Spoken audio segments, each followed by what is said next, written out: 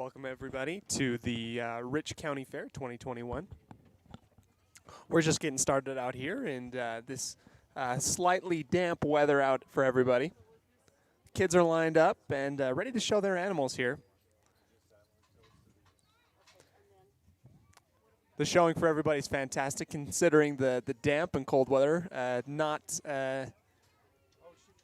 unique weather today considering here we're out in Randolph.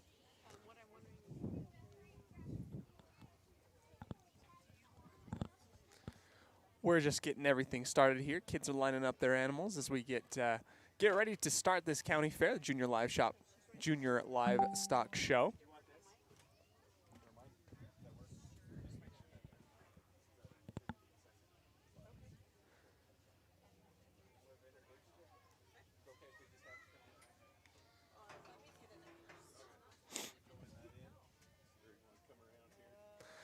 Getting all the formalities out of the way as the kids get excited. Hopefully they're going to get warm soon. Their animals, everything that they've been working for all year round comes down to this. We're getting ready to show these animals off and the hard work that all these kids have done to come out here and show their animals today.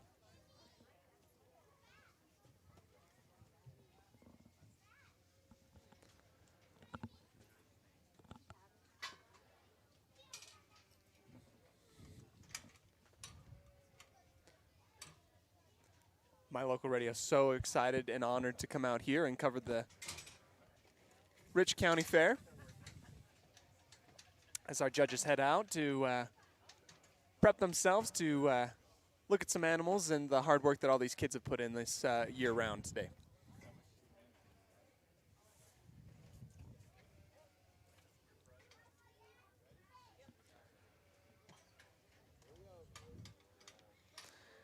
As the first animals make their way out of the gate, we're officially off.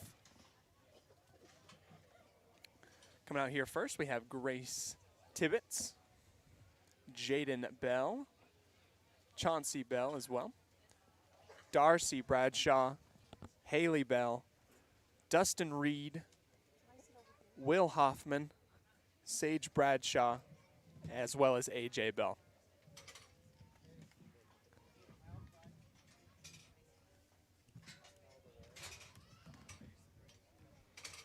Showing some pigs off this morning. These kids absolutely stoked to be able to show their animals and all their hard work in front of the judges today.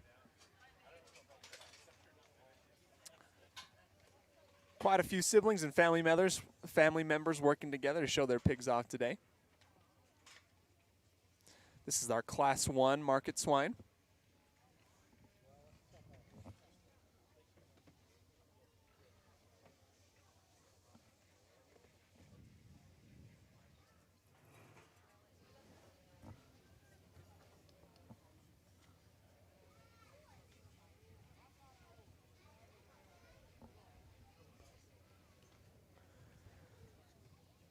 These kids trying to reel their pigs in, dance them around, show off to the judges a little bit what they've put in this whole year. Exciting time here out in Randolph.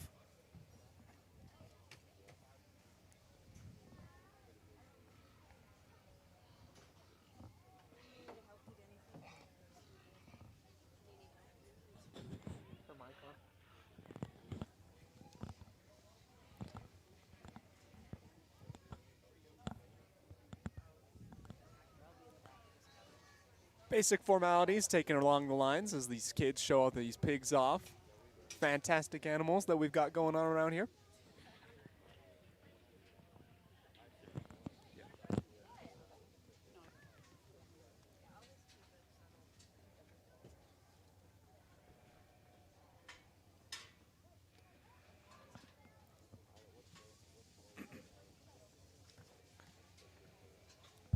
We'd like to thank our sponsors here, Mike's Market and Dan's Ace Hardware.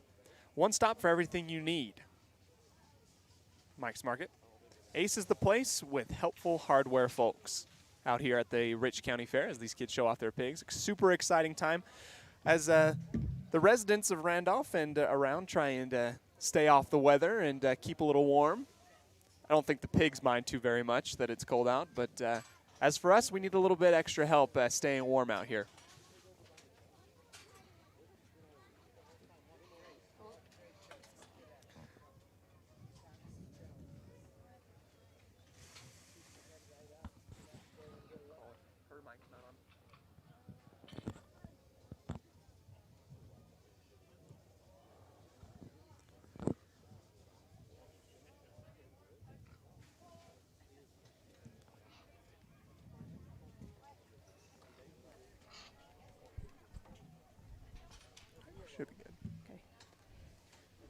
Cody, we're excited that you're here. Hey, thank you so very. So welcome to Rich County. Thank you. It's so exciting to be here. We're glad that you're here joining us today. And like you've introduced this first class of hogs, these hogs weigh in from about 211 pounds up to 238 pounds. And since this is a quality class, that's what our judge is looking at. She's looking at the quality of the pigs based on weight. Our showmen are doing their best to show these pigs at their highest quality. Later when we see the kids in showmanship, that's a little bit more about the kids. All right. Where this one is all about the animals. Everything revolves around the animals. Yeah. So great. Brandy, thank you so much for having me on. I mean, I was ready to introduce you onto our stream, but it's really you that should be introducing me, if anything. I'm so grateful to be here to cover these kids and all the hard work that they've put in this entire year.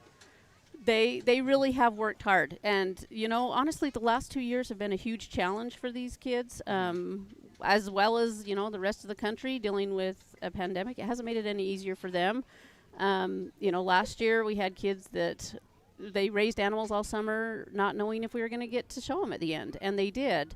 And this year they came into it full force, and we actually have the highest number of livestock animals this year that we have had in the last several years. That is amazing. Yeah. That's so exciting for these kids and for everybody to be able to come out and see what kind of hard work they've put in and to do it on top of, you know, are we or are we not going to be able to do this? It's just so much faith and grit shown by these kids to come out and do that. Oh, it really does show a lot about these kids. And we've got, so in this class, because it's a market class, we've got kids of all ages in here. So we've got some first-year kids that are shown for the first time this year, and then we've got a few kids that are a little bit more experienced. And it's, you know, what's interesting is when you see these kids show is they can they can work with these animals day in, day out, all summer long. These beef kids start even a lot earlier than than the rest of the kids, and they bring them to the fairgrounds, and they all of a sudden the animals don't know what to do with each other. So, in your camera you'll see, you know, we've got lots of help in the ring. We've got lots of dads that have jumped in, as well as our hog superintendent, Ty Tingy. They're carrying the pig boards because when these pigs all get together and they haven't been together, then they tend to sometimes fight. Oh, our judge is talking. They're just hogs that aren't quite where we want them to be as a market industry. We want them to have some width. We want them to have some depth of body. The fun things to think of when you have a market hog is the side is where you get all your bacon. That's where all your money comes from. You can sell the hams, you can sell your pork chops, but we're getting the most revenue from our bacon. So we got to have somebody handing out ribbons a good depth of body before she lets them out. Hogs out here that just weren't quite where we want. They got to have the ribbons when they go out. Not quite as deep bodied as we like it to be. Stop them when they're I'm going to keep sorting these other ones as we get up towards our top portion of this class. What? Yeah, they're all right here.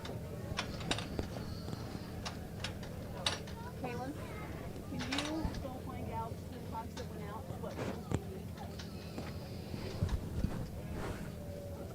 I think this is a great time to go ahead and thank our sponsors, both Mike's Market, one stop for everything you need, as well as Ace Hardware. Ace is the place with the helpful hardware folks. We're out here at the Rich County Fair showing off these pigs in this first round here. Judges taking the moment to take a good look at them. We're all about the pigs at this moment. Weight.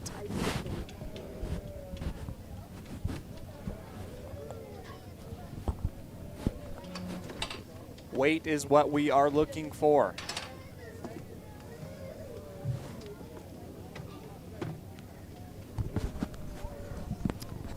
Okay. Sorry, Cody, if I jump on and off a little bit. No, Brett, you are all over it. It's the beast of doing both sides. You know, what I really need is somebody that talks a lot better than me here to to sit by you and share all of this. But everybody that I asked if they would come sit by you, they turned me down. I am surprised by that. Well, Brandy, it's really hard to replace you. I mean, let's be honest. We can't replace you.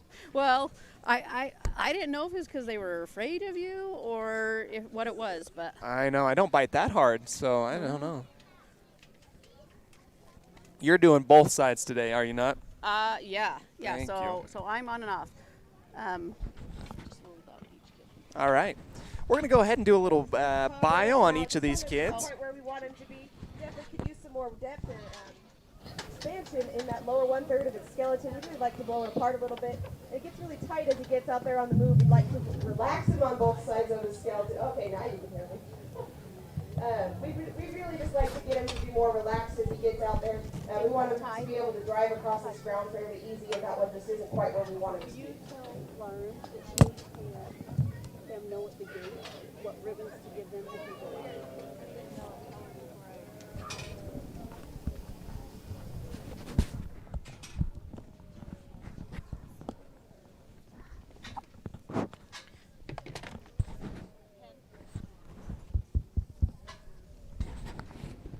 Sage, will you go in one of those desk drawers and grab about 3 pens?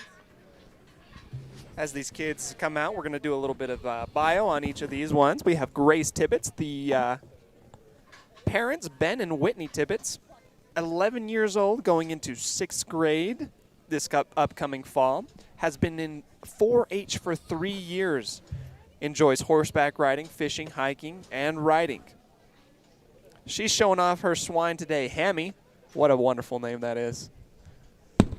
As she comes off and tries to impress the judges today with Hammy and just get some payoff for all the stuff that she's been doing. And just wait as you start going through these, you are going to get a kick off of what some of these kids name their animals. I am excited. I am excited. So that's Grace. Grace, congratulations and good luck out here at the Rich County Fair. Moving on, we got Jaden Bell. We have one of the Bells here. I see we have a lot of Bells being shown off their animals. Jaden, parents Camille and Sim, 12 years old, going into 7th grade, has been in 4-H for 4 years. That's like 5 more years than I've been in 4-H. So congratulations to Jaden. And Jaden loves to do ranching, riding dirt bikes, Xbox, fishing, and boating. Jaden, me and you are one in the same, my guy. You're going to have to tell me where good fishing is. Showing off his swine today, Diesel. Good luck to both Diesel and Jaden as they go out showing off their swine today.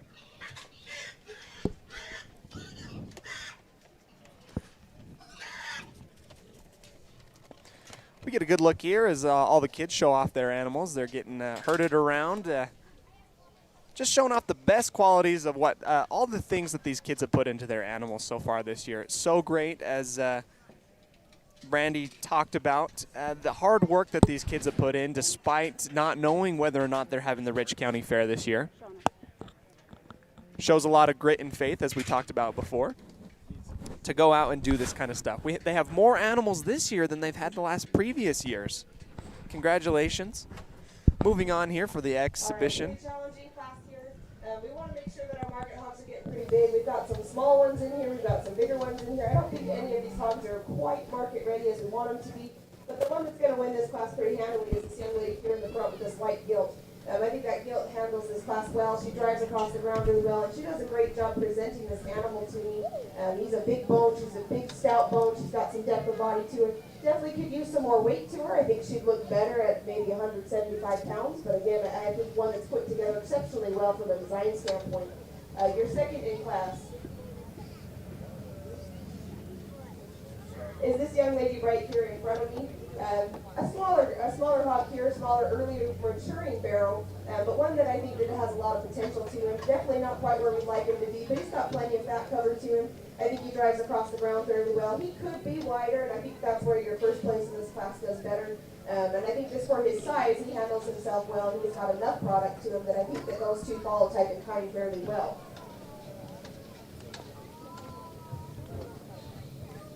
Your third in class is going to be the young lady over there with the spotted gilt.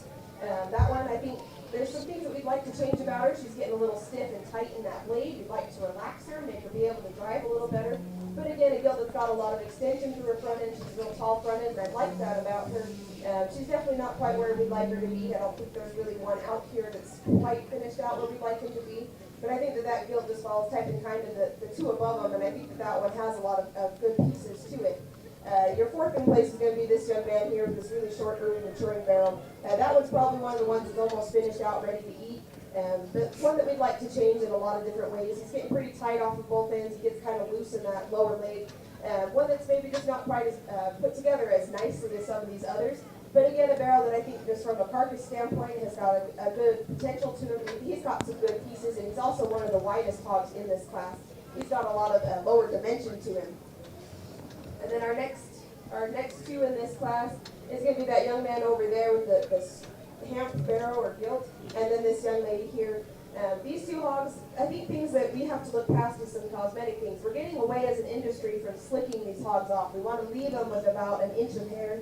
It helps them not look so tight, so hard. We want them to look as natural and as fresh as they can look, and having some hair on them helps them look better. So if you look past that, you can see some really good pieces to these hogs, but as they're driving, you can tell that they're just a little rounder, they're a little shorter fronted, and we want to add some length and extension in front of that blade, and we want to make sure that they've got some more depth of body and some more width. Especially from behind. They're just two of the more narrow hogs in class, so we'd like to add some dimension to them. And again, a great class. We will go ahead and bring back your top three.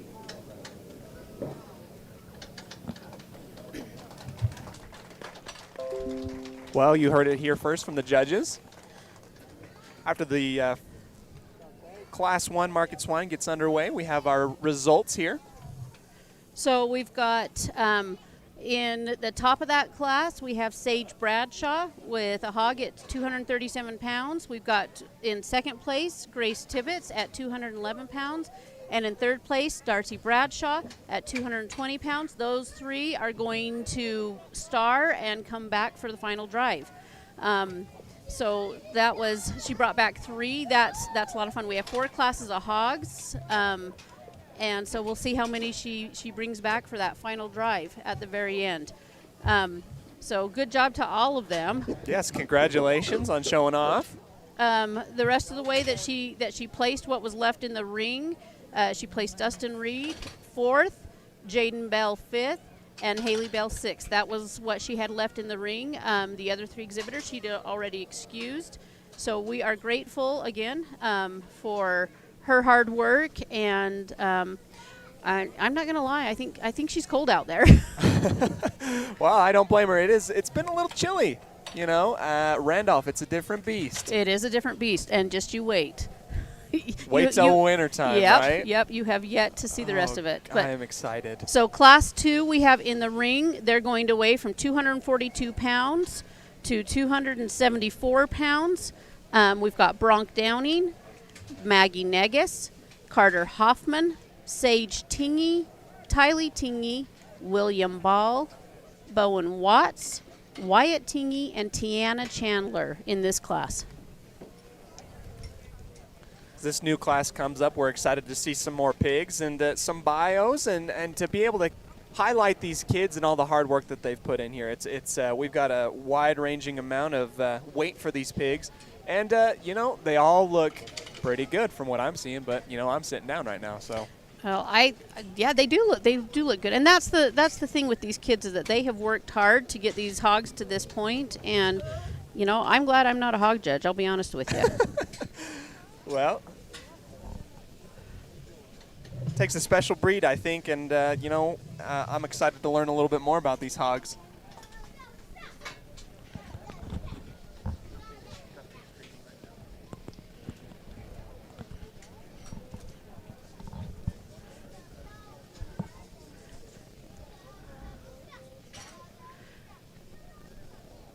I think that it'll be fun to see these hogs come back for their showmanship class. Honestly, for those of you that are joining us online, last year due to COVID, we ended up having to combine our market and our showmanship into one class.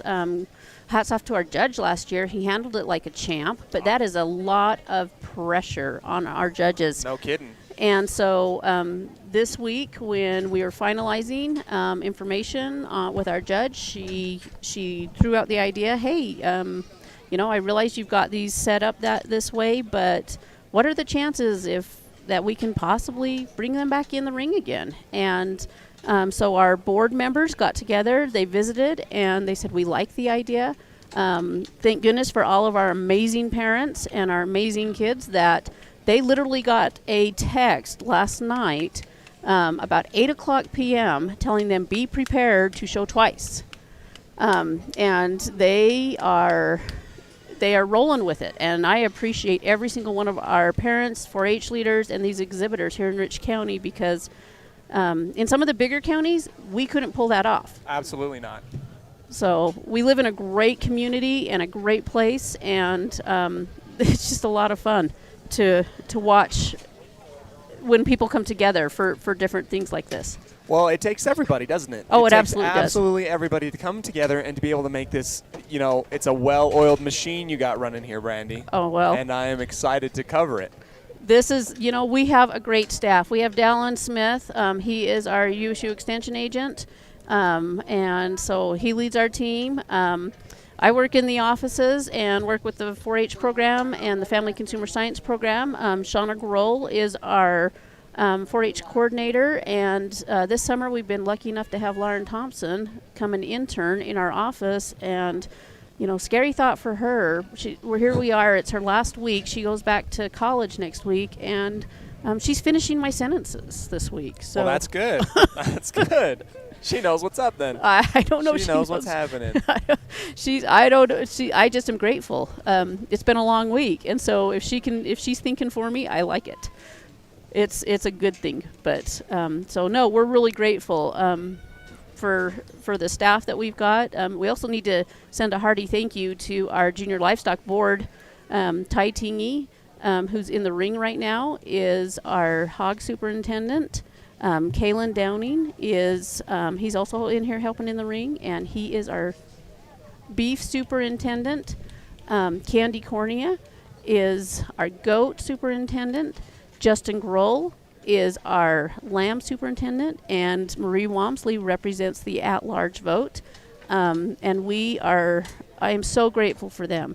I can send them a text and tell them, hey, we've got this coming up, or this is happening, and they are there. I couldn't do it without them and their families. Their families step in and help all the time too. I'm so grateful. When it's one, it's everybody in the family, and it seems like when you do something in town, you do everything in town, and it's it's great to be able to have everybody be just such a jack of all trades. Whether it's coaching football to being in charge of lambs, right? Everybody's a part here, and we're just excited for, we just want to create some excitement and some praise for these kids to come out. Thank you again to all the support that Brandy just mentioned.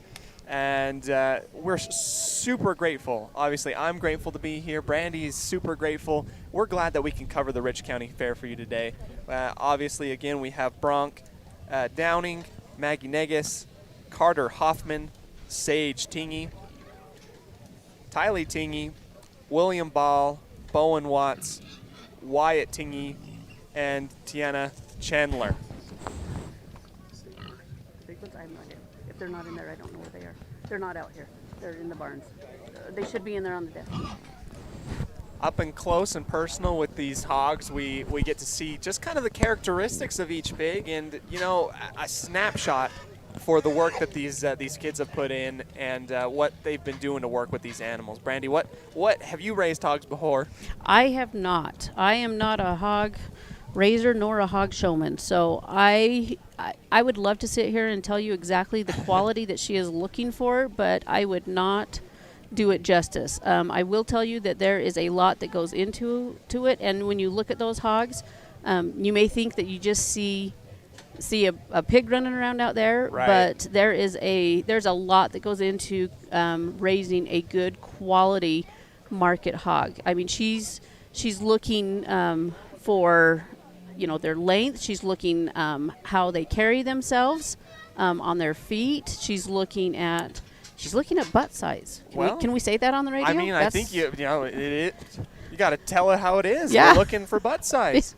I mean, how proud does this pig walk, and how big is the derriere? That's what we're looking for. Well, there's a little bit of that. Like I said, there's a lot of that she's looking for, and I wish I could go into the actual quality of everything that she wants, but she's going to say it best when she she's going to. Oh, and I think she's going to tell us a little bit more right now. We're excited. Here she comes, hopefully. As she walks around, she's kind of leading everybody where they need to go, but she's taking a gander and grabbing her mic. So we'll keep on our toes as soon as she starts rattling off some of the things that she has been seeing. Brandy, while she is walking around, here she comes. I'm going to dismiss some hogs here. Ones that really need to be fixed from a structural standpoint. They're getting too tight and hard in their spines. That first one that we sent out was one that really is having some problems out there as he's driving across the ground. He's really tucked up underneath, having some problems on his back legs. It's just not quite sound enough. He's just really struggling from a design standpoint where he's too straight off both ends of the skeleton. And then the two that follow him are too shallow bodied. They're pretty tight off their skeleton. We want to make sure that they're more relaxed, more easy going as they drive across the range, and they just got to be more blown apart in their lower skeleton. They've got to have some more finish to them to be able to compete with these market hogs. I'm going to dismiss a couple more, and then I'll place your top placings in this class.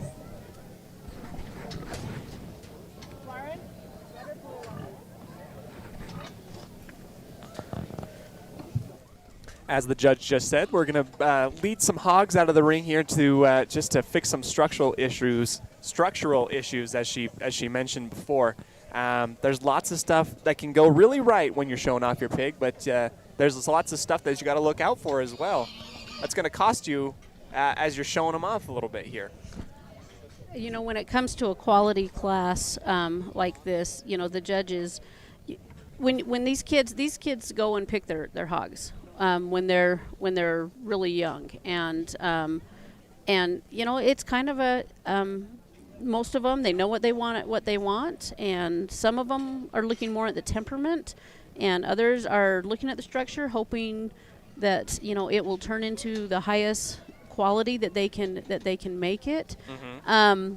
But again, some of this, the way that these hogs turn out, it comes right down to the feeding program. You know, each of these kids have their own feeding program, and it's not a one-size-fits-all. It's that these pigs, they're like any other athlete. You know, you've got to adjust, and based on, you know, their structure and their soundness, and you've got to adjust their feed. You've got to adjust the time that you exercise them and how you work them. It actually it's a lot more of a science than some people realize. I think you're 100% right. In any sport, this is what we're looking for. It's a judgment of character and what you're looking for in these pigs. And if you're trying to accomplish different things, then you're going to be feeding them different stuff. You're going to be on a different training schedule, or as the pigs would be on a different feeding schedule. Right. I don't know, Cody, where you grew up, if you saw very many of the 4-H kids during the summer, but, you know, around here it's not uncommon to, on a summer evening or an early summer morning, to be driving down the road and see some hogs walking down the street. You know, you know, I grew up in Cache Valley, and we got lots of animals there. Went to Mountain Crest High School, and the FFA and 4-H is very large there. I was driving home yesterday, going back to my apartment, and there a ginormous hog was right outside my apartment, just getting walked around, and I'm like, oh, there we go. Yep, we exactly. know what it's all about. That's exactly and right. You know what? I'm not a judge of hogs either, but I will tell you this. I mean, it looked pretty. It looked pretty. It looked like a pretty hog. You know, I look at a hog, and you know what I see? Bacon. You know, as someone who missed breakfast this morning, I think me and you are in the same boat there, Brandy. We're a little bit of bacon and sausage lovers at our house. You know, it's so good. Yeah. So, I mean, hogs are good for other things too, but right. Let's but be I honest. mean, like, let's also be honest. I mean, bacon is in top tier, kind of up there, right? Absolutely, absolutely, in all forms. Bacon, bacon, bacon. You know, just a little side note about your cameraman this year. Yes. He was a showman of hogs. A man, a myth, a legend on the camera here then. Yes, absolutely. He spent some time in the show ring.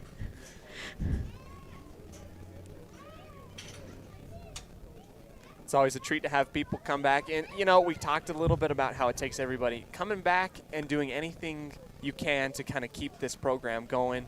to feed life and just to keep it healthy, support these kids, whether that's coming back as a retired, Hall of Fame showman, working the camera, whatever it needs to be. That's right. That's what we're looking for. That's absolutely right. That's absolutely right. Well, I'm excited. Good job, Dylan. Dylan, I look forward to your induction speech soon. ESPN should be covering that one, not me, though. So.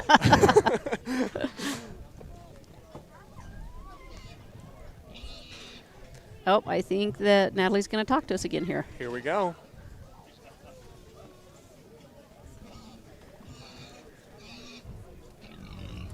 All right, as we're starting to get up here more in the heavyweights, the weights that are more ideal in our market rate, I think that there's one hog that you just have to tie to. She may not be the one that looks like a market hog completely, but one that's built really well. It's going to be this young lady right here in front of me is going to win this class today pretty handily. I think that's a really nice gilt there. She definitely looks more like a gilt, maybe not so much your market hog, but you can't get past that design standpoint. She's got the length of body, she's got some extension through her in front of her blade. You like how she's tall front, when she gets her head up, you can really see where she extends there, where she really excels. And you really have to appreciate that when she drives across the ground, she's true to her skeletal width. And I really like that about her, where she's just got a lot of good pieces to her. And like I said, she could be more expressive in that muscle shape, but I think that she has plenty of muscle to her. And I think that there's just a lot of really good pieces to that gilt. Your second in class is going to be this young man over there with the black pants on with that blue butt. I think that one follows the type of kind of the one in front of it. Is it as wide and powerful? No, I think it needs a little bit more weight on it. Again, but I think a barrel that has a lot of width and dimension. I think one that's got some rib cage to him. You like his depth of body. He definitely could be a little more relaxed as he drives across the ground. But again, I think that a barrel there that just has a lot of good pieces to him that follows that type of kind of the one in front. Your third in class is going to be this young man with his camp barrel. One that you have to look at the pieces of that one. Maybe he's a little tighter. He would look better if he had some more hair on him. He wouldn't look so hard doing. But again, I think that barrel, when he gets out and drives correctly, he holds his head up, he's tall fronted. He's got a lot of length of body to him. You really like that about him. And he's got a lot of width and dimension underneath. Not as loose on his skeleton as we'd like him to be. But again, a barrel that I think just has a lot of decent pieces to him that just has to follow the type of kind of the three above. Your fourth in class is this young man here with that blue butt that's over there by the knee.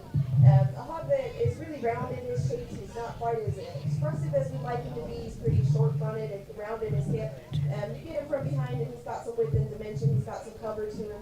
I think it's from a market standpoint, he's got a lot of good pieces there and that he's a market-ready hog. Definitely would like to fix him from a design standpoint, but again, that's being pretty critical of him.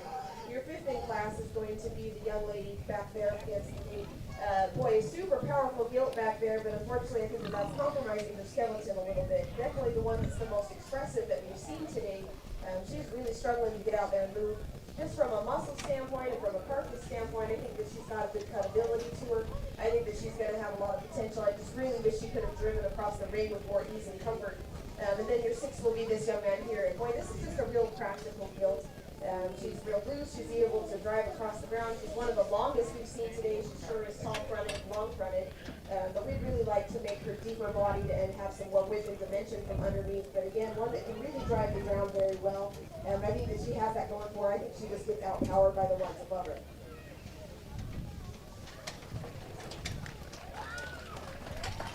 As we get our results for the second round here, we have Brandy who's written them down. I'm just waiting to see who she is bringing back for that final drive and see how many hogs she wants to bring back. She's letting her clerk know how to clerk that while she's figuring that. So number 1 in this class 2 of hogs is going to be Tiana Chandler. Oh, she's going to tell us. We'll bring the top 3 from that last class back to the overall. How would you say? They're going to bring these top 3 for the final drive, as the judge just explained to us.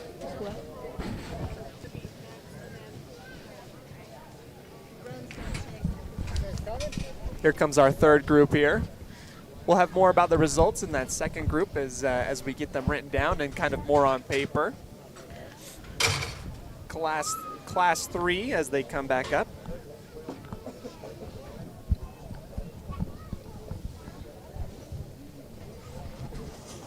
great show from all these pigs is Brandy, working all facets of this fair, is making this work like a well-oiled machine. I'm here, Cody Olson, to be telling you a little bit more about these kids and these pigs. And here's Brandy again to be able to kind of talk about Class 3 and these kids. Okay, Class 2 results, we'll hurry and run through those. So Class 1, or first place in that class is Tiana Chandler with a hog weighing in at 274.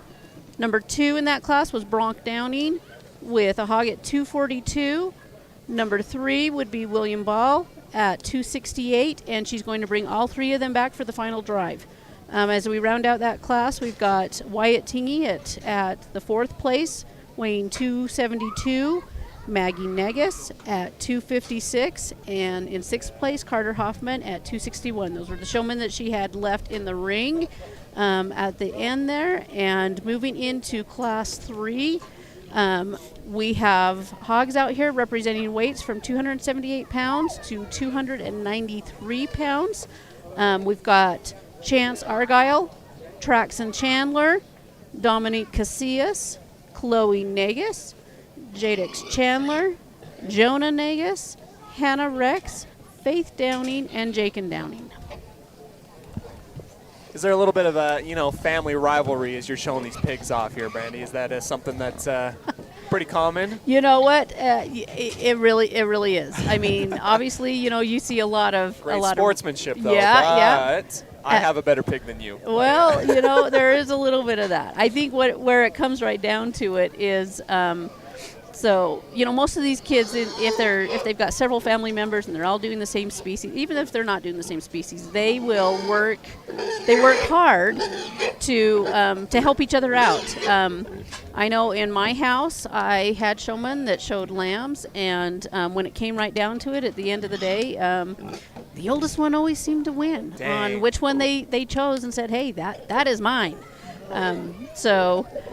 Sometimes that just happens, but I watch 2 things happen with 4-H families. One is it really brings them together because they are working hard to help each other out.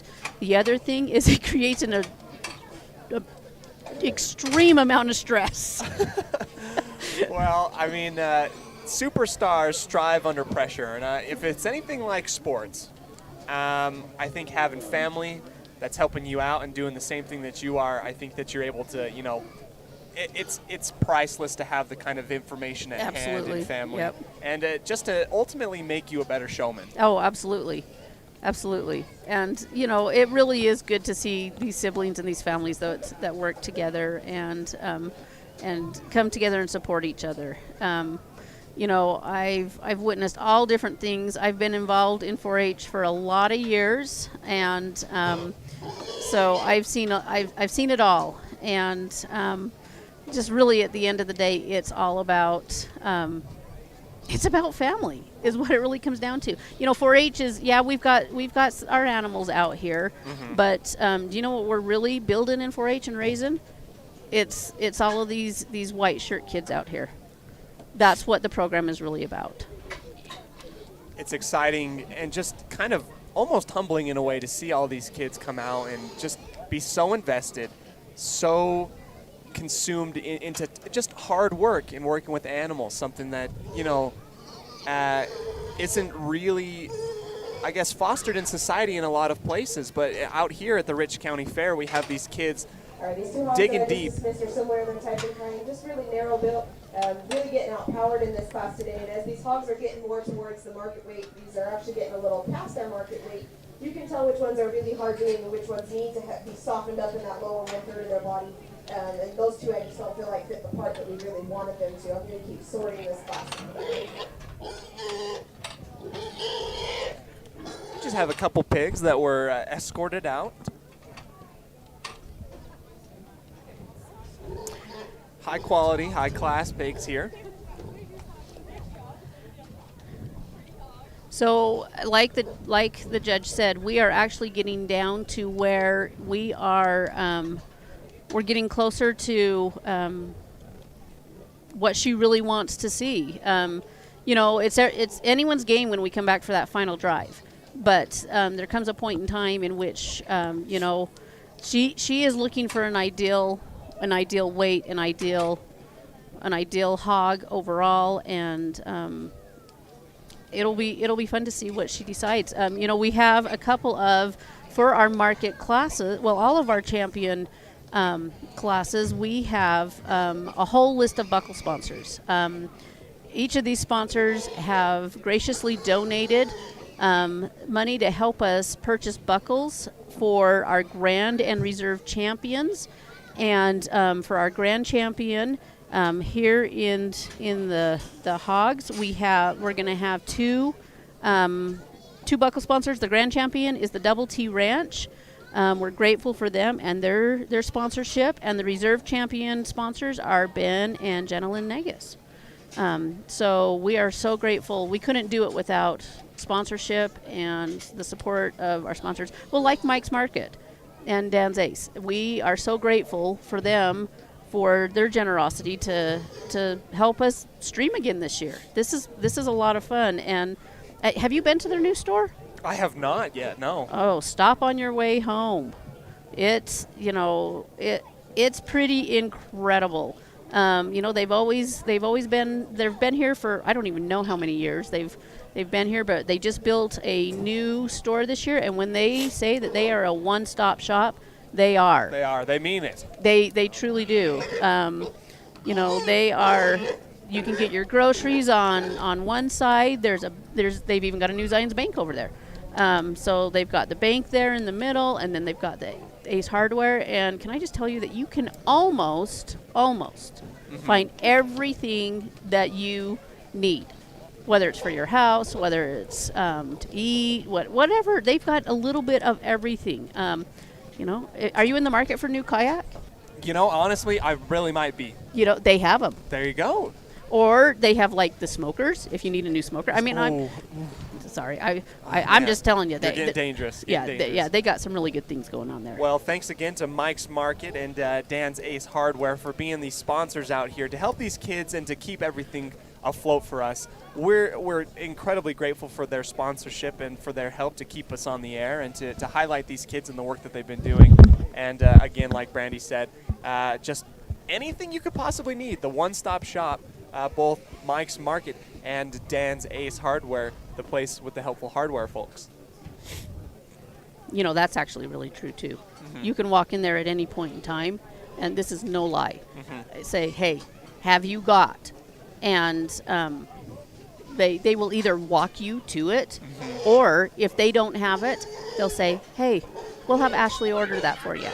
What? And that's special. Oh, yeah. You're not a kidding. You're not a kidding. Absolutely special. Thank you so much to all of our sponsors that we've been talking about just recently. Mike's Market, Ace Hardware. Natalie Mingo is our judge here as she's looking over these pigs. We're excited to hear from her. And, frankly, I'm glad that she knows more about pigs because I look at these pigs, again, bacon is what I'm seeing.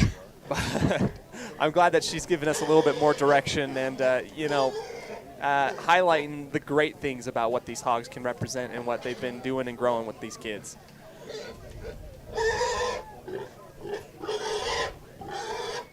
We have a hog that's right next to our crowd mic that likes to, he's a little attention seeking. So he's, he's saying like, hey, I'm great. He's adding a different dimension to the judging. He's doing the vocal portion there, which is great. Let me tell you something about that pig. He is a vocal pig. He has been from the very get-go. If he doesn't want something, he lets his handler and his owner, Dom, know about it. He is very, he just never stops talking. I have kids like that. I've met many people like that. That's something else that of all of the species that we show here at Rich County Fair, the hogs have the most personality. Hands down, the most personality. Mm-hmm. It's incredible what they can do and not do, and they do what they want to do. It's never ceased to amaze me that how much personality a pig has. I'll give you a little example. Our pigs weighed in yesterday morning, And after they weigh in, the kids put on their white shirts, and we take a picture in front of our backdrop so that they have a picture to present to their buyers on Saturday at our sale, which starts at 11:30. So if anyone wants to join our sale, it'll be 11:30 on Saturday. But we had a little gal that came in with her hog, and the minute that she put it in front of the backdrop, which was covered with brand new shavings, she had just washed that hog, and he looked beautiful. He was shining.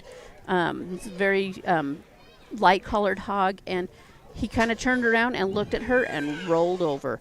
And he did not just roll over. He was playing Snow Angel. No way. In the sawdust. I kid you not. I mean, those of us that were standing in at the scales weighing in animals had to stop, and we could not stop laughing. Just take it in. Yes. Doesn't happen very often. Oh, it was hilarious. But, you know, and I felt bad for the little gal because she had worked so hard to wash her pig, and here he was rolling in the rolling sawdust. right in the sawdust again.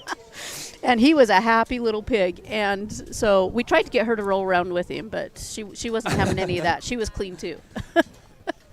But she handled it like a champ, brushed him off, got her picture taken, and went on. But what personality. And her mother told me later that is that pig. That is just how he is. That's amazing. Getting the sawdust angels in there with these pigs. It's just different. The judging, the being able to be here, these pigs, like Brandy said, have a personality of their own. And you know, I've gone to a couple of these shows before and to these county fairs, and I gotta say the atmosphere is just different, and it's a great thing. It's the same type of feeling that I get when I ride into Randolph. Just the happy, clean excitement and just hard work that exuberates from these kids is infectious. You know, it really is. And, you know, I've said it before and I'll say it again that, you know, Rich County breeds a special kind of environment up here, not just in the weather, but in the quality of kids that we have. And we have such a supportive community, our parents, you know, and you'll see this with the sports. Any away game, you know, these parents are there. They're there for their kids. Oh, They're there. They're watching them. And if you watch your numbers on your streaming, you've got, you know, so much that and more that are home supporting these kids, watching them. I mean, when you guys started doing the streaming for at my local radio and streaming our sports, it was so exciting to have that happen here in Rich County because we are a little bit remote, just a little bit. A little bit. A little bit. Maybe a little bit. Yeah. And so, you know, and we travel so far with all of the sports that it's hard for families to get there to watch these kids. So they love it. They absolutely love being able to watch it online. So, you know, I know it's a job for you guys, but hey, in this community, it's a whole lot more than that. It's not a job for me. It is my pleasure to come out and you know, if there's any way, shape, or form that my local radio or that I can do to bring that infectious, you know, environment, that feeling of Randolph to the world by broadcasting the county fair, football, volleyball, anything that I can do, I am there for it, and it is an absolute pleasure. Last year we got a bunch of different types and kinds of hogs in here. There's not one that I really am in love with, one that I really want to tie to, and so I had to figure out where I wanted to go from there and kind of figure out what we wanted to do. There's lots of different things that we could do here. As an industry, we're trying to get hogs that are a little bit taller fronted, they're longer sided, but they still need to have a lot of width and dimension to them in that lower 1/3. And it's a difficult combination to get. And I think that there's some hogs out here that follow that fairly similarly and some that are put together well. And there's also some that are starting to get a little over past their prime. But that being said, the one that I have to tie to is that young man in the black cowboy hat. That barrel's going to win this class. I think that one could, if he was a little bit fresher, he's getting a little stale. You can see that he's getting more mature. He's up in there in his chine. When he gets his head up and he drives, though, you really have to appreciate that hog. He's got a lot of really cool pieces to him. And I think that he's one of the widest and most powerful in this class. Like I said, he's getting a little bit more mature in his design and his type, but again, I think that that barrel, even though that he's getting kind of low in those pasterns, I think that he's got a lot of really good pieces to him. I think that that's just the one to tie to in this class. That being said, the one that I'm going to follow that with is this young man right here in front of me with this belted gilt. She's not the most powerful in this class, and she's not necessarily the one you look at and think, oh, okay, this one's really big, this one's a really cool market hog. But I think that from a design standpoint, she's really true and genuine in her shapes, and I really like that about her. For how big she is, I think that she's got plenty of cover too, and I really like when she gets out and dries. She's so loose and easy off of both ends of her skeleton. Definitely could use a little bit more lower rib shape, but again, I think that's being pretty critical of her. I think that that's just a fairly good hog that you need to tie to. So you'll have your first and second there, and then third is going to be this young lady here with this cowboy hat on with this black barrel. One that we would like to see some more length of body to. We'd like to see him be looser off of both ends of his skeleton, but just from a power standpoint, this barrel is the widest one that we've seen today. He's really wide, he's really stout, he's really powerful. We'd definitely like to loosen him up and give him some more length to his spine, but again, a hog that I think just has a lot of good pieces to it. The other black barrel is going to be your fourth in class. I don't think you can split that pair up. That one definitely needs to be loose again in his spine. A really powerful barrel. He's just getting way too tight. He's definitely market ready. He's ready to go, and he couldn't handle much more weight. Definitely would like to loosen him up there. That's where these next few are a little bit better in places. Your fifth in class is going to be this young man here with this speckled barrel. I think that this one had, from the front 2/3, I think he's got a lot of cool pieces to him. We'd really like to fix him in that ham-loin juncture there. He's super wide, super powerful, but he gets really tight up in there in that spine, and he's really tight in that ham-loin junction. We'd really like to loosen him there. And then the young lady that will follow is this young lady over here. And boy, I think this barrel had a lot of good pieces. But he's getting really tight and hard doing. He's really tight in that ham-loin junction. He's super wide, super powerful built. But one that we definitely want to fix from a lower skeleton point. He's getting out-massed from underneath. Just really, really tight and hard doing it in the way he's put together. And then we have this little York one. Boy, super easy going, just a really practical hog there. Really like how that hog can get out and dry. She's just getting out-massed and out-powered today. And if we could take her structure and add it to some of these more heavy-muscled, market-ready hogs, I think that that would be a pretty cool hog. So a really sound-structured one that just is getting out-massed and out-powered by everything above her. We'll bring the top three back for overall. Well, you heard it first from our judge, Natalie Mingo. Our Class 3 swine and their placement.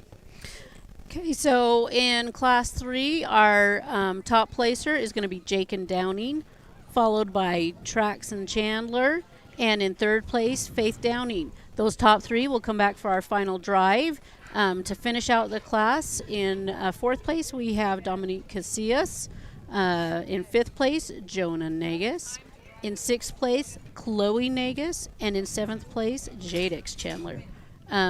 We are grateful for them. We're grateful for our judge, who it is cold. I mean, she's from southeast Idaho. You know, they're used to some winter, but not Rich County winter. It's different. We just talked about how everything's different. It's cold. It is cold. It's August, and I can see my breath. What is up with that? That's not okay. Welcome to Rich County. Thank you. It's it's the formal kiss of the cold that allows me to be here. I'm excited as we move into the Class 4 market. Super excited, Natalie Mingo. We're so grateful for our sponsors, Mike's Market and Dan's Ace Hardware, the one-stop shop basically for everything that you need. So in our Class 4 coming into the ring, we're going to have Zoe Watts, Casey Wilson, Jaslyn Chandler, Robert Webb, Hazer Hoffman, Justin Webb, and Hillary Rex. And this is our last class of the day before our final drive. And, these hogs are, these are our heavy hitters. These are our heavyweights.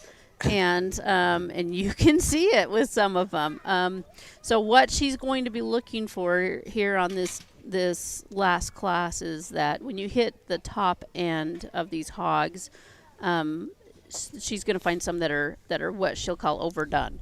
So there's a little bit there's maybe more fat than there is meat when it comes right down to it. So it's not uncommon for your last class. It doesn't mean that each class gets better and better. It totally depends on the structure of the hog. So we'll see what she decides today. We do have a good variety here of hogs. Our weights go from 297 pounds all the way up to 373 pounds on this heavyweight class. So, one of the things that I, working and living here in Rich County, have enjoyed is that, we are a smaller fair, but because of that, I mean, I look at how many hogs we're able to put in our ring. Yes, we have a little ring, but it gives you a real chance to really see these kids shine and their hogs. They're not going to get lost in the crowd. Nope. You can't hide definitely in here. And as you were talking about, Brandy, we're getting a little past my PR for bench press with these hogs coming out. not for full-time superstar and part-time cameraman Dylan, though. I think we're still in his range of bench press for these hogs. There you go. We got the thumbs up. I don't doubt that whatsoever. We could have used you at the scales yesterday. There was a couple of these guys. They did not want to step onto those scales. You could have just lifted them right on there. I know it. Thanks to Dylan for being our cameraman. Our sponsors, Mike's Market and Ace Hardware, as we're in this final class 4. As you talked about, these hogs possible to be a little bit overdone, but these pigs look great from what I'm looking at. They really do. And these kids are they're highlighting. They're showing them to the very best of their ability. It comes down to there's an art to this. They are watching that judge, and they want, at any point in time, when that judge turns to look at them, they want to be able to showcase their hog to its highest quality. And that is how, in showing all livestock, but it's a little bit more of a challenge sometimes with these hogs because obviously they're not on a leash. Nope. They're not on a halter. And some of these hogs, they see an open ring and they will just take off all the way and just run. So we are grateful that these kids have worked hard with their animals and they know the finer points. One thing I was really grateful for with our judge is when she did our little clinic for us. Thanks to, kind of the changes in our world in the last few years, we were able to join her by Zoom, which was, fabulous. And she took the time to really visit with these kids about what she wanted to see in a showman, which really helps them out. And she kind of spelled it all out for them. We're really grateful that she did that. Absolutely. Well, it's great to have like a cheat sheet from our judge, Natalie Mingo, to kind of help these kids out. And we're going to hear from her right now. Heavyweights, very well loved hogs out here. But we want to make sure that we try to keep these hogs under the 300-pound range. Most packers really start heavily discounting for every pound they're over about 190 to 195. So all of these hogs are getting just a little bit too big for where we want them to be as an industry. That being said, I think that these kids have done a great job raising them. You can tell that they've really spent a lot of time making sure they're well fed, they're clean, and for how big they are, I think that these hogs are handling their weight fairly well, but they are definitely getting really big for what we want them to be. The hog that's going to win this class pretty handily to me is that young lady over there with the blue butt. I think that gilt has a lot of cool pieces to her. I wish I could have seen her, 10, 15 pounds ago. I think she would have looked even better. Boy, she sure is long, and she sure is able to get out there and drive. Maybe not the one that stands the widest as we'd like her to be, but again, for how big she is, I think that she's got a really good pieces to her, and I like that rib shape to her. Definitely maybe a little bit deeper, but I think that's being pretty critical of her. We don't want them so deep and soggy and so fat that there's not a whole lot to her.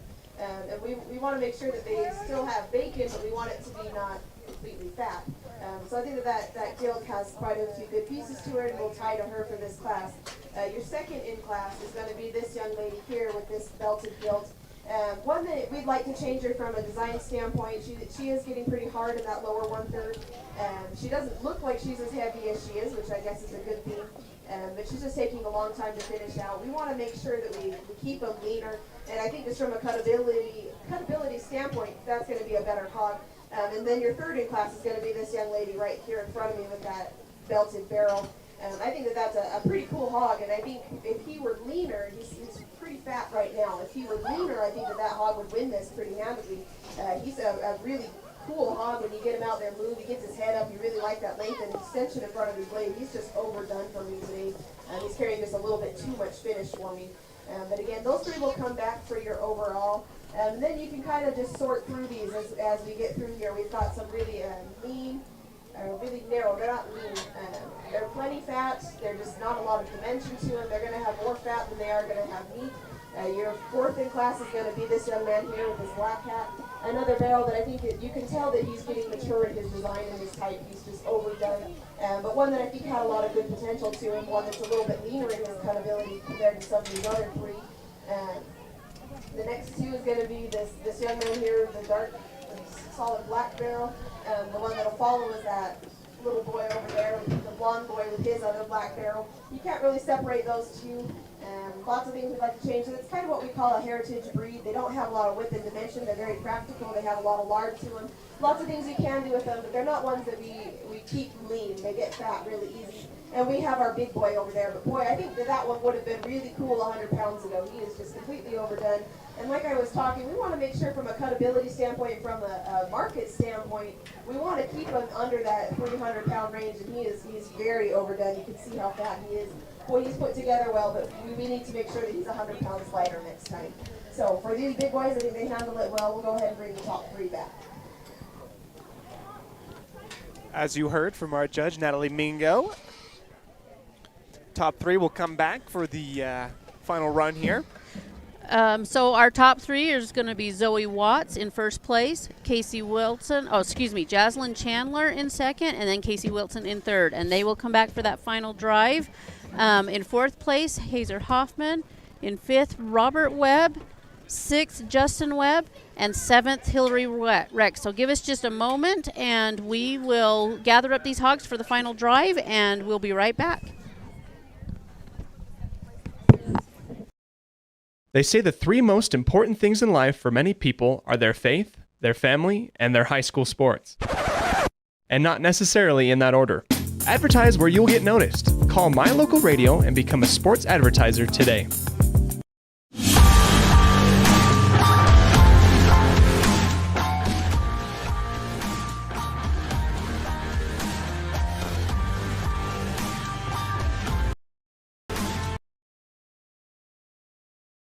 They say the three most important things in life for many people are their faith, their family, and their high school sports. And not necessarily in that order. Advertise where you'll get noticed. Call My Local Radio and become a sports advertiser today.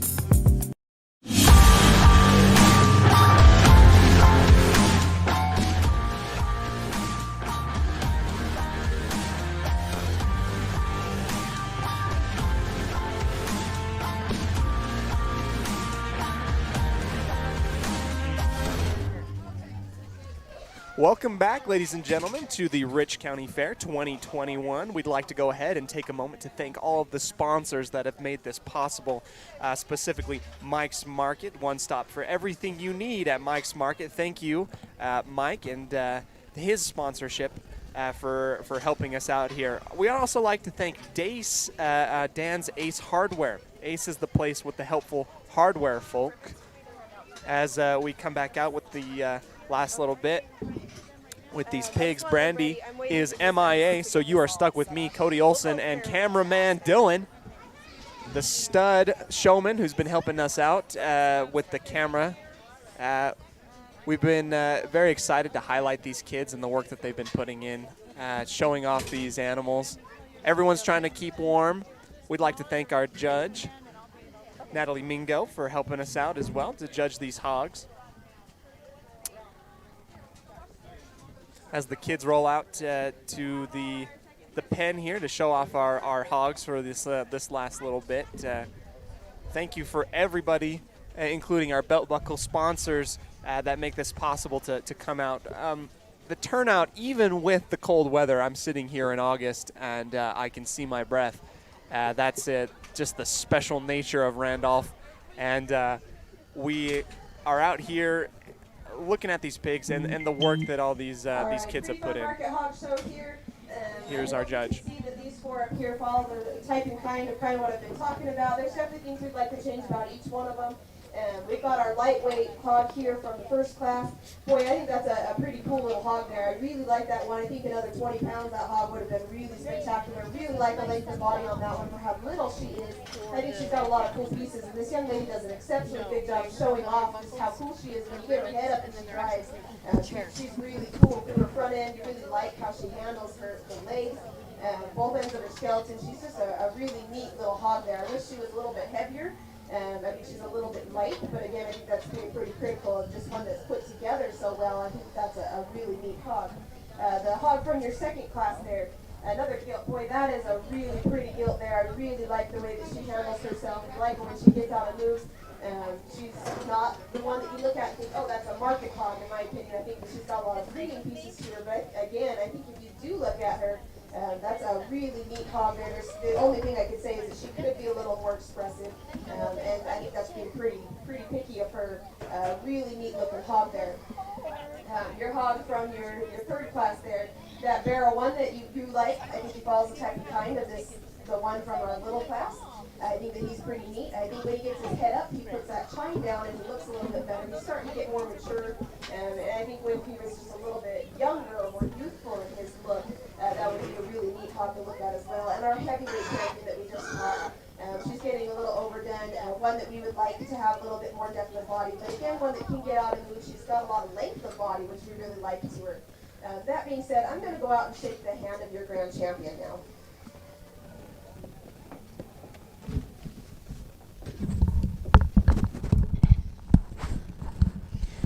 Wow, she really busted through that. She knew what she wanted, and she is ready. That's pretty incredible. Absolutely incredible. The grand champion having been just crowned. These pigs being shown off. Thank you so much. And here it is. Congratulations. Tiana Chandler is our grand champion hog. Tiana Chandler, congratulations to both her and her hog. I think it's really hard to look past her, and I think that she's heavy enough to be a good market weight for her. I don't think you can put her any lower than you can right now. Really cool hog there. Wish she was a little more expressive, but boy, that's a really neat hog. Really, really like her. Let's go ahead and bring the second in from that class. Congratulations. Congratulations to Tiana on her win with her hog. Cameraman Dylan making the best of the situation in order to help us highlight these animals, these pigs. Natalie Mingo, our judge, going out to find our second place for these pigs. Thank you so much to our sponsors, and thank you so much to Brandy for being my on-air help. And really, she's doing everything right now, and we're so grateful for her to make this possible. Oh, it's not just me. I just run around like a crazy person. From that class, you can see it's a little bit shorter sided, not quite as long fronted. There's one that I really am going to tie to be your reserve and your third place. So I'll go out and shake your hand of your reserve and your third place hog right now. Sage Bradshaw, our reserve.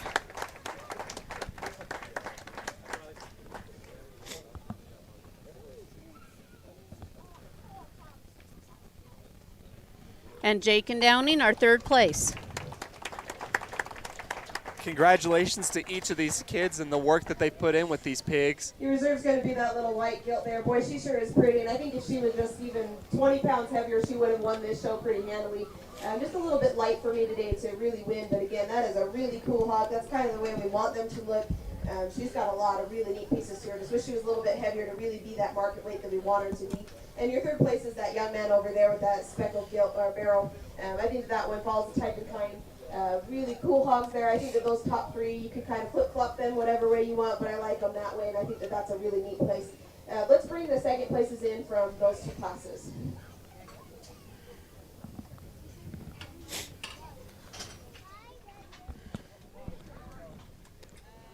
Crowning placement for both of these two classes. As we get a call back for a couple more pigs from our judge, Natalie Mingo. So she knew what she wanted. That's for dang sure. Wasted no time on that. I appreciate her taking the time to explain to us her choices. You Yep. know, it really does help. Yep. And it's I really do appreciate that time and that effort. It's invaluable to have a judge be able to kind of just pinpoint the things that you can work on and to just improve on from year to year. Just the feedback from our judge, Natalie Mingo, today has allowed our kids to really... And your fourth place Margaret Hogg is going to be this young man's guilt right here.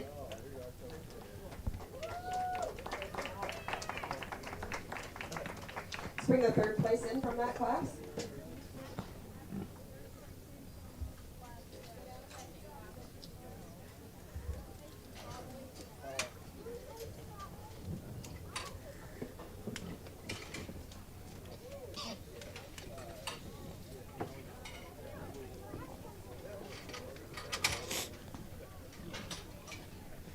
As I was saying before, the feedback from our judge, Natalie Mingo, allows these kids to really pinpoint the areas in which they can improve on. And you know, it's all about getting better and being the best that you can possibly be in showmanship.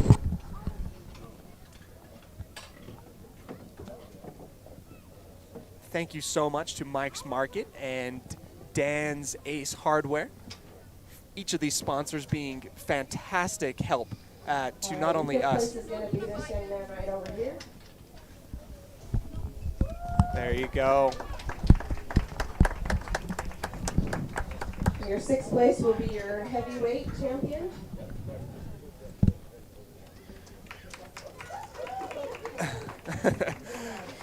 Little mess up on the handoff if we were doing track there, but great showmanship by everybody to be able to go and show these pigs off today and to get their placement. All right, we need the second place from our heavyweights. And third place from class 3.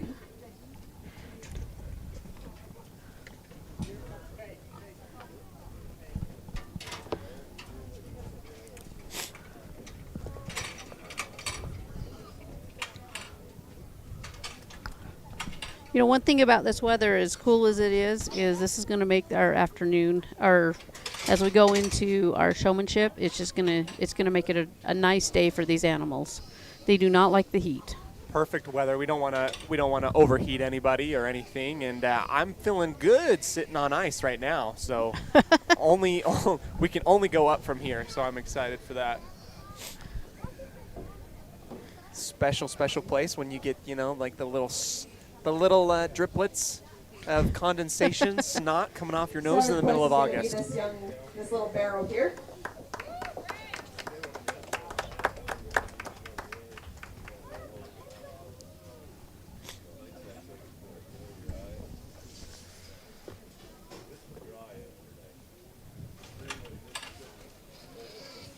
Thank you so much again.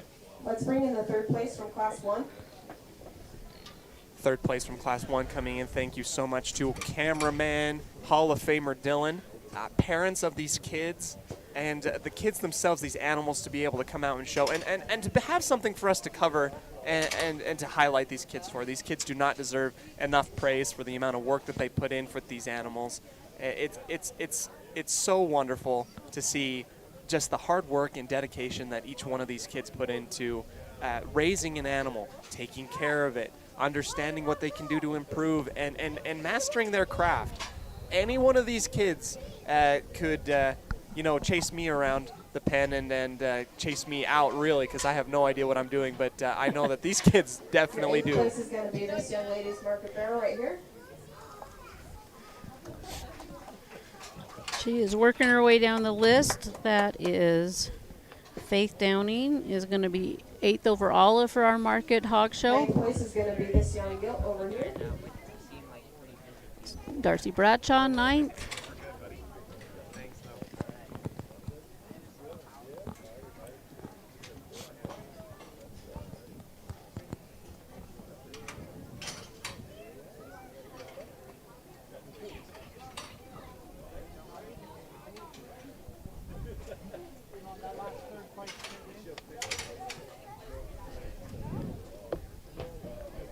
Rounding off And placement your here. 10th place is going to be this young lady's sparrow right here. Jaslyn Chandler's 10th place. Congrats, Jaslyn. Since there's only 2 left, it would be 11 would be your 3rd place sparrow over there, and 12 would be right here, this young man's sparrow. Just so you have a top 12, that's how it goes. Thank you for letting me judge your Market Hawk show. That was entertaining and different for me, so thank you. All right. Perfect as we round out the hogs. All right. I think without having the final clerk forms in front of me, it looks like our Market Hog Show has concluded with our grand champion, Tiana Chandler. That hog came in at 274 pounds. Our reserve champion, Sage Bradshaw, at 237 pounds. She placed that final drive class in, let's see, number 3. Sorry, I'm jumping all over the place here. It would be Jakin Downing. Number 4, Traxon Chandler. Number 5, Bowen Watts. Number 6, Zoe Watts. Number 7, Grace Tibbetts. Number 8, Faith Downing. Number 9, Darcy Bradshaw. Number 10, Jaslyn Chandler. Number 11, Casey Wilson. Number 12, William Ball. Congratulations to all of our Market Hog kids. That's our final drive class, our top 12 placings. And give us just a moment, and we will be rolling into our lamb show. Perfect. Thank you so much. Thank you to Mike's Market, Ace Hardware, all of our belt buckle sponsors as we go into this ad break. We'll be right back after this. As one of the region's most visited websites, MyLocalRadio.com is here to serve you. Catch up on local and regional news and information.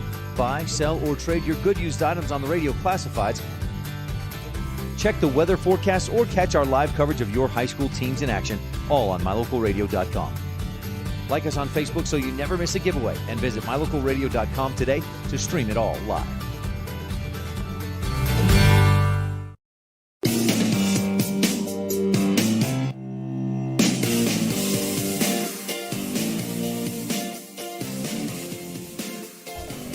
Welcome back as we get ready for the lambs to come out. We're still going to be taking a quick break in a All second. 12 lambs will show in one class. Change to the Market Lamb Show. All 12 lambs will show in one class. Lambs, please come to the gate. As we get the call for the lambs to come out, we're all going to be showing in one class. All 12 of these lambs are coming out to be judged as we get super excited. Cameraman Dylan rubbing his hands together in the middle of August. That's a special thing brought to you by the weather of Randolph. We'd also like to thank Mike's Market and Dan's Ace Hardware. Each of these sponsors allow us to keep on going and to highlight these kids, both the pigs that we just got done with. Congratulations to our grand champion, Tiana, and her hog.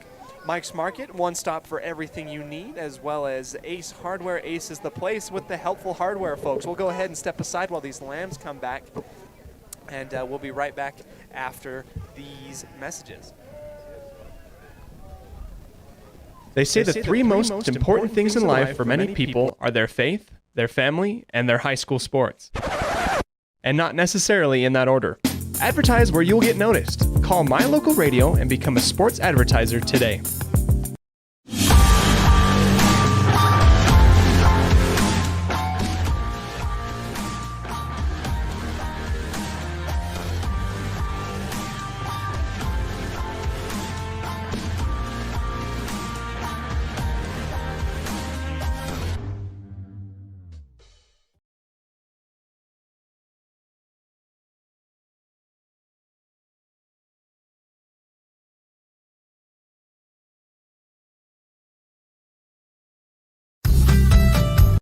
As one of the region's most visited websites, MyLocalRadio.com is here to serve you.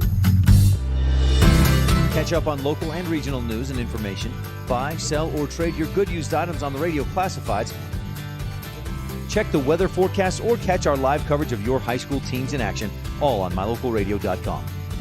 Like us on Facebook so you never miss a giveaway, and visit MyLocalRadio.com today to stream it all live.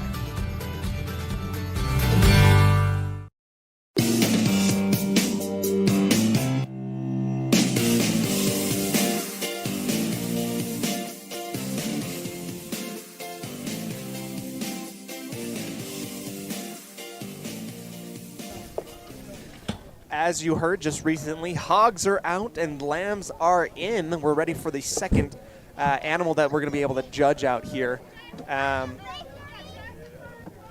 They're getting all these kids ready. It's kind of a different animal. Hogs and lambs, a little bit different. So grateful for the sponsorship that we received for the Rich County Fair, as well as the turnout out here to support all these kids. We have a really full fan base to be able to come out and help these kids, as I am out here learning so much, not only about these kids, these animals, but the community of Randolph and Rich County out here at their fair 2021. I'm so grateful also for Brandy to be able to keep everybody in line, including myself, as we give you the coverage that you so desperately wanted and need to help these kids out in showing these animals again. Having just a little bit of a hold up at this moment as these lambs begin to come out. I was talking with Brandy, and I genuinely mean this when I say that there's not a lot of places that I know of, and I'm not from very far away, over the mountain into Cache Valley, that you can wake up and see your breath for a prolonged period of time out here in the middle of August for this county fair.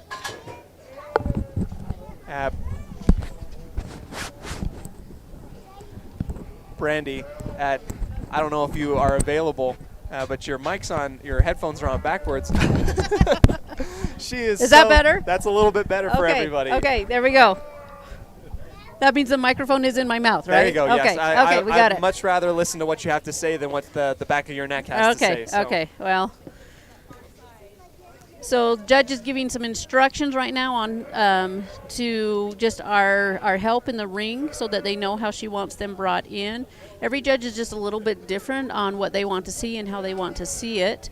Again, I really appreciate our judge, Natalie Mingo. She has been very clear on how she wants to see things, how she wants the kids to show. She's left nothing to the imagination, and we completely appreciate that. So here comes our lambs.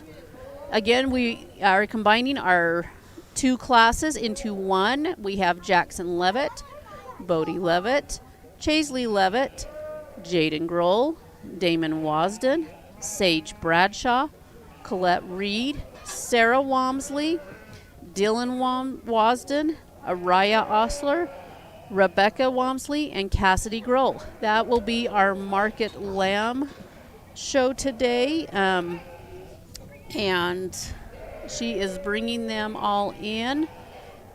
We've got some more that are straggling in. And boy, are they vocal about walking into this pen. Yep. Yes, they are. And these kids in the back that were in the second class were thinking, I've got a good time. Yeah, I got I've time. got time. Don't worry about it. I got 15, 20 minutes. I'm okay. Oh, yeah. So thank you to the youth that, again, punted. And here we go. Wow, we got some pretty stylish boots on some of these lambs. Boots with the fur. That's impressive. That is a showing technique, or a fitting technique. And it highlights the natural breed. Mm-hmm. It's a lot of fun. As these lambs come out into formation for our judge Natalie Mingo to come look at, we'd like to go ahead and take a moment to, get some bios on some of these kids. Thank you so very much. Let's go ahead and start with Jackson Levitt. Parents Jason and Callie Levitt, age 9, coming into 4th grade this fall, has been in 4-H for 1 year. Hopefully many, many more to come. Interests include roping, hanging out with friends, dirt bike, family, and bull riding. Well, if I have ever met a 9-year-old that can do bull riding, I want to do a profile on him. I need an interview, if anything, if he can do that. He's got his lamb out there. Boo. Good luck to Jackson and his show and showing out his lamb Boo so far.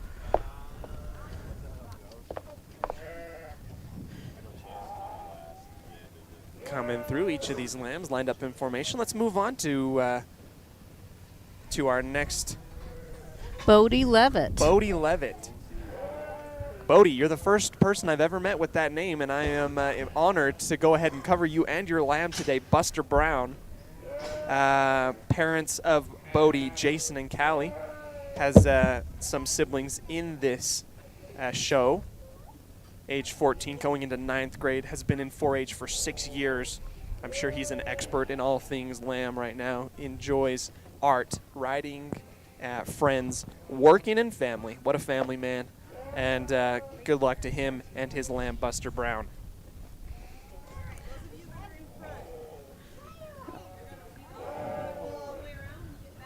Our judge is she is moving fast. She knows exactly what she wants. She's giving the kids instructions on what she wants to see as they move around the ring. She did a quick cut, and she's moving them into more of she wants to see the profile of these lambs.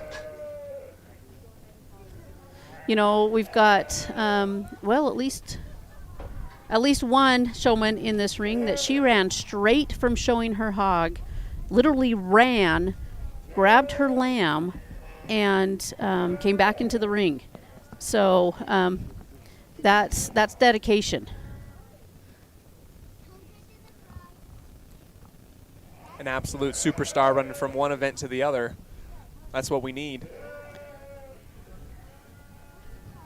This view right here of the lambs as she profiles them gives you a nice shot of what we have to offer here in Rich County in our market lamb class. Beautiful lambs. You can see these youth are all working hard to set them up. They want to, the reason that they do that is to showcase the lamb's best qualities as they stretch them out a little bit and square up those legs. They are trying to give the judge a view of what those lambs have to offer. She's looking, again, just like we did with the market hogs, she's looking for the highest quality in the market lamb industry right now. And so she's going to be, at the end of the day, she's placing these animals with what she thinks is the highest quality for that market. Lamb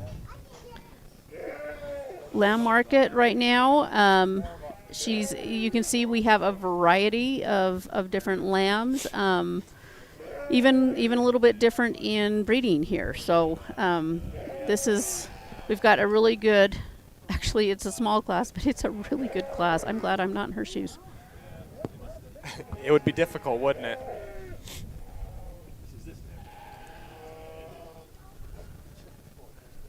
The judge, wasting no time to look at all these lambs, we'd like to go ahead and do a profile on some of these kids. We have this next one. Chaisley Levitt. Chaisley. Parents, Jason and Callie, they have quite a few. They must be proud parents, having so many competitors in here. Age 12, going into 7th grade. 4-H for 4 years. She loves horses, rodeo, volleyball, basketball, friends and family. I love it too. She's showing off her lamb Cha-Cha. Cha-Cha. Cha-Cha. Good luck to her and her lamb Cha-Cha as they show out. Absolutely beautiful lineup here of lambs, and it's something to see. Up next, we'd like to highlight Jaden Grohl. Parents Justin and Siobhan, huh? Shauna. Oh yeah. My goodness, Shauna. Yeah. Shauna Grohl. Justin and Shauna Grohl, age 18. Yeah, Jaden. He doesn't spell very good or right. That's well, I can't be too hard on him because I think his handwriting's even better than my own. Been in 4-H for 10 years, Brandy. 10 years. Yeah. Good night. That's longer than I've done many things in my life. You know what? Sure. We have a handful. In fact, we're going to highlight these senior kids that just graduated right before our auction on Saturday. The auction and sale will start at 11:30. We will start at 11 o'clock with a Clover Bud Parade in which we have future 4-H'ers that will be showing their animals. Some of them are bringing their own. Some of them are going to be showing siblings. But it's really kind of fun to see these little guys come out in the ring with their animals, and then we will take a moment and highlight our seniors that have graduated, and Jaden's one of them. That he's Congratulations. moving on to bigger and better things. In fact, he's going to be spending the next 2 years in Anchorage, Alaska. Congratulations, Jaden. And he's going to be prepped for the cold, I bet. Yeah, that is very true. You know- He's Rich County kid going to Alaska. Yeah, he's got it. He's got it. It's in his blood. Yeah. In his blood. You know, I spent 2 years in Finland, and you'd think I'd be ready for the cold, but, you know, I guess Randolph is colder than Finland, so that's really good. Congratulations to Jaden and his showing with his lamb, Andy. Damon Wasden. Damon Wasden. His parents, Dustin and Danielle.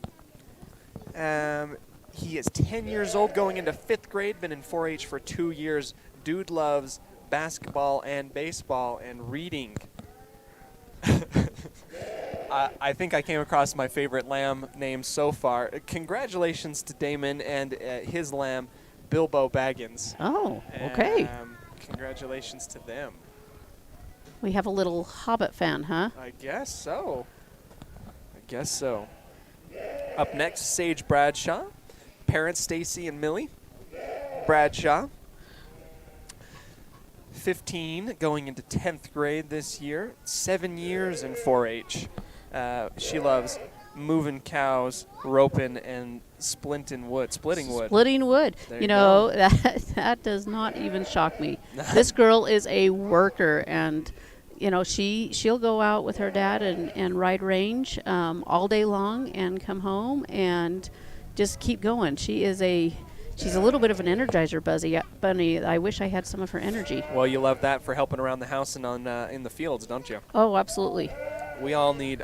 Maybe I need to borrow some of her energy. Good luck to her and her lamb, Todd. Up next, Colette Reed. Parents Cody and Brianna Reed, age 11, going into 5th grade. This is her first year in 4-H. She loves riding horses, camping, working on Grandpa's ranch. Everybody loves working on Grandpa's ranch, right? You know, there's a lot of truth to that. It's a special place.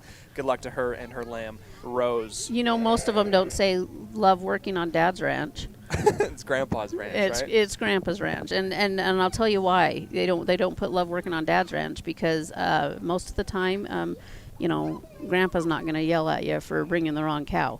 He's going to do it a little bit calmer, and where Dad may not be as calm. You Maybe, know, maybe that's just my personal experience. I don't know. Maybe, I don't know. Maybe I'm willing to bet that Grandpa handles it with a little more sugar. But yeah, Just maybe a maybe a little little age and wisdom comes into play there. Age and wisdom. It's all about helping these kids love what they do. Absolutely. And you know, we have a variety of kids. Not all of these kids that show animals are ranch kids. You do not have to be a ranch kid to join 4-H and show an animal. If you have a place to put your animal, you know, they can show an animal.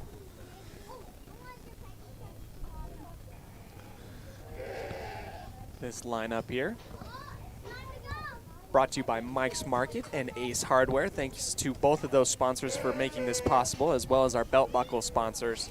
Our belt buckle sponsors for the Market Sheep class are going to be, our grand champion belt buckle sponsor is Cody's Gastro Garage right there in Garden City. Lots of fun to go in and visit them, see all their cars, their motorcycles that are right there. Our reserve champion Market Lamb buckle is sponsored by Upland Rural Landscaping. We are very grateful again for our sponsors. We are excited that they are willing to help us, willing to support us, and I don't know what we would do without them. Me either.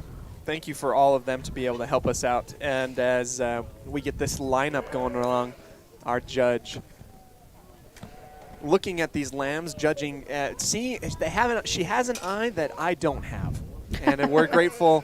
We're grateful for her to be able to highlight the things that can be seen from her perspective in helping these kids out and judging these animals here. Natalie Mingo, again, thank you so much for her. She's going to be speaking to us in a moment's notice. All right, pretty impressive lineup here. These two down here, these two blue lambs, there's things that we'd like to change about him. This one on the far end, I was explaining to her that he's just really shallow bodied. He doesn't have enough muscle to him, doesn't have enough fat cover to him. We really want to make sure that they have a lot of fat cover across those ribs. And by fat cover, I'm not talking, obesely fat, really, really fat. That lamb, you can feel his ribs, you can feel his spine. We want to make sure that he's got more to him. I think that he's just overall, he's put together fairly well. He's getting outpowered, outfed today to be any higher. The next blue lamb there, boy, one that has a super powerful rack to him. You really like how he feels across his loin edge as well. One that just from a balance standpoint is getting out-balanced or out-patterned from these other lambs. He's really deep-chested. He gets really high in that rear flank. We really like to put him together better. We'd like to reverse that. We'd like to clean him up through that chest floor. We'd like to deepen him through that lower flank and level him out of those hooks and the pins just a little bit better. I think that he would balance out fairly well. But again, one that we really want to fix from a pattern standpoint. This next little blue lamb that we put in there, boy, one that you really like when you see her on the side, you see her move, and you really like how she handles herself. But she's just getting a little stale in her handle. She's big old powerful across her rack, but when you get your hands onto her loin, she's not as fresh there across her loin edge as we'd like her to see. But compared to some of these ones above her, I really want to see that freshness. This next little lamb there, a really cool one. You got to look past the tail. We're getting away from that. If you look past the tail, that's a really cool put together sheep. Another one that's getting the freshness isn't there. Really super powerful across the top. Huge old massive rack shape to him. But we want to make sure that loin edge is fresh and crisp. When you handle it, it's getting a little washed there. And he doesn't look as fresh as some of these others. And that can come with some of the pattern shapes and the wool shapes on him. But like I said, when you get on and you handle them, when you're in a class like this and you have so many different varieties of types, they've got to handle fresh. I think that young man did a great job showing that animal. We just got to make sure that lamb's fresh. These next two lambs here are kind of the same theme. You look at them and they've got a lot of good pieces to them. They're good in their rib shape, but they're getting kind of round in their shoulders. They're more round in their dock and their pin. And again, I get my hands on them. They're just not as crisp, not as fresh as when you get your hands on them. Big old rack shape, so that doesn't necessarily mean they're fresh. It's kind of hard to explain as a judge what freshness feels like, but as you can get farther up this line, none of these lambs are really stale. They're more fresh, more crisp, and that's what we want. So those next two are just not quite where we want them to be, more piecey in their type and kind. This young lady's wether right there, boy, I think that's a really neat one. You get him out there and you really like how he sets up and he squares up. He's just a little rounder in his shoulder, not quite as wide and as powerful there through his lower leg and his hip.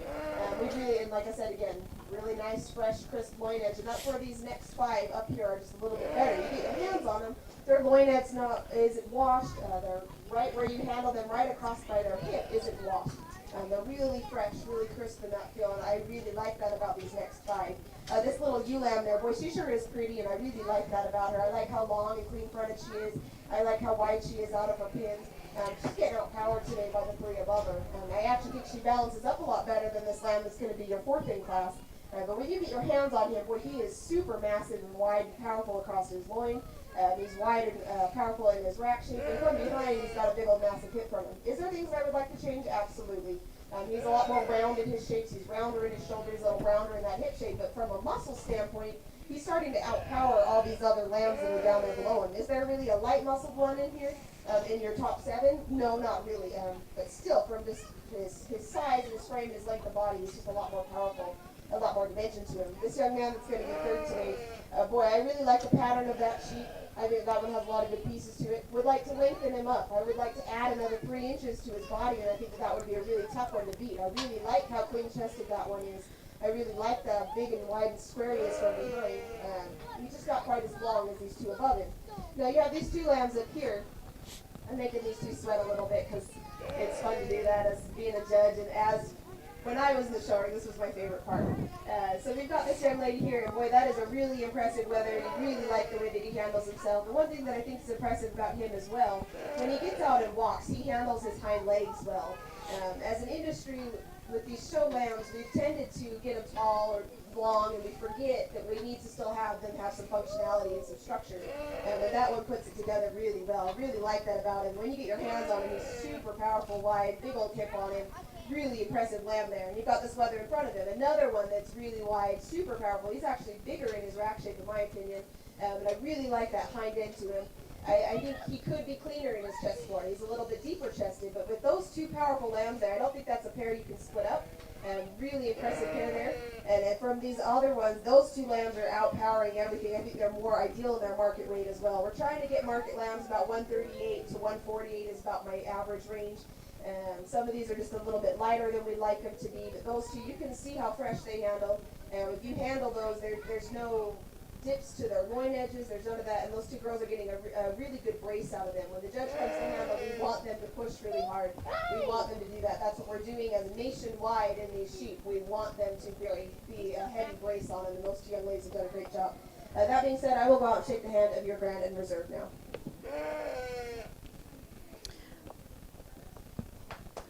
So we're ready for our Grand and Reserve champion. She's placed the rest of the class. Those are actually two sisters that are standing in Grand and Reserve. Grand champion, Araya Osler. Reserve champion, Cassidy Grohl. Congratulations, girls. Congratulations, congratulations. That is great. All right, your Grand champion is this young lady's Weather here on the far end, and then your Reserve is this young lady here in the front. Really nice lineup of lambs here. I'm impressed for how many you have, or how little you have, that it was a high quality show. So thank you for bringing some quality. And we'll go ahead and dismiss these guys now. Thank you again, Natalie Mingo, our market lamb judge. We are grateful for her. We have placed in this year in the market class. We've got, let's see here. In first, Grand Champion, Araya Osler. Reserve Champion, Cassidy Grohl. Araya's Buckle, sponsored by Cody's Gastro Garage. And our Reserve Champion Buckle, sponsored by Upland Landscaping. In third place, we have Dylan Wasden. In fourth place, Sage Bradshaw. In fifth place, Jackson Levitt. In sixth place, Chaisley Levitt. In seventh, Damon Wasden. In eighth, Sarah Walmsley. Ninth, Jaden Grohl. 10th, Bodie Levitt. 11th, Rebecca Walmsley. And 12th, Colette Reed. These kids did an outstanding job, Cody, showing their lambs. They did. The judge really liked the quality of all of the lambs. That's what she said. Yeah, so we're really grateful for her. We've got a moment. I don't know if you got more on air stuff. I'm going to slip off for a minute while we get ready to roll right into our next class, which is going to be actually our market beef bred and fed class.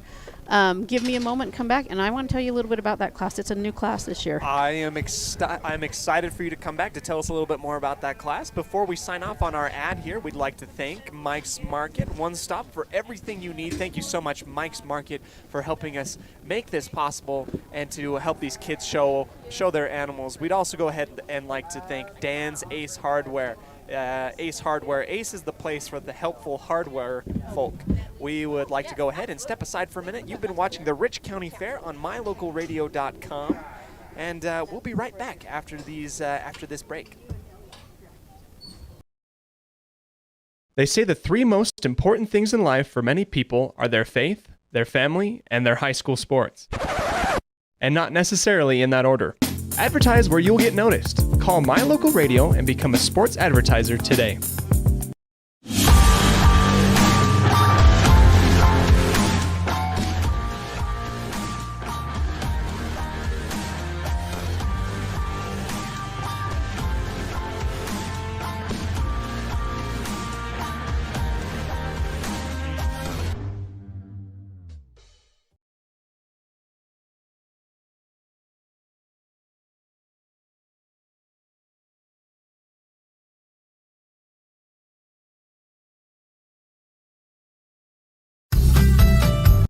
As one of the region's most visited websites, mylocalradio.com is here to serve you. Catch up on local and regional news and information. Buy, sell, or trade your good used items on the radio classifieds. Check the weather forecast or catch our live coverage of your high school teams in action, all on mylocalradio.com. Like us on Facebook so you never miss a giveaway, and visit mylocalradio.com today to stream it all live.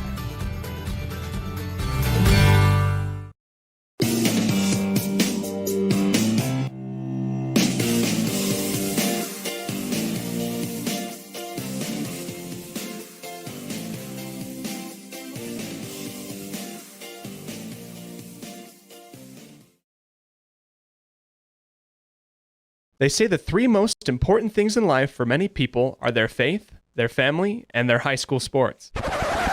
And not necessarily in that order. Advertise where you'll get noticed. Call My Local Radio and become a sports advertiser today.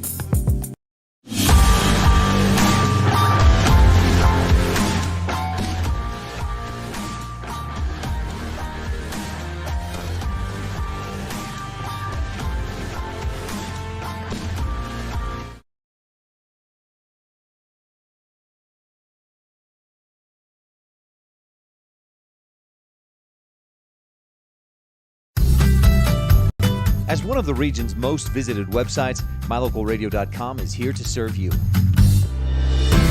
Catch up on local and regional news and information. Buy, sell, or trade your good used items on the radio classifieds.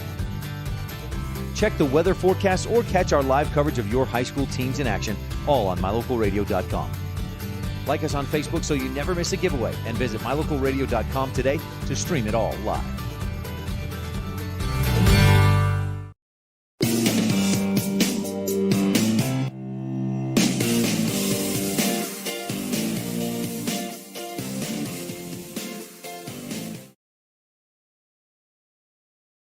They say the three most important things in life for many people are their faith, their family, and their high school sports.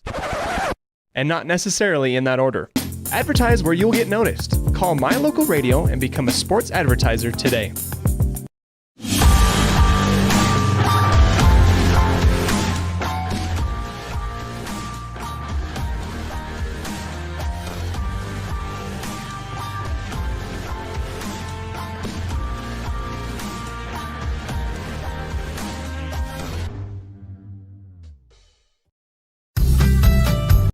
As one of the region's most visited websites, MyLocalRadio.com is here to serve you. Catch up on local and regional news and information. Buy, sell, or trade your good used items on the radio classifieds. Check the weather forecast or catch our live coverage of your high school teams in action, all on MyLocalRadio.com. Like us on Facebook so you never miss a giveaway, and visit MyLocalRadio.com today to stream it all live.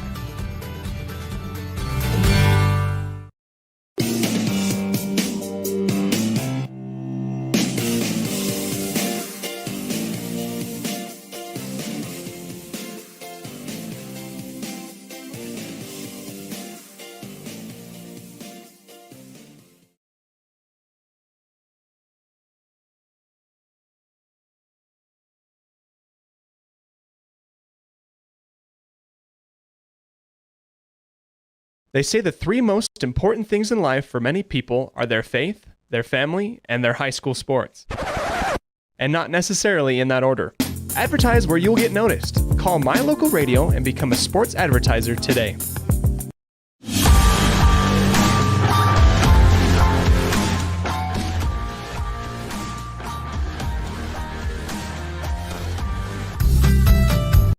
As one of the region's most visited websites, MyLocalRadio.com is here to serve you.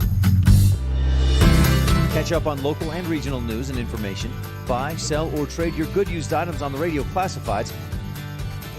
Check the weather forecast or catch our live coverage of your high school teams in action, all on MyLocalRadio.com. Like us on Facebook so you never miss a giveaway, and visit MyLocalRadio.com today to stream it all live.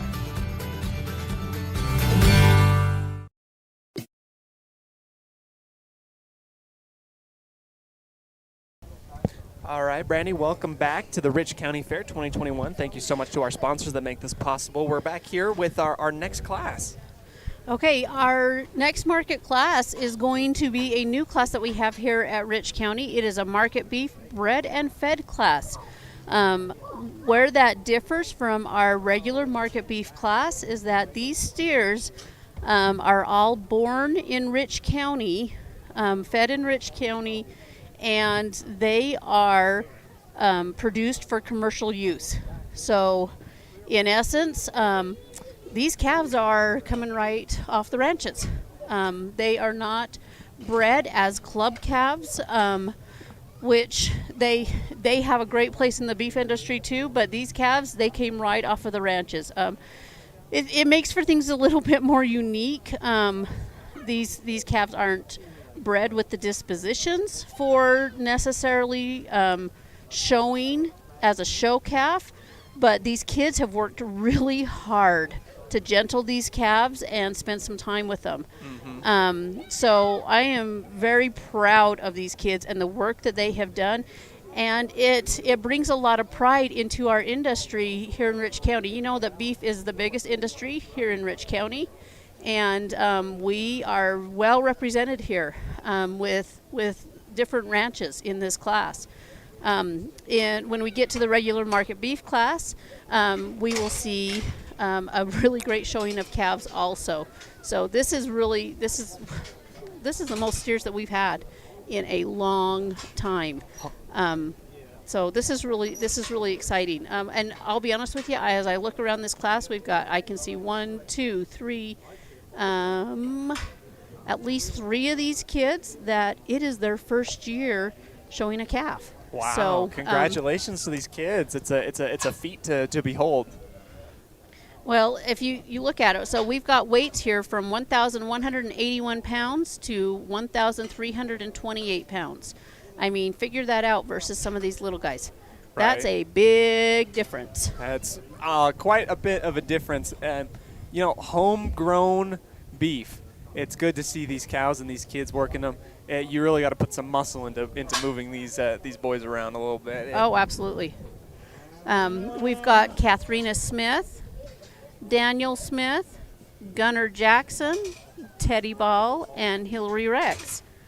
Looks like a real nice class of calves that she's got out there. When I explained to her and told her that we had a bred and fed class, the judge was really excited about that. She says, "I love seeing these industry standard calves." She says, "This is exciting. This is what it's all about. Is these calves are the epitome of representing the beef industry." They look absolutely beautiful. These kids doing a fantastic job in putting them in line and to show these cows off. I see, it's amazing the amount of power and torque that these animals have, and they get to obey these kids as they go out and they show out. They really are amazing. I didn't show calves growing up. We raised them, but we didn't show them. My dad had 5 girls and 1 boy, and he didn't want to see his girls drug around the show ring. I don't know if that meant he didn't have faith in us, or I'm not exactly sure what that meant. It's but open to interpretation, I guess. I guess. He had us showing lambs, which for him was kind of a big deal because letting the lambs in on his cattle ranch, but it all worked out really good in the end. I think it all works out, and in the words of the Beatles, here comes the sun, and it is a welcome sight to be able to warm us up just a little bit as these cows go off and get judged. This is actually, I am really grateful. We are very blessed to have the rain that we have had the last 2 days. It is so needed. But can you believe that in a drought that is the largest in 125 years, it poured on us Fair Week. That's the week it chose to pour. So the days that it literally chose to pour. Yeah. So, but we will take it in any form. There is no being sad about the rain. Absolutely not. We've got kids out here that you can see that they have been in mud, up to their ankles, but they still are putting smiles on their faces. And the plus is that the rain has held off for the show, so that in our open ring here, they are not they're not soaking wet. Yep, that is. It's always good not to be wet. Walking around in wet boots isn't the most funnest thing in the entire world. Luckily for me, I was able to dig into my car and find my fly fishing boots because that's what I need out here. It's a little bit wet, but super excited as the sun comes out and gives us a little bit of light. We're able to see the calves a little bit better here. Well, I'm not going to lie, being here all day yesterday, when the rain hit, and it hit hard, my feet were not prepared, and I went home about midnight with really wet feet. Oh, and muck boots are on my feet today. That is, so, it's all about learning, all about being prepared and being the best that you possibly can. This is the great thing about our Judge Natalie Mingo that's allowing us to and both these kids to understand what exactly she is judging and pinpointing the certain attributes and things about these animals that they can improve on so that these kids can get better. Just like you changing your boots, hopefully next year these kids are going to be able to up and... Well, it creates a little bit of a challenge every year with a different judge because every judge has a different eye.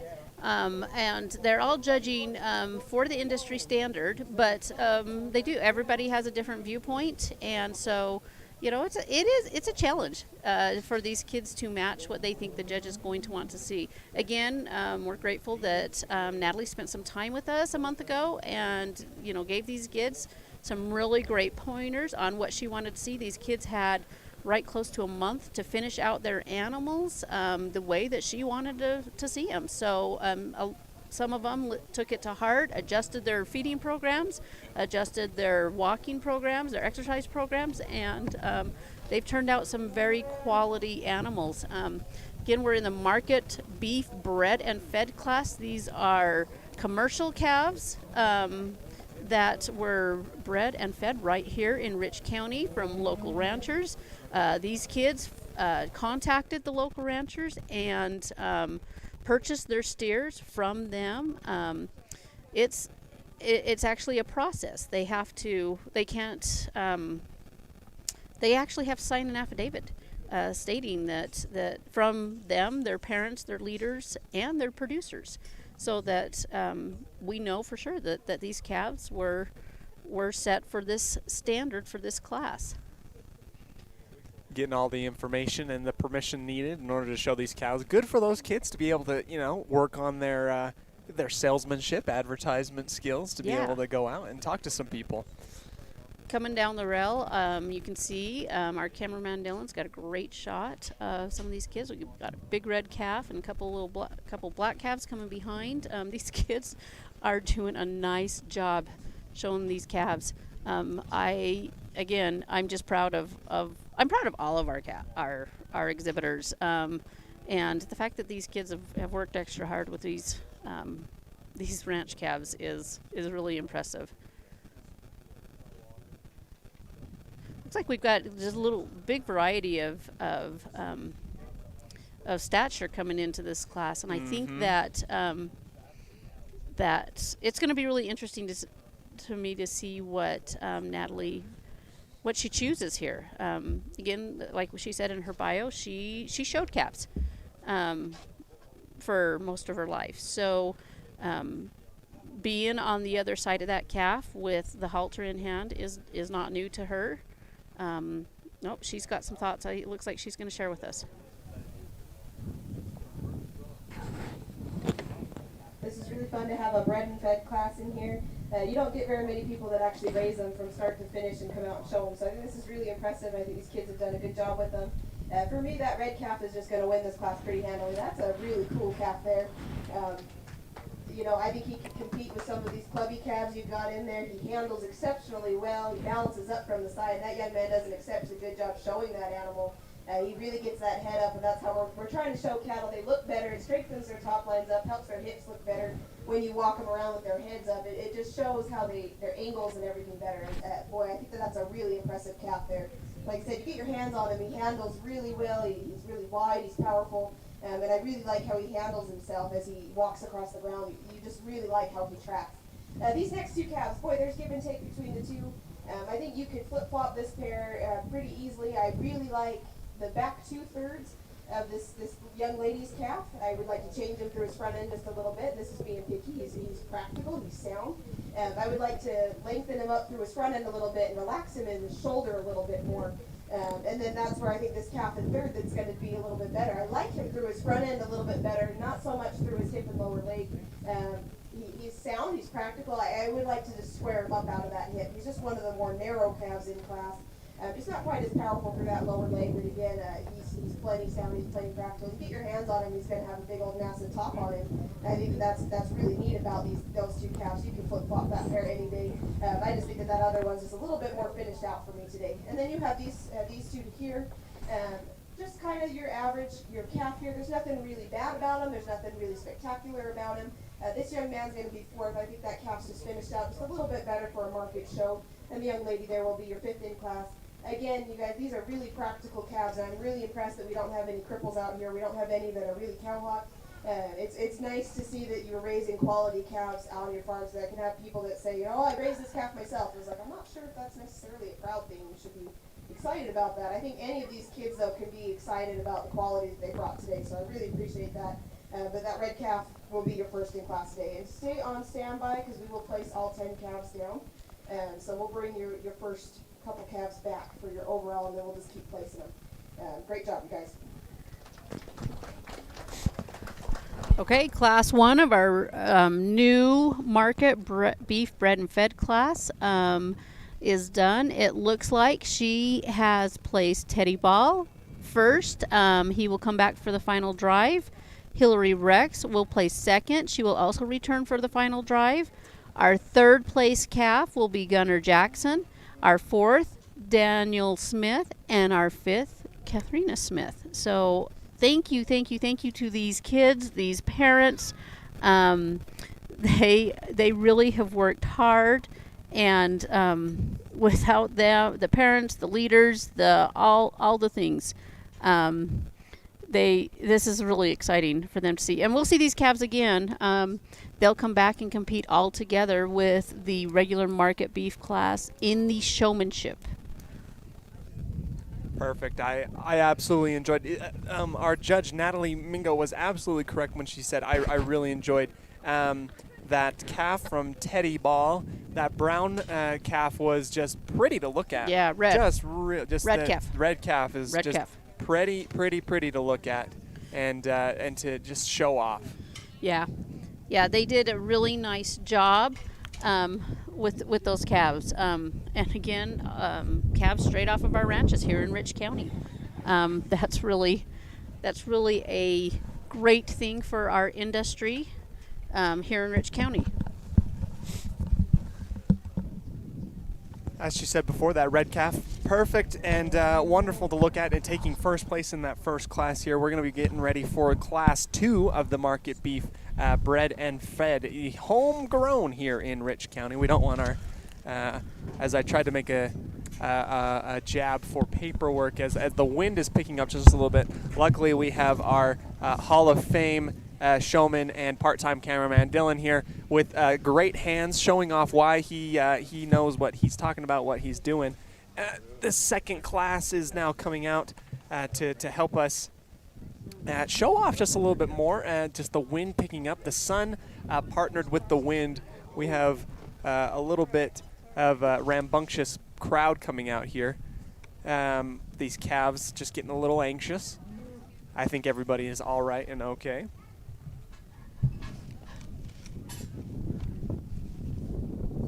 Class 2 comes out, bred and fed. Some pretty black calves, and another pretty red calf coming out.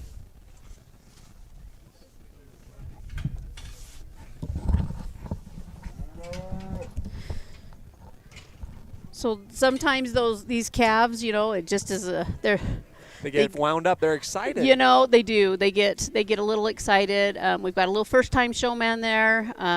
That calf is just, he's testing his boundaries a little bit. Yep. But it's okay. They're confident. They're all right. Everyone's good. Reeling them in yeah. here. Oh yeah. Nothing abnormal that you'd see out.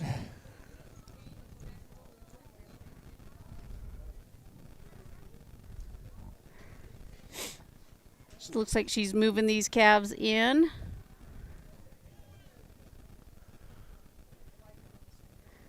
So that she can get a rear end view.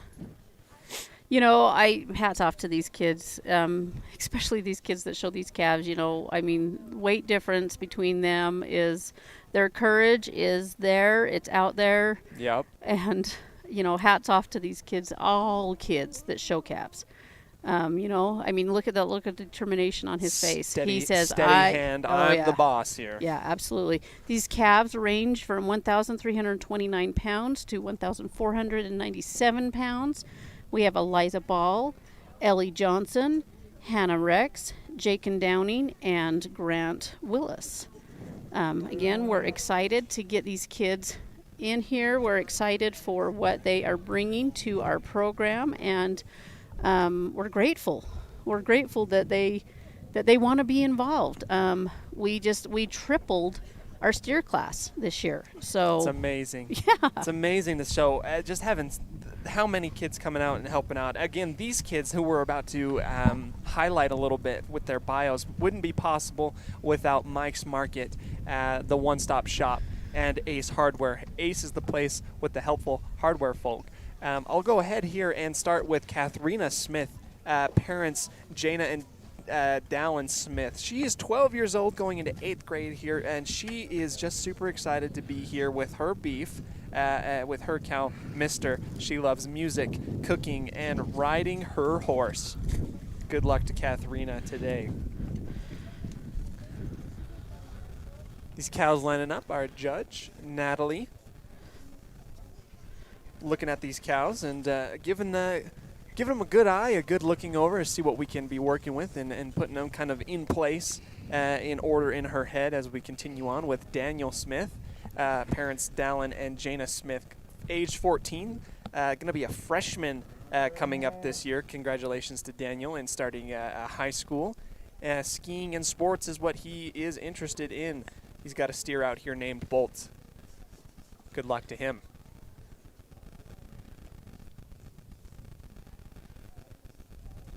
All right, moving forward, we have Gunnar Jackson, parents Frank and Heather Jackson, age 11 years old, going into 6th grade. He's been in 4-H for 3 years. He loves working on the ranch and Legos. He's got a steer out here by the name of Freddie Gomer Jackson. Nice, Good Gunnar. luck I to like him. it. Good luck to him. As we get a great profile look at these cows here, our judge getting a great look at these as we continue on with Teddy Ball, parents Dave and Whitney Ball, age 12 years old, going into 7th grade this year. He loves roping, riding horses, and reading books. I'm pretty sure that he's not alone in a lot of those things. He's got great company and great people that are going to help him out. Good luck to him and his beef, Maverick. She's going to bring these steers around so that she can get that nice side view. Again, it's just, anytime we add any type of weather to any of these animals, but particularly the steers, it makes them a little bit nervous. Right. These steers, one of the things that they get here, and it blows their minds a little bit when they have a hog or a goat or a lamb that goes past them. They don't know what to do with it. Right. They're not used to them.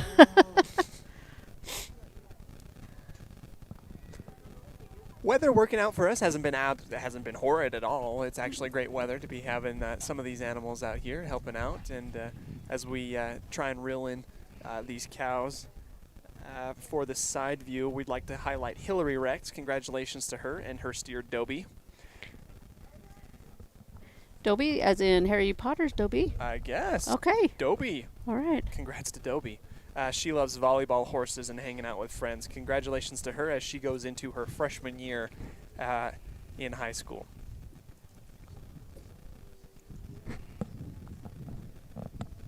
Eliza Ball is next up on our bio that we'd like to highlight. Parents Dave and Whitney Ball, going into 8th grade this year, been 3 years in 4-H. She loves volleyball and making people laugh. There's a special place for people like you, Eliza, that help people laugh in this world. We need more of you. Congratulations to her, and good luck to her steer, Macho Man.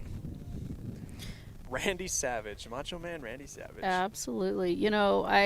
One of the things that I really enjoy about my job, Cody, is that I get to know each and every one of these kids, and Yep. I could sit here all day long and tell you stories about these kids. And you just read Eliza's bio, and I had a chance to have her at one of my STEM camps this summer, and what a joy. She was so helpful and just showed true kindness, and I just can't say enough about her and all of our 4-H'ers in Rich County. They are what makes my job worth everything.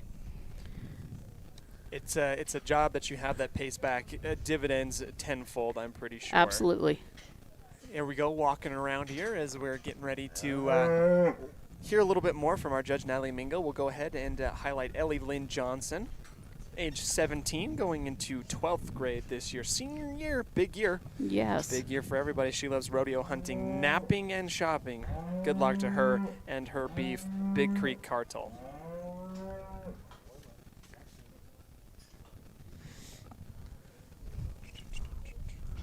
Hannah Rex is also in this class.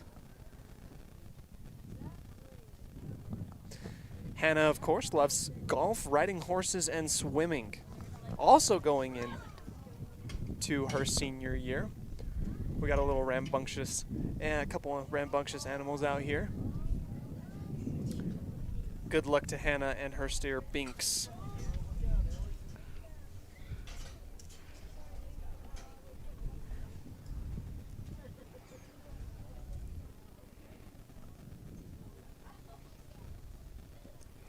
You know, we can absolutely address the fact that these, you know, a couple of these steers are a little rambunctious, like you said. You know, that is one of the things with bringing in a bred and fed class. Again, their dispositions are not bred for the show ring. They're bred as commercial calves, and so it does take. It takes a lot of work, and it sometimes you can have everything coming together right for you at home, and you come to the show and things just don't work out the way that you think they are. But it's one of those things that we realized and we know happens and can happen with these calves. But we have a good crew of dads and leaders and committee members that are on standby, and they're there to help these kids along the way too. These kids are not alone in anything that they do out here. They're definitely watched over, and things can kind of get crazy at one point or another. It's good that we have a support system to help these calves out in case you know, someone likes to test their boundaries a little bit. That's you know, we have that same issue with kids in general, not just their animals. So.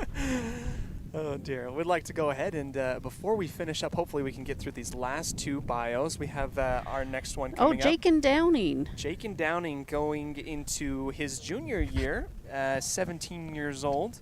Loves riding broncos, roping, and wrestling. You know, Jaken, you know, don't be mad at me for saying this, but seeing that kid stand in that ring, it brings a tear to my eye. He had a wreck here not too long ago riding broncs, and you know, he got to take a little ride in a helicopter. It was a little scary. It is a little scary. So, you know, the fact that he's standing out there, tall and proud, and he never stopped working with his steer, it's good to see him out here. But, you know, hey, I'm just going to throw it out there that in Rich County, you know, we've got a bred and fed class. Well, we've got some bred and fed kids out here that in Rich County that are dang tough. That's right. We love it both in the ring and in sports here at the high school. Oh, absolutely. They breed them tough, and we're proud to highlight them. Jaken, congratulations. Good luck to him and his steer, Trump. Last one up here, we have Grant Willis. Parents Jed and Stephanie Willis, 10 years old. He'll be going into 5th grade working with these steers out here. Congratulations to him. He loves working on the ranch. Impressive class here, boy. I think this is really fun to see some good quality out here. These calves are a little bit crazy, and I think just some extra work could do a lot. And what's really important with our show animals is when we get to the fair to bring them into the show ring before the show actually happens. Every species will do better if you get them out and walk them. And we've got to remember that our show animals are still like little kids. If any of you have little siblings and you have, you know, a 3-year-old or a 4-year-old sibling, you've got to remember that you can't have them locked up in a pen or a room all day and then turn them out into a big grassy field and be like, hey, stand still. They're not going to do it. They want to run around, they want to play. So we've got to remember that we need to let our animals out to walk and to let them get in the show ring to get used to it. That's what's going to help the most when you're in here at the show, is that your animal will be used to it. That being said, I think these calves are all just about where we need them to be, but there's one calf in here that really just handles well, and that's this calf up here in the front. Boy, that is a beautiful calf. He gets out, he handles well, he handles his hip and hind leg well. Boy, when he gets out and moves is where he really ties himself together. He's kind of standing in a hole right there, but boy, you judge cattle on the move. And that is a good one to look at. Boy, he's put together well. He's really long to his front end. I really like his rib shape on him. his length of body and he's super square out of his hip. Boy, that just a really pretty calf right there. These next two calves, you can flip-flop these. You know, I'm talking about judging them on the move. I think that red calf ties together better on the move. When he's standing here, you can see that he's more round in his shapes. He's not as long through his front end. I think that's where your third place calf really does better, is that he's a lot better through his shoulder and through his front end. But I like the way that this red calf handles better. For today, where this is a market show, I feel like this red calf is just a little bit finished out a little bit better. He's a little bit fatter across his loin end. You can feel that shelf a little better. He's not as patchy across his ribs. Definitely would like to relax him more in those angles. He's a little bit straighter off his front end, a little bit straighter in his hip and hind leg, but he's not too straight. He still handles himself really well. This calf that's in third, boy, when he gets out and moves, he really handles himself well, and I really like that about him. From a balance standpoint, he doesn't balance up as well as we'd like him to be. That's not meaning that he's not practical in the way that he's put together. I would just like to see him lay a little bit deeper in that rear flank to just look good on the move and on the profile. This next calf, this young man, boy, another really pretty one. You really like him through that front 1/3. You really like when he gets his head up in there. Boy, he sure looks good. We'd like to change him a little bit out of that hip and leg. He's not quite as square as the three above him in his hip and hind leg. But he still gets out plenty practical. Love the rib shape on him. I think he's deep-bodied. I really like that about him. I just don't think he's quite as powerful as the three above him. And this calf here on the end, he's being a little bit of a brat today. He's just really round in his pieces. He's really round hips. He's one of the more narrow-built ones in class. Again, a really practical calf in this type of design. We would like to make him a little bit better out of that hip and hind leg, especially when he stands there. He's pretty cow-hawk. Again, you guys, I haven't given a red ribbon to any of these calves, though. For this being a bred and fed, I'm really impressed with the quality. These kids have done a great job, and you breeders have done a great job having quality on your farm. So, awesome job, you guys. This young man's going to be your first in class.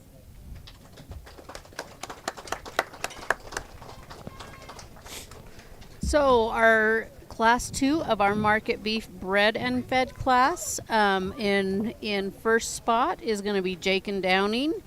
That second hole will go to Ellie Johnson, Eliza Ball in the third, Grant Willis in the fourth, and Hannah Rex in the fifth. And like our judge commented, we got some of these steers that are just they're being a little bit bratty.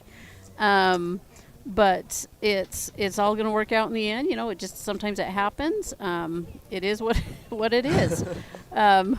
But these kids worked hard, and the fact that she placed that entire show blue, very quality standard, that is awesome.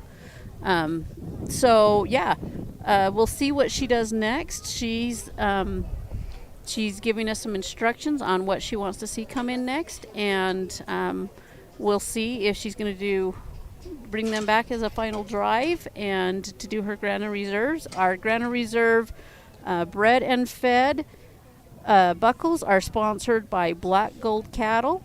Will be our Grand Champion Market Beef Bred and Fed buckle sponsor. Our Reserve Champion Market Beef Bred and Fed buckle is sponsored by Bill Cox. We're grateful for Black Gold Cattle and the work that they do here in our county.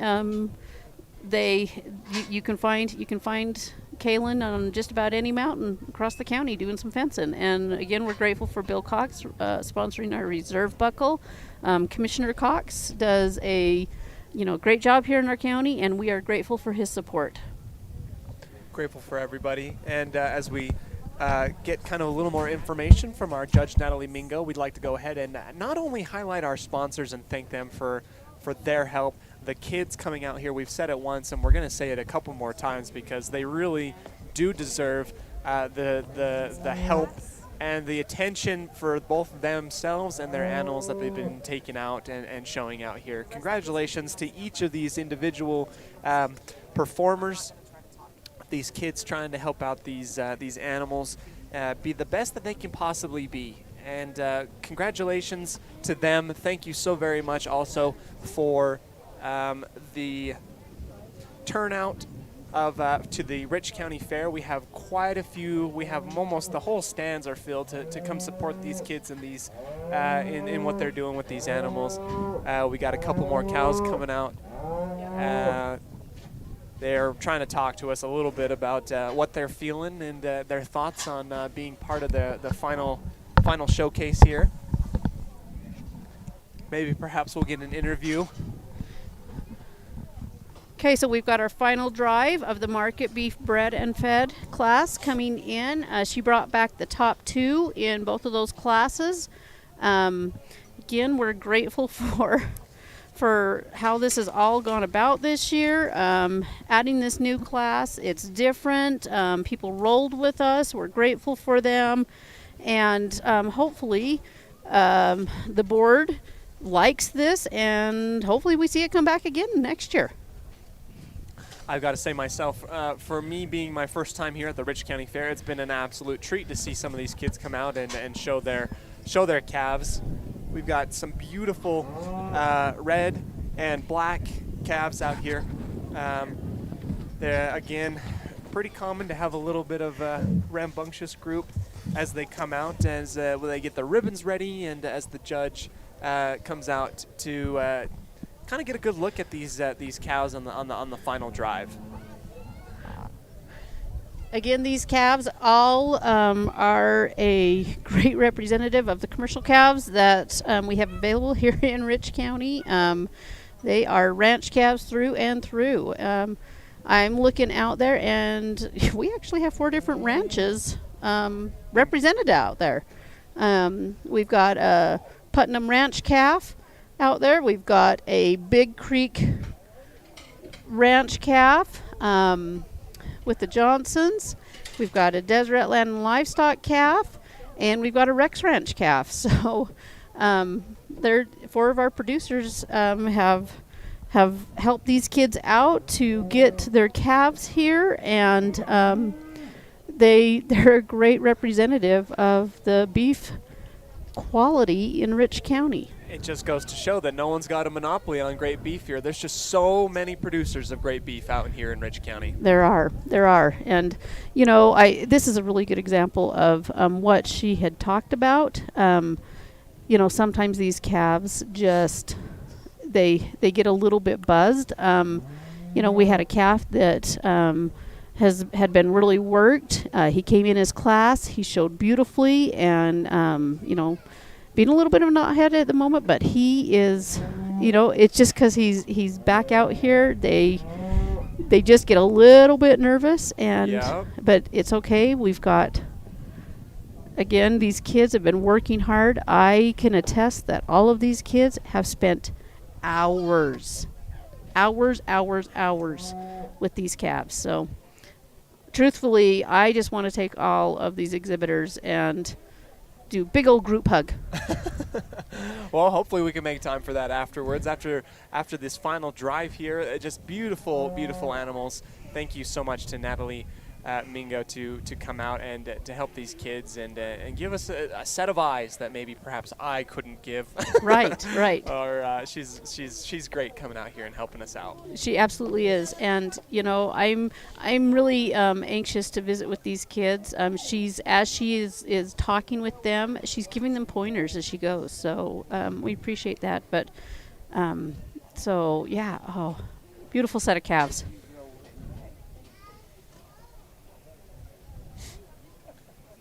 As we get ready to hear the final thoughts from our judge, Natalie Mingo, we'd go ahead and like to thank Mike's Market, the one-stop shop here. And we can't do this without Mike's Market. Neither could we do it without Dan's Ace Hardware. Ace is the place with the helpful hardware folk. There's 2 calves in here that I don't think you can separate. I'll go out and shake the hand of your grand and reserve champion, then we'll bring in the 3rd places. But again, you guys, this is fun to have some good quality commercial raised calves out here, and this is what we want. I would take a pen of these any day over some of these club calves we get. They tend to get too hard doing, but these are good calves, and I like this from the side. You can look at any of these calves; they balance up fairly well. But I think there's just 2 in here that really tie themselves together well on the move. You've got that red calf there in the front. Boy, he sure is cool to look at. And when he gets out and moves, he really ties himself together. He's a big rib, big body calf. Maybe not as long as we'd like him to be, and I think that's where this black calf here has a lot of good quality to him. If he would stand where we want him to, he looks a lot better. When he's standing there, he doesn't look as nice as when he's out on the move. That's a really long neck, big ribbed calf, and from his breeding standpoint, he's going to be longer bodied. He's not going to be as soft bodied as your Red Angus calves. And like I said, when you get him out on the move, that's a really impressive calf. Really like him there. I'll go out and shake the hand of your Grand Reserve now.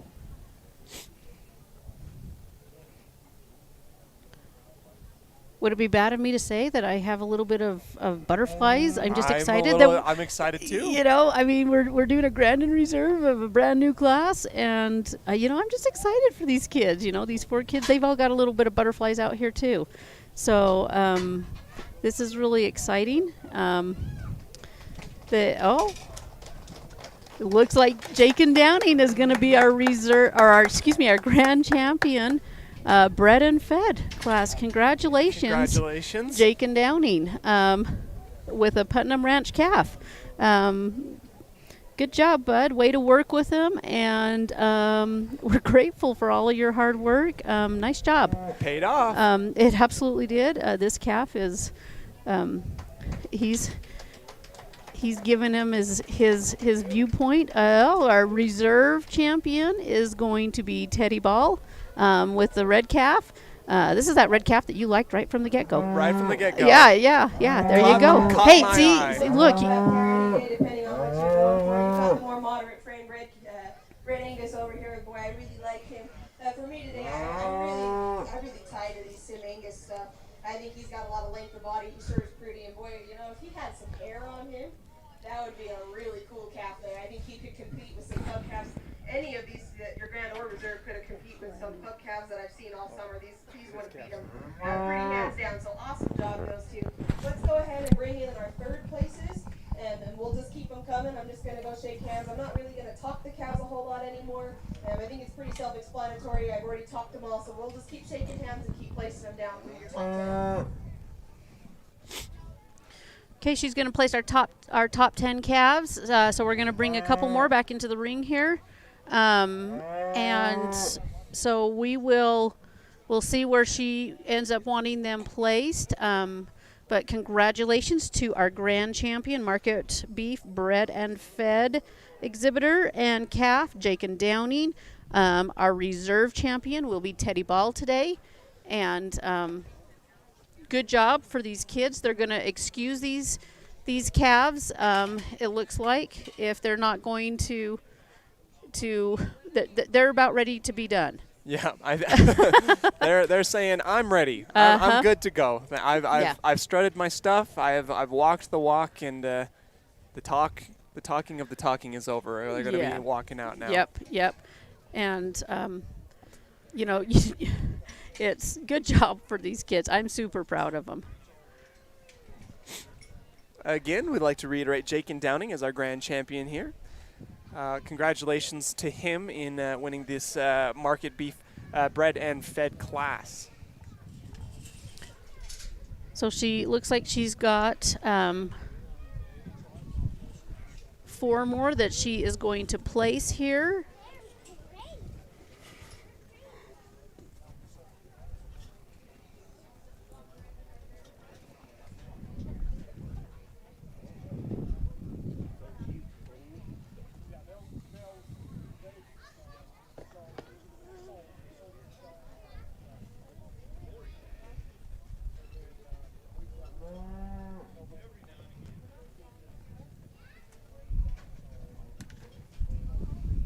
Walking through into our last couple looks at these calves. Thanks so much to our sponsors and to the people of Randolph and Rich County coming out and supporting these kids. Can't say it enough how grateful we are to be able to cover them and their accomplishments in their multiple classes of showing. So Ellie Johnson will come in 3rd place with a Big Creek calf, and we are grateful for her. She worked hard with that red calf. She did a good job with it.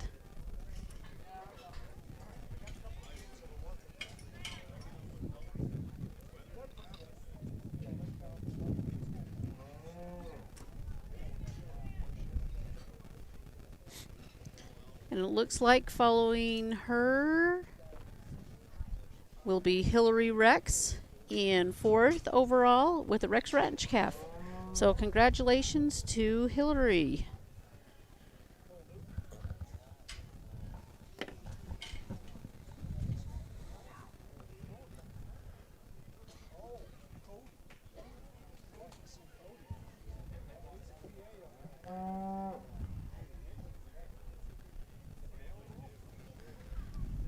So as soon as our show is over here, we'll just take a brief break, and then roll right into our market beef class. We should have 5 calves left. Let's just bring them out in the ring and get them placed. Bringing these last couple calves out, we'll go ahead and, as Brandy said, we'll go ahead and take a break after this as we move into our next segment. We're so grateful to the Rich County Fair for letting us come out as the wind picks up and makes us sound a little bit kind of choppy as we speak into the microphone. Congratulations to Jake and Downing again, our grand champion winner. So that the 5th place calf that just exited the ring belonged to Eliza. No, let's see. Who did we belong to? They are gone.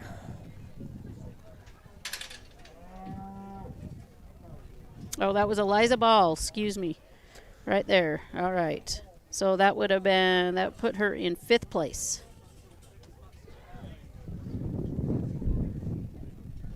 Congratulations, Eliza, in 5th place with a Deseret Land Livestock calf.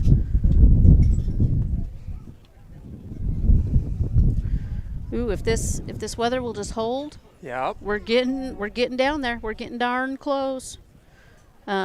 Grateful to Black Gold Cattle.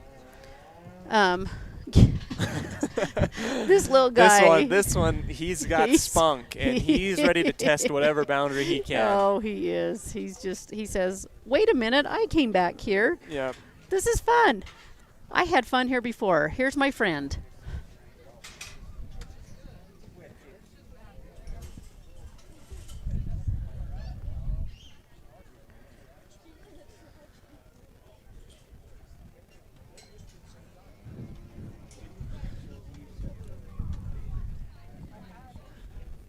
Took a half a lap around the ring, and back out he goes.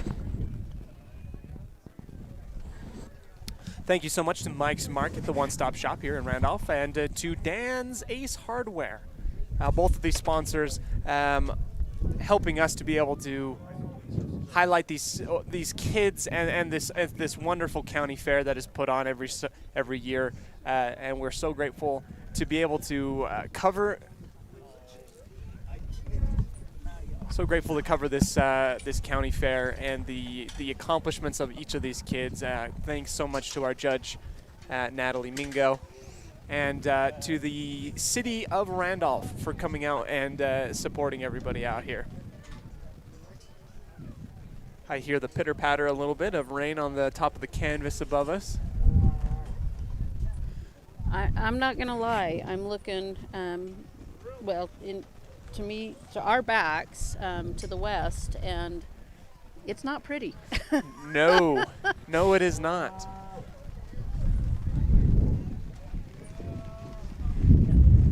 And here comes the rain.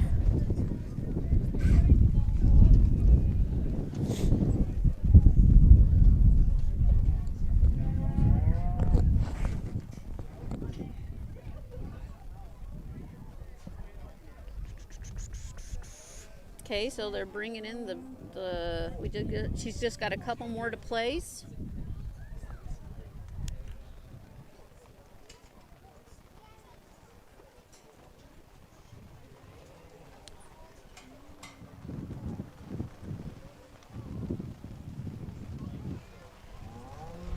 You know, I feel I feel for our clerk and our judge, especially at this moment, because if we had any other species in the ring, Yep. I would offer them an umbrella, but not with these calves. Probably not. No. In fact, just a little tidbit that normally, this is something you probably wouldn't know, but when we usually have some, our American flag and our 4-H flag that we honor, that we have in the ring, and for the weather, we chose to wait and showcase them, hopefully for the sale, but during the calf show, we have to tie them up. Because when they flap in the wind, if there's a breeze at all, or if they move at all, it makes the calves nervous. There's your 9 and 10th of your bred and fed. You guys, that was pretty impressive. Really, really fun to have some good calves out here. So we'll go ahead and continue with your market beef. And I believe there's only 3 in there, so it'll be fairly fast. And hopefully we don't get soaked in the like our judge Natalie Mingo said, we're hoping to come up with the next class of beef here and avoid rain.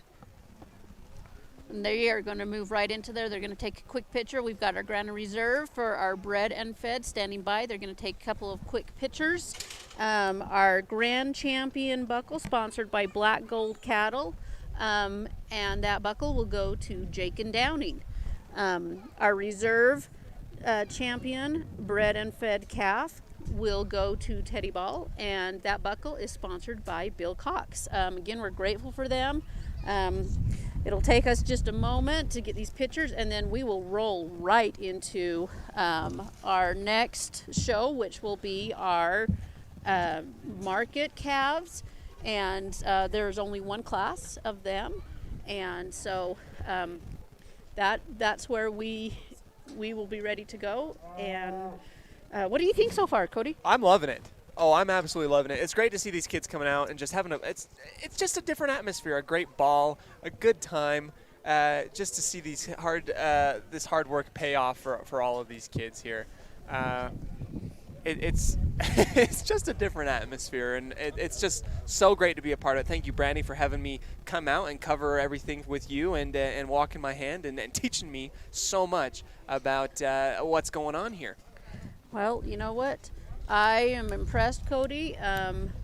Last year, it was Matthew's first year. It was kind of fun to have Matthew. Of course. But Matthew's background, this was very shocking to him. And my advice to him was just do not refer to any of these calves as, that bull out there or anything like that. Right. Or, there's just little things that you don't know, right? And I said they're steers, and his next question was it's like, what's a steer? Exactly. So Matthew and I sat down and had a little anatomy class. That's awesome.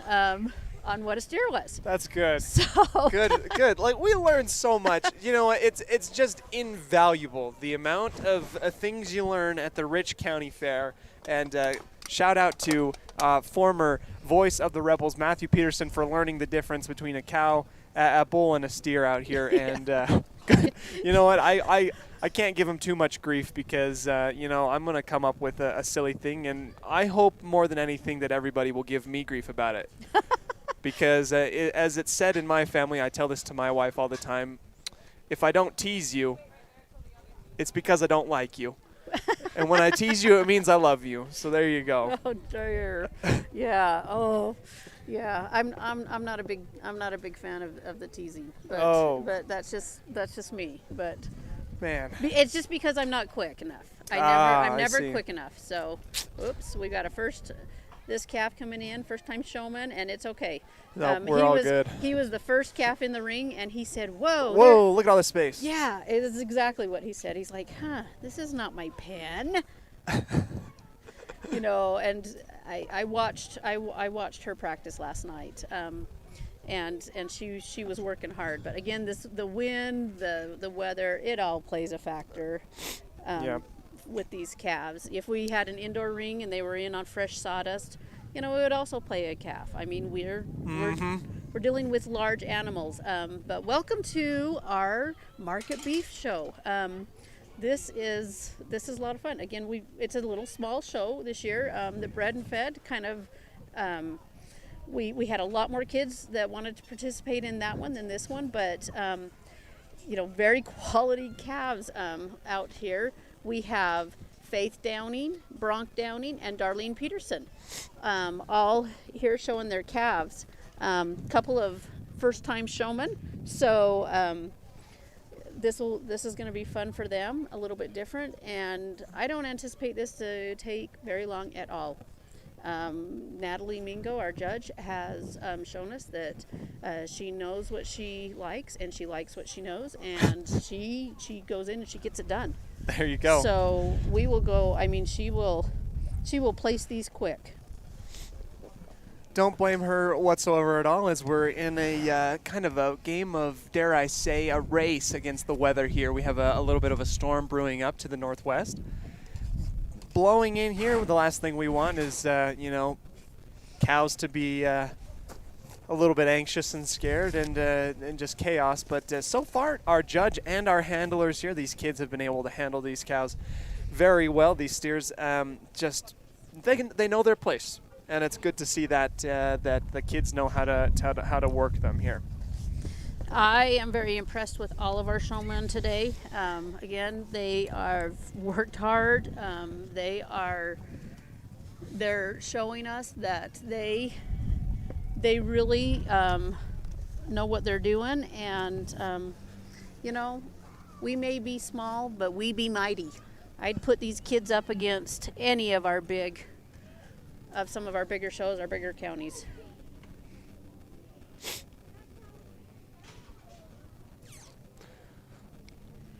Wouldn't be fun unless someone had a little bit of spunk, and this cow does here as we're showing them off, rolling them around the ring just a little bit. Congratulations to these kids. Thank you so much to our sponsors, both our belt buckle sponsors as well as our main sponsor here at Mike's Market, the one-stop shop here in Randolph, as well as Ace Hardware. Thank you to both of these sponsors, which make it possible for us to highlight these kids and to show off, well, currently right now, our beef, our market beef.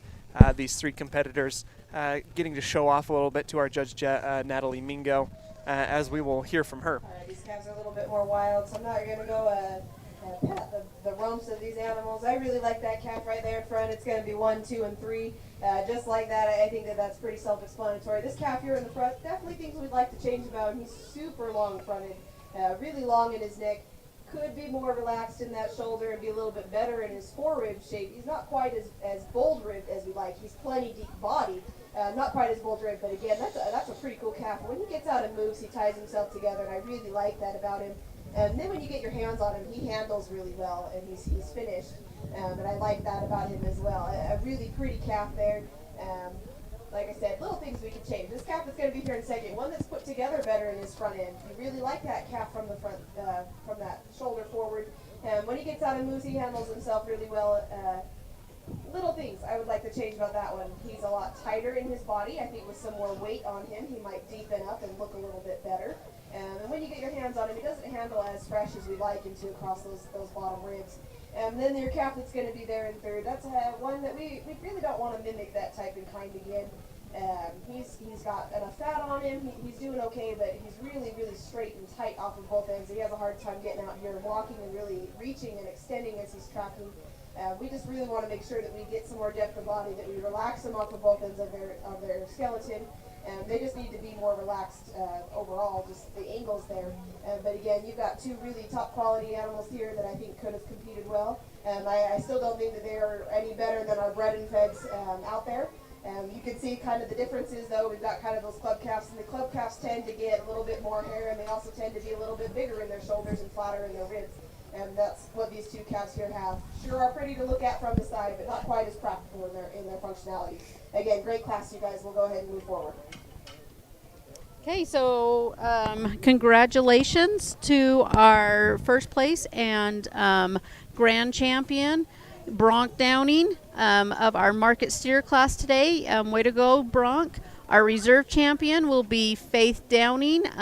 Way to go. And in third place in our market steer class, we have Darlene Peterson. Again, we're grateful for all of these kids. They've done a great job. Congratulations to them. And the judge was able to make her decision very quickly. And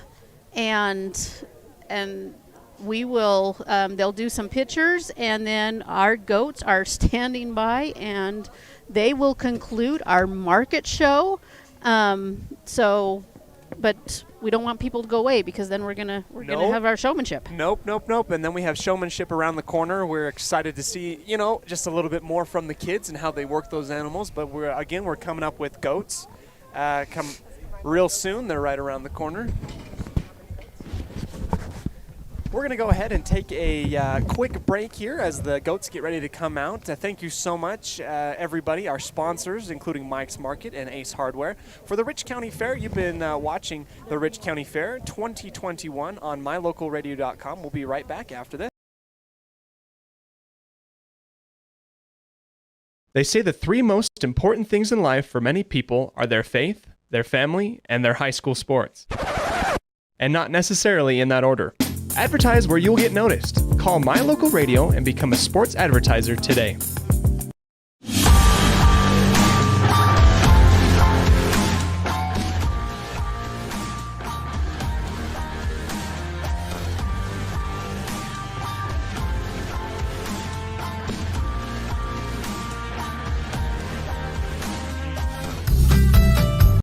As one of the region's most visited websites, MyLocalRadio.com is here to serve you.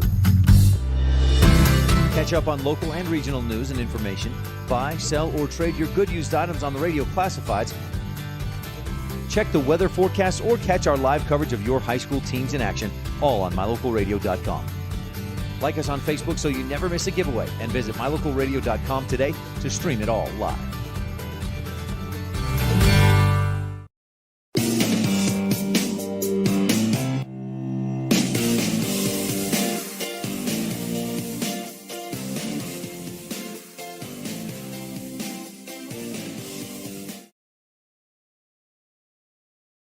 They say the three most important things in life for many people are their faith, their family, and their high school sports.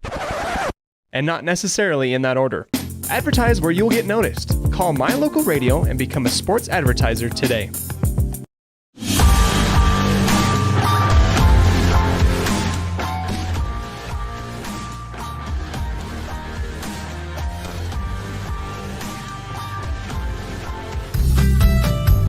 As one of the region's most visited websites, MyLocalRadio.com is here to serve you.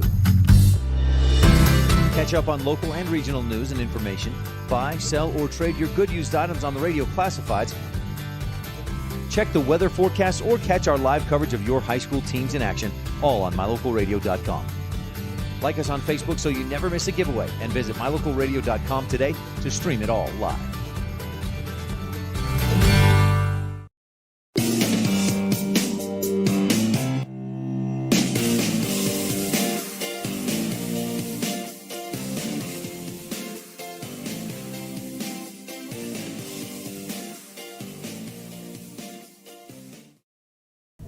Welcome back to the Rich County Fair 2021 as we get ready for our goats to come out and get judged by our wonderful judge who's able to come out here and give us a set of eyes that probably not a lot of people can do. Judge Natalie Mingo. As our goats get ready to come out, we are joined here, myself, Cody Olson, covering the Rich County Fair. Multiple areas of support, including a full-time Hall of Fame showman, Dylan, part-time cameraman, working out here real hard. What an absolute stud to be able to keep these animals pristine, picture perfect, getting the right angles. Irreplaceable. Thank you so much, Dylan, as well as Brandy, helping me kind of figure out more about showmanship in the Rich County Fair. Thanks so much to Colin Holtz for basically doing everything behind the scenes and holding my hand through the setup and teaching me so very, very much as these kids come out with get ready for goats to be strut around a little bit around the pen here. These kids are ready to show, and our judge Natalie, she's given them a little instruction on what she wants to see. She does a little bit of everything. She's running the gate. She's judging. She's doing it all. So we're grateful for her. We got a good group of kids this year.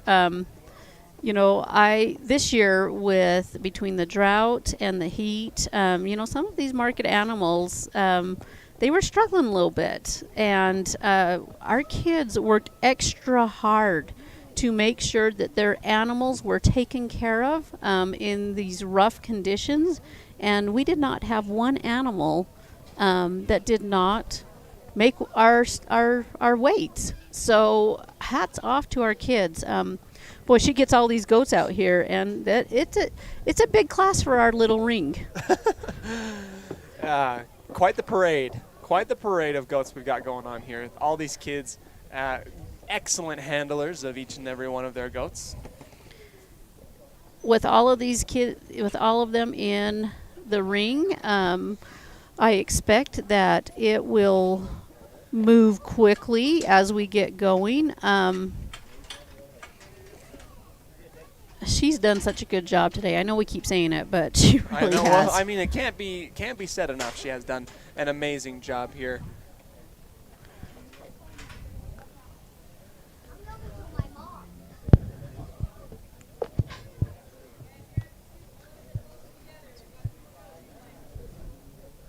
As our judge tells our showman to get close with your partner, so we Yep. can fit all these goats in here to see the wonderful qualities that they have. We've got Tiana Chandler, Darcy Bradshaw, Jadex Chandler, Carson Grohl, Whitley Payne, Carter Grohl, Traxon Chandler, Newly Cornea. Newly Cornea.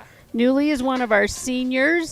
This kid, he has shown goats since the very beginning, and he's moving on to bigger and better things. But will carry the Rich County Fair spirit in his heart wherever he goes. Right? He absolutely will. We've also got Jaslyn Chandler, Jaden Grohl, Tylee Tingy, Ray Bradshaw, Tanner Nelson, Carson Nelson, Kate Nelson, and Sage Tingy bringing up the end. Our weights go from 69 pounds to 125. A little bit of a difference there. We do. We actually have a few that slipped over our top weight, but because they were doing really well this summer, they just took off. You'd be amazed when these goats come in for their first tagging. We tag the end of March and get a beginning weight on them. Most of these goats are so small that these kids could just pick them up and carry them in. Well, good news is, I don't know about you, Brandy, but I think that storm that we were worried about is going to pass us to the north a little ways. I think you're right. In fact, I'm looking to the south, and I see some blue sky. Man, knock on wood that we can keep this kind of going for us. There's some wood in the stands. Hopefully one of our audience members is thinking the exact same thing that we are. The knock on wood. We got blue skies up above us. Still a little bit windy. Completely honest, it's still a little cold. But great lighting and a great time for these kids to show at the Rich County Fair. These goats coming out. Brandy, thank you. We're getting a little bit of a ride by some of these goats, taking some of their kids for a ride, which is probably really, really fun. Not quite as fun now than it would be mutton busting at the fairgrounds later. Mike's Market and Ace Hardware are key sponsors that allow us to cover these kids and their accomplishments. Thank you so much to each of those sponsors. Mike's Market, the one-stop shop here in Randolph, and Ace Hardware. Ace is the place with the helpful hardware folk. And I got to be completely honest with you. Sitting here, I am overwhelmed with the amount of kindness, excitement, and just pure grit that is exuberated here from both the audience as well as the showmen here with their goats in the ring. Randolph is a special place, and I could not be more excited to be your voice of the Rich County Fair at this moment, covering these kids. We're going to go ahead and keep listening here. Hopefully we'll get some information from our judge, Natalie, as she continues to look around. There's quite a few goats in the ring right now, and you never have enough time to look at these goats and just the beauty that they have.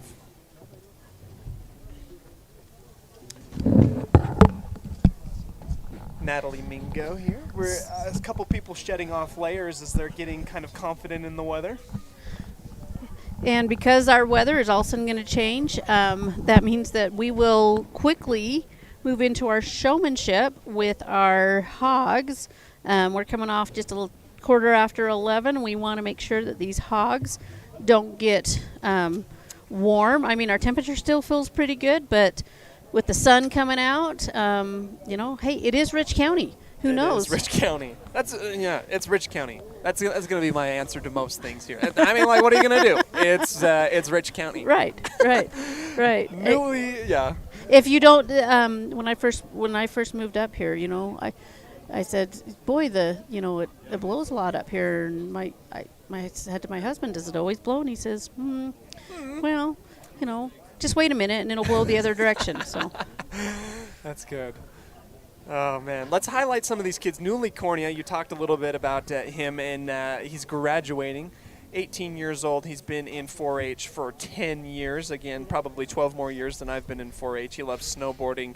He's got a market goat here named Steve. Good luck to Steve, as well as Newly. Darcy Bradshaw, parents Stacy and Millie Bradshaw, age 10 years old, going into 5th grade. Ooh, what I wouldn't give to go back to 5th grade. What a great time that was. Less problems, and maybe there were less problems, but my problems included like what I was going to use and eat for lunch instead of all other stuff. She loves playing and jumping on the trampoline here. She's got a goat out here named Daredevil. Congratulations and good luck to her.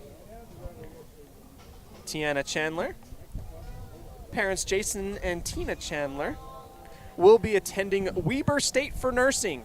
Congratulations to her, as she is graduating, has been in 4-H for 8 years, loves riding her horse Cupcake, being outdoors, baking, and learning more about nursing. I have no doubt in my mind Weber State is a great nursing school. right. And she's got a goat out there named Cricket. I'd want her to be my nurse. She has Absolutely. a very kind heart. That's good. Well, you definitely need to have a kind heart when you're going into nursing. That's right. That's right. My goodness. And we all know that the people of Rich County have the biggest hearts, so good for her for taking her talents to Weber State. JJ Chandler here, Jason and Tina Chandler going into his freshman year, been in 4-H for 4 years. Hobbies and interests, he's just got too many that he left it blank. And he's got a goat named Toby. Good luck to Jadex out there helping out, and good luck for his showmanship. Carson Grohl, son of Shauna and Justin Grohl. Going into 5th grade again. What a fantastic time. Loves football and roping. What more can there be? Good luck to him and his goat, Oreo. Oreo. You know what? Oreo. He looks like an Oreo. There you go. See if you can pick him out. Right there? No. Really? No, that's not him. He looks like a legitimate. Oh, Dylan found him. He looks like a. Oh, you might not be able to see him because I think the camera's blocking your view. Oh, that might be it. That might be it. Good name, Carson. Good name. That's I like a good it. one. Let's highlight Whitley Joe Payne, parents Taylor and Krista Payne. 5th grade, man. 5th grade, man. 5th grade, fantastic. Volleyball, crafting, and loves bunnies. Good luck to them and their goat, Jumpy. Carter Grohl, parents Justin and Shauna Grohl, age 13 years old. They love football. Yeah. Good luck to him and his goat, Brutus. Traxton Chandler, Jason and Tina Chandler. Jason and Tina must be very proud. They have many competitors out there. The Traxton loves football, wrestling, and machining, quote unquote. No, he's going to follow. And he wants to do the mechanicking. He wants There to you follow go. in his dad's footsteps. There you go. Loves hanging out with friends and technology. Good luck to him and his goat, Chester. For having a big class here, our judge Natalie Mingo, she knows what she wants. She's starting to separate them out. Honestly, in a bigger fair, this size class would be normal. Yeah. It looks a little overwhelming in our smaller ring. Yep. Good luck. Hopefully, and she's proven it time and time again, but our judge, Natalie Mingo, knows exactly what she wants. She's moving us along like clockwork. Let's go ahead and highlight Jaslyn Chandler, age 16, going into her junior year. Loves riding, running, wrestling, drawing. and loves raising hate and discontent with my friends. Wow. Congratulations to Jaslyn. Oh, classic. Good stuff. Good luck to her and her goat, Gus. Does Gus. it just say her friends and not her siblings? I guess not. Okay. Okay. Jaden Grohl, 18, has been graduated, loves ping pong. Good luck to him and his goat, Amos.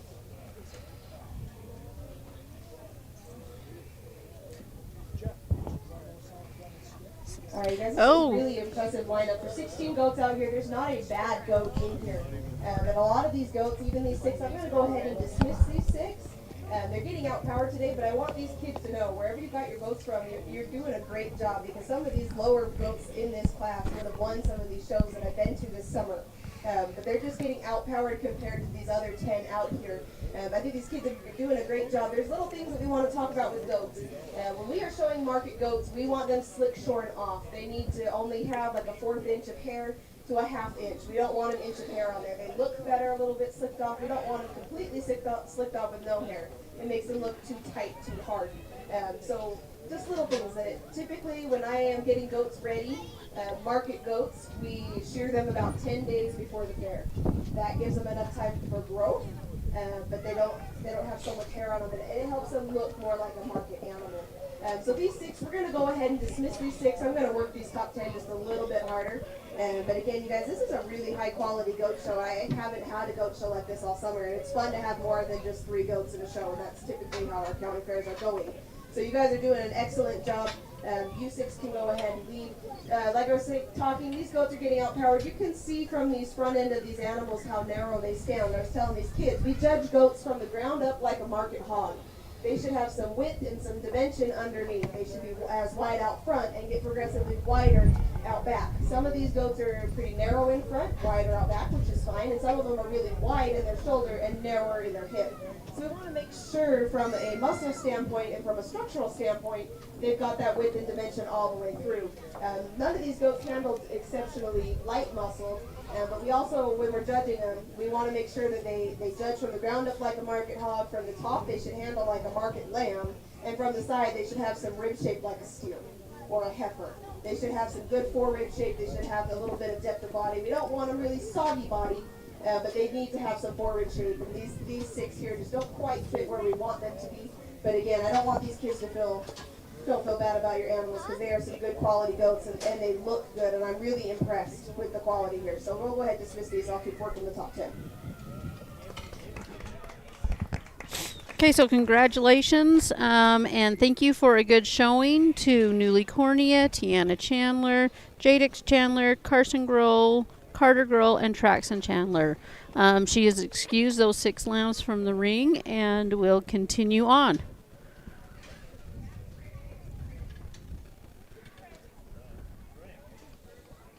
Round and round they go for another round around the pen. Gives some good work for our stud cameraman Dylan to do a tracking shot. What's a tracking shot? It's when you follow them around, like Oh, you're gotcha. tracking them Gotcha. through a frame. There you go. Glad we can share information. You can tell me the difference between a bull and a steer, and then I can tell you what a tracking shot I is. like so it. There you go. It's a great deal. I like deal. Rich County Fair 2021, thanks so much to Mike's Market and Ace Hardware, both in Garden City. Mike's the one-stop shop, and Ace is the place with the helpful hardware folk. We go along and we'll continue these last couple bios. This is Tylee, I believe. Tylee right? Tingy, yes. Tylee Tingy. Congratulations to Tylee Tingy. 16 years old, the sweet 16. She loves basketball and wake surfing. Good luck to her and her goat named Lloyd. Good callback to a really dumb movie. Oh, classic. Classic. Ray Bradshaw, parents Stacy and Millie Bradshaw, 13 years old, going into 8th grade. Drawing, writing stories, and biking. Good luck to Ray and Gillian. Tanner Nilsson, parents Brian and Tiffany Nilsson, going into senior year. Tanner spending time with friends and family, traveling, camping, working at the lake. Good luck to him and his goat Yogi. Along with Carson Nilsson. You know, little sibling rivalry there in the ring. And this is Carson's first year, so he's got big brother to look up to. Nice. First year. Brothers. He's got Brothers. two brothers in the ring. First year, of course, 4-H. Carson loves football, basketball, horses, and spending time with family. Who doesn't? I'd love to spend time with family. Good luck to Carson and Dusty as they go out there. Up next is Cade Nilsson, another sibling of the Nilssons. 13 years old, been in 4-H for 5 years, loves playing basketball, football, and spending time with family. Yeah, his brothers know what they like, and they share a lot in common, You I'm know sure. what? They do. They're fun. It's fun watching those brothers work together too. And finally, we'll wrap up with Sage Tingy. 18 years old, is going to college. Bigger and better things, right? She's off to college. Dixie is where she is headed, down Dixie. south. And again, one of our graduating seniors that we're going to highlight on Saturday, right before the auction. So we're, and we want to invite anyone who'd like to come to the auction. Come on down. If you're ready to put something in your freezer, we got plenty of options for that. Or if you're interested in just supporting the kids with a monetary donation, you know what? Those donations and those sponsors and those things, that is what is sending these kids to college and to some of these other, life adventures. These kids have been saving for 10 years, to do this, and they're able to fund a lot of their own college educations based on raising their livestock animals. Congratulations to Sage specifically. Down to Dixie she goes. Loves basketball, shopping, and being with her boyfriend. Well, that's not okay. Right. She's too young. Good luck to her and her goat, the greatest of all time. And G-O-A-T. P.S. Her dad did not know that's what her bio card said, and heard across the ring as we announced that. So sorry, Dad. Sorry, Dad, and sorry, Sage, for exposing you. I just read what's written on the card. So. And Sage heard her name standing in the ring and does good. not realize. Oh, good. Well, she may get locked in the ring at the end of this, and and she just added a few more gray hairs I think to her dad's head. I but- think I can pen that in. Interest in hobbies. I'll just add adding stress to Dad on there for you. that's a good addition. Yeah, but I mean, which child doesn't do that to Dad, right? Well, or mom. Yeah. Yeah. Hey, so we're really lucky to have some great sponsors for our market goat buckles. We've got Backwoods RV Rentals. They are out of over Fish Haven, right there on the border, and they're one of our new sponsors this year. So thank you, Backwoods RV Rentals, for sponsoring our Grand Champion Market Goat Buckle. Our Reserve Champion Market Goat Buckle is going to be sponsored by Dot Bar Ranch. So thanks to Dot Bar Ranch for sponsoring that buckle. Again, we are so grateful for our buckle sponsors. The kids just absolutely are thrilled when, they work hard and win a buckle. And I'm not going to lie. I would like to win some of these buckles. I would too. I gotta add some to my my wardrobe here. Did I show you what our buckles look like? No. Okay, Cody, here's our buckles. Oh my goodness. Here Are we you go. ready? Oh. Look at that. That's pretty. Isn't that a sharp buckle? That's a sharp buckle. You flash that everywhere around town, don't you? Absolutely. Absolutely. Get you some mad street cred here in Randolph. That's right. That's right. Dylan, did you roll your eyes? Dylan? She is really moving through these goats now, and that is great. But wow, this is really fun. That is a really nice set of goats that she has pulled to the front. So she's making a move. Well, she made it very clear that this was a strong class of goats coming out, and no goat out there is a slouch. Even when she was talking about just our couple that got dismissed, she made very clear that none of these were slacking behind in hardly any way. Congratulations to these kids. I'm excited to see who's going to come out on top. Pretty impressive lineup here. You guys, these are good goats, and some of these are getting a little too big. We're trying to get our market goats. Okay, microphone's on. Can you hear me, or is it being weird? Okay. I just want to say that for market goats, 120 pounds is a little too big.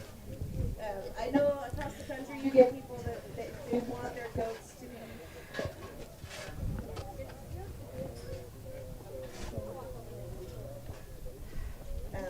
You get across the country and they're going to say, 120 pounds is where they want them to be. If you see market goats on the rail, like when we butcher them, when they are 120 pounds, they are typically too fat. We don't want them fat. And there's little things that you could do. I think that all of these goats up here, they're all good goats, and I like all of them. They've all got plenty of muscle. There's just some that are getting overly big, they're getting more mature. They're not looking so much like our market goats, and that's going to be your 10th, 9th, and 8th place goats there are the ones that had a lot of potential. They're just getting too big. They're getting too mature. They've lost their youthfulness. They're starting to look more like, the mature does or whatever. We want to make sure that we keep them a little bit leaner. And there's lots of things you can do with exercise regimen to make sure that they keep that muscle tone to them. So we just want to make sure that they're a little lighter. Again, you guys, these are good goats, and I'm really impressed with all the balance of these goats from the side, because there's not really a bad goat out here. There's little things that we'd like to fix, but boy, I haven't seen a lineup of goats like this in years. So this is really fun for me as a judge to be able to come out and pick some quality. You guys have done a great job. Your 6th place in class, this is another goat. You get your hands on him, and you really have to appreciate that goat. He's not quite as powerful from his loin across down through his lower leg. We really like his rack shape. He's just not quite, like I said, he's not as powerful from the back 2/3 as we'd like him to be. Balanced from the side where he's pretty, and when he gets out and walks, you really have to appreciate how he walks.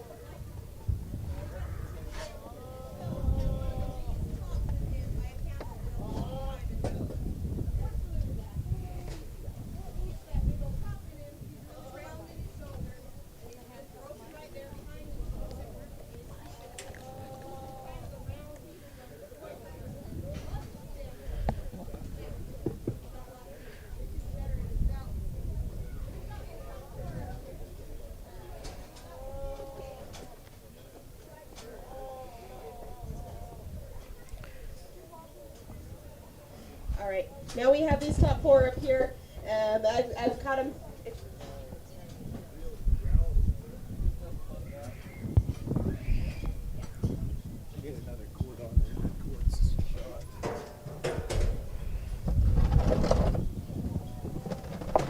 Make them sweat a little bit. I'll talk each 4 of those goats. We've got this goat here on this far end towards my left, our left. I think that goat has a lot of good pieces to him. Unfortunately, when he's standing there, it's hard. This is where showmanship comes into play. When you have big classes like this, you need to be able to have a good look at all times. And that goat doesn't really give you a very good look. We want to make sure that they stay down in their top lines, that they have a strong top line, they're not broaching there across their loinage. And I think that goat, if he were put together just a little bit better, he would look better. He looks great on the move. When he's standing there, it's rare to get a really good look at that goat. You get your hands on him, though, and he's got a big old massive rack to him. You really like his loinage. I think that he's put together very well when he's moving. When he's standing there, not so much. The young man right in front of her, boy, I think that's a pretty impressive goat. Is he the most stylish out here? No. But again, that's a goat that's put together well. He could be a little bit taller fronted or a little bit longer necked, but I think that's being pretty critical of him. And another one that you get your hands on him, and that goat's pretty massive across his top and his loin edge. And from behind, that's one of the widest standing ones. He's genuinely wide from behind, and I like that about him. Then these next two goats here, you could give or take these, and again, they're not cooperating well. This is showmanship, you guys. Showmanship comes into play. I try to tell all my kids this. The more effort, the more you work into it. You can win showmanship with the worst animal on the show if you have put the time into it. This little goat here, boy, I think he's pretty stylish. He's pretty cool. He's really long-bodied. He's really long-fronted. He's got a pretty good hip on him. You get your hands on him, he feels fairly good. There's just little things like if he were to stand a little better, he's going to look a little better. He likes to roach in that top. That can come down to these little things if he's going to stand on a rack or something. He just doesn't want to stand there. But when he gets up there and he gets braced, he looks really impressive. I really like that about him. Then you've got this young man's goat right there in the front, another one that I think that this one just is better in his rib shape. He's better through his front end and he's better out of his hip. And when you get your hands on him, he's massive. Big old top on him, big old rack on him. And I really like that about him. I think that he's pretty powerful. I think that we've got a really nice lineup here. And any judge, any of these goats at a different show or a different date could have won some of these shows I've been to all summer. So this is great, you guys. I will go out and take the hand of your ground and reserve it.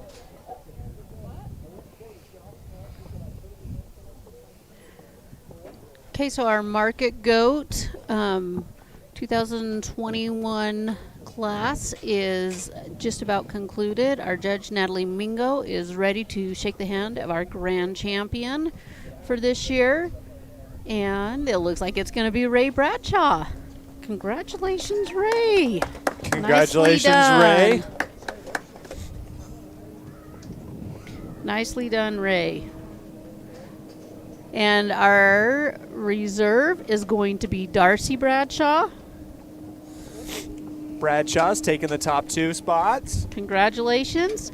Another sibling duo in the top. How about that? Oh, you love to see it. Absolutely. Looks like our third place goat is going to be Tanner Nelson. Congratulations. And our fourth is Whitley Payne. Really impressive lineup here, you guys, and I think you could switch this top 3 around any way you like. I just really like them that way, and I think these kids have done a great job feeding them out. Thank you, Natalie Mingo, for our judging. We just concluded our market shows. We're holding out on the weather. We will move into our showmanship shows. We'll just have a minute break while she takes some pictures, and then we'll move right into the hog showmanship. So our top 10 placers, again, grand champion, Ray Bradshaw. Congratulations, Ray. Reserve champion, Darcy Bradshaw. Coming in third, Tanner Nelson. Fourth, Whitley Payne. Fifth, Cade Nelson. Sixth, Jaden Grohl. Seventh, Carson Nelson. Eighth, Sage Tingy. 9th, Tylee Tingy, and 10th, Jaslyn Chandler. Congratulations to all of our market goat exhibitors, and I will turn the time back over to you, Cody, while we go get prepped for our showmanship. As we look forward to the showmanship, thank you so much, Brandy, for turning the time over. We'd like to go ahead and thank Mike's Market, the one-stop shop, and Ace Hardware, both located in Garden City. Ace is the place with the helpful hardware store. We're going to work our way into the showmanship rounds, and as the animals are kind of taken back, the swine, the pigs are coming back out onto the field, onto the pen, mixing up sports and showmanship here. We're very excited. We'll go ahead and take a quick break. Thank you so much for watching the Rich County Fair on mylocalradio.com. They say the 3 most important things in life for many people are their faith, their family, and their high school sports. And not necessarily in that order. Advertise where you'll get noticed. Call My Local Radio and become a sports advertiser today.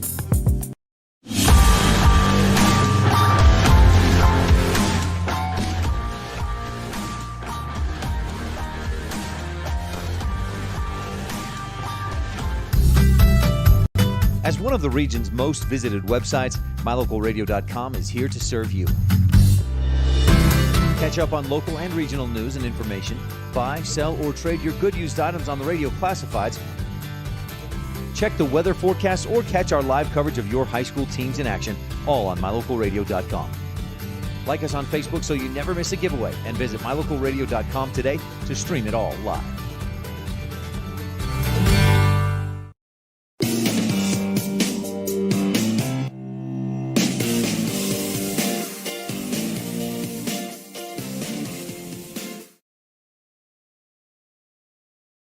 They say the three most important things in life for many people are their faith, their family, and their high school sports. And not necessarily in that order. Advertise where you'll get noticed. Call My Local Radio and become a sports advertiser today.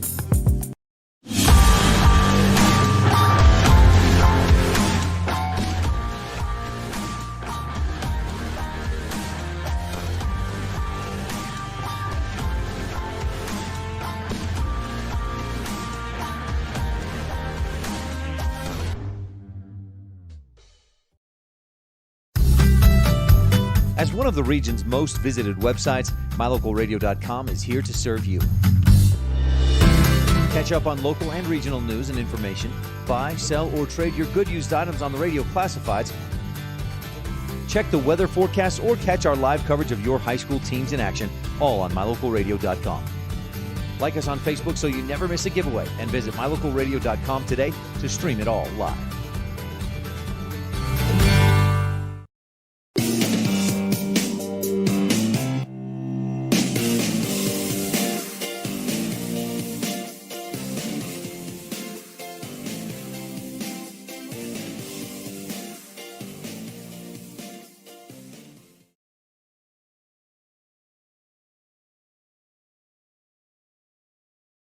They say the three most important things in life for many people are their faith, their family, and their high school sports.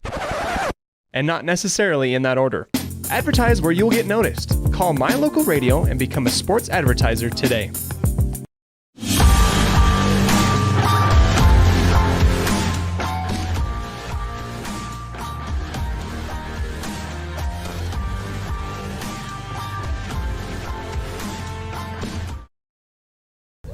Welcome back to the Rich County Fair 2021. Weather pending, we're still here. Excited to show off and get ready for the showmanship rounds here. We're just talking to Hall of Fame cameraman and showman, retired showman, Dylan, talking to me a little bit about lambs and pigs and getting all these animals ready and just how fun it is to have family and friends out here and working their animals, right, Dylan? Dylan giving me the head nod, and they're having to separate some pigs, perhaps one pig treading on the other pig's turf, not their area, something like that. Brandy coming back, and we're excited to go ahead and show off some of these pigs and showmanship round. We're looking, I'm not an expert, but dare I say the showmanship round is kind of looking for how they present the animal and, how they work the animal, just kind of the bond, the relationship. I could never be a judge of this kind of stuff, but I'm glad that we're here with Natalie Mingo, and she gives us an expert's eye view onto how these animals are taken care of and showed. We're still getting ready out here in at the Rich County Fair in Randolph, Utah.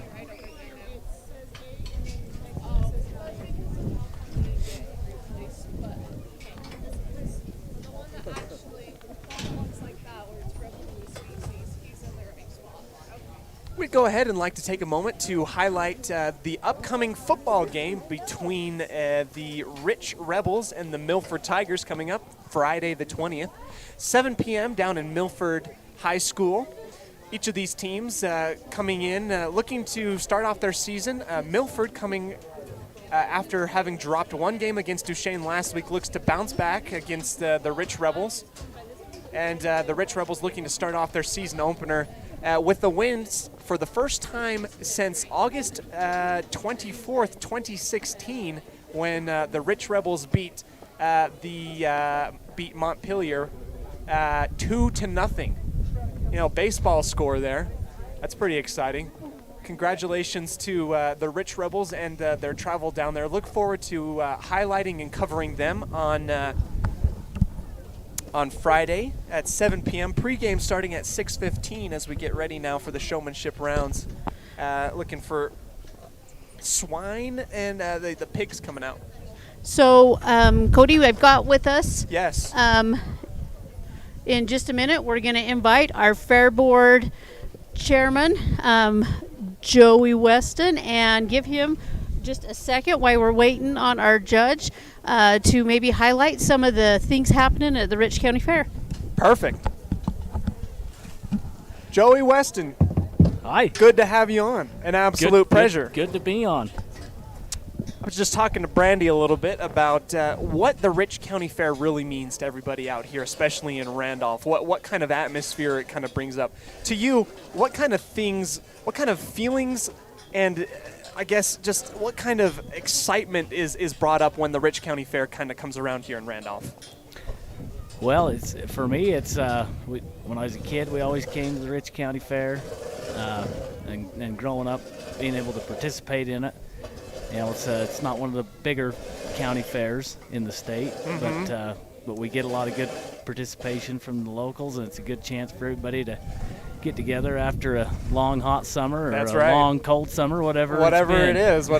I was telling Brandy, it's a special place that you can sit out here near about midday, but still see your breath in the middle of August. Yeah. So yeah, I was talking to my dad yesterday, and I says, I swear I remember one year when I was a kid it snowed on us at the fair. Did I don't make doubt that up in my mind? He don't says, doubt no. that whatsoever. He said, no, that happened, yeah.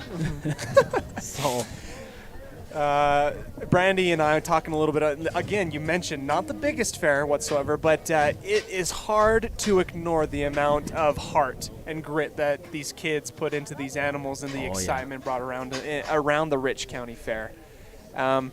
We're talking a little bit about community events specifically. What do you do for the Rich County Fair every year? well, this year I'm the chairman, fair board chairman, and in the past I've done anything from helping with the shoots at the rodeo to the Dutch oven cook-off or whatever I've been asked to do, which isn't normally much. Yeah, it hasn't been too much up until now, but well, from what I'm picking up, when you're helping out here, you do a little bit of everything, right? Yeah, whatever you're told to do. Someone says jump and you say how high and try and make it work, right? Well, my local radio is incredibly honored to be able to meet with you and to cover the Rich County Fair. We're going into the showmanship round. What kind of things, frankly, I'll be honest with you, I'm not a big in knowledge in terms of showing animals. What kind of things are our judge, Natalie Mingo, looking for when these kids bring these pigs out? Well, so I'm not real familiar with the rules and what they're looking for either. But for the pigs, it's more just they're not terribly too hands-on, but it's more just about presentation and how they present them and the squareness of their disposition and the conformation and the way that they help present that, positioning them in certain ways to help showcase the features that each individual animal has. You know, you claim to not necessarily have an expert view, but you have a lot more than myself, so it's good to have you here being able to talk to. I have probably -3 experience with county fair and showing animals, but we've been talking a little bit about these kids and how much hard work's been put into this, and what kind of challenges have these kids had to overcome, especially including we've had a drought and a little bit of a pandemic. What kind of stuff have they been having to overcome to get ready for the county fair so far? Well, I mean, these kids they have a busy schedule, most of them anyway. Yeah.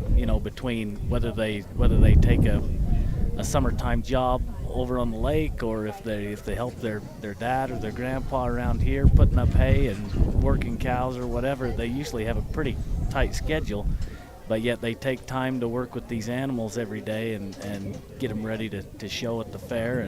And then you mentioned the drought. I mean, that puts a pinch on hay prices, and so it's for the steers especially. The drought brings a little bit of a hardship on getting these steers finished off, and we just appreciate these kids and their parents for making sure that they participated and the level at which they participated. We appreciate them. We appreciate these kids being able to come out, both myself, my local radio, Brandy, everybody involved here. Thank you so very much for giving us a little bit of an insight as to these pigs, and it's I'm telling you, it's priceless to have someone sit down and give us a little bit more direction and insight as to what you're doing here. I promise you, it's a lot more than what I'm able to give. Yeah. So, Okay. thank you. And I'll yeah, hand this back to you, but we do want to make sure we give a shout for a couple of things happening tonight. yes, We have absolutely. the Dutch oven cook-off at 4. Sign up at 4, and we have the steak dinner, which is $5 for a hamburger, $10 for a steak, over the pavilion at the park, and then that's at what is that, 6? Mhm. And then we have a concert at 7, There you go. and that's Bren Hill's coming to do the concert, and it's free to the public. So anybody listening, if you like Bren Hill, or if you don't even know, you're gonna like him. You're gonna like Promise it. you. Give it a chance. And he's having a local kid that's living and working here in Randolph named Caden Miner's going to open for him, and it's going to be good. So We're excited. Thanks so much. If you're anywhere near Randolph, go ahead and pick up on some of those things coming off. Thank you so very much for sitting with me and giving me some great Perfect. insight. Thank you. We look forward to doing all those activities with you. Thank you so very much. Thanks. Again, thank you so very much to everybody being able to help out. And with this Rich County Fair, it takes everybody to organize such things and to get these kids in a position to accomplish such great stuff. Showmanship now on with these pigs as the judge Natalie Mingo looks for how these pigs are handled. As we bring Brandy back with her headset on, she's able to kind of give us a little bit more as to who's out there and what's happening. Okay, so we've got our Class A of our senior division in here. So this is our just graduated 11th and 12th graders. We have Tiana Chandler, Sage Tingy, Chancey Bell, Chloe Negus, and Hannah Rex. So the way that we handle showmanship is that we bring in the seniors first, and then the intermediate classes, and then the juniors. So they're broke down by age division. And the reason that we do that is that these seniors should have more experience and be able to show these juniors kind of what they should be doing. You'll notice that we have some of our helpers with our pig boards standing by in case we get some hogs that decide that they want to get a little stinky with each other. But for the most part, they are not out there like with the market show. Showmanship is all about how these kids handle their pigs. You'll also notice that the judge is actually speaking individually to each one of our exhibitors. That also is a part of the showmanship. She could be visiting with them about possibly their feeding techniques, their exercise program, the breed of their hog. She could be asking them questions about anything. And we expect a lot out of these seniors, I'll tell you that. They're here to be an example. Seasoned vets out there trying to pass along that information that they've learned, right? Yes, that is absolutely the best way to describe it. And they do a great job. We have some really great senior showmen, and I'm not really I'm not biased about anything, but did you notice that we have all female showmen here? Now that you point it out, I am noticing that. Good job, ladies. Good job. job. Way to represent. These ladies know how to handle their pigs, and you can see by the way that they are strutting these pigs around that they know exactly what they're doing. These ladies are well seasoned and experts in their field of pig showmanship. That is exactly right, Cody. You nailed that. And you can really see also as they are going through this that as you watch them, they're watching the judge. They're paying attention to where that judge is, even as she's visiting with one of the other exhibitors, and they're noticing what's happening all around them. So it's a technique. It's something that they practice. It's something that they have to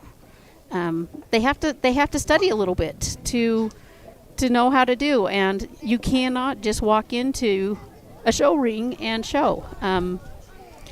We'll see what happens in some of the other shows, but sometimes with some of the other different animals, she may shake things up and have exhibitors trade animals. Some judges will do that, so that's kind of fun. But again, we're grateful for our judge Natalie Mingo and the time that she is spending with these youth. So when we first set up our show for this year, we followed the same format due to the way that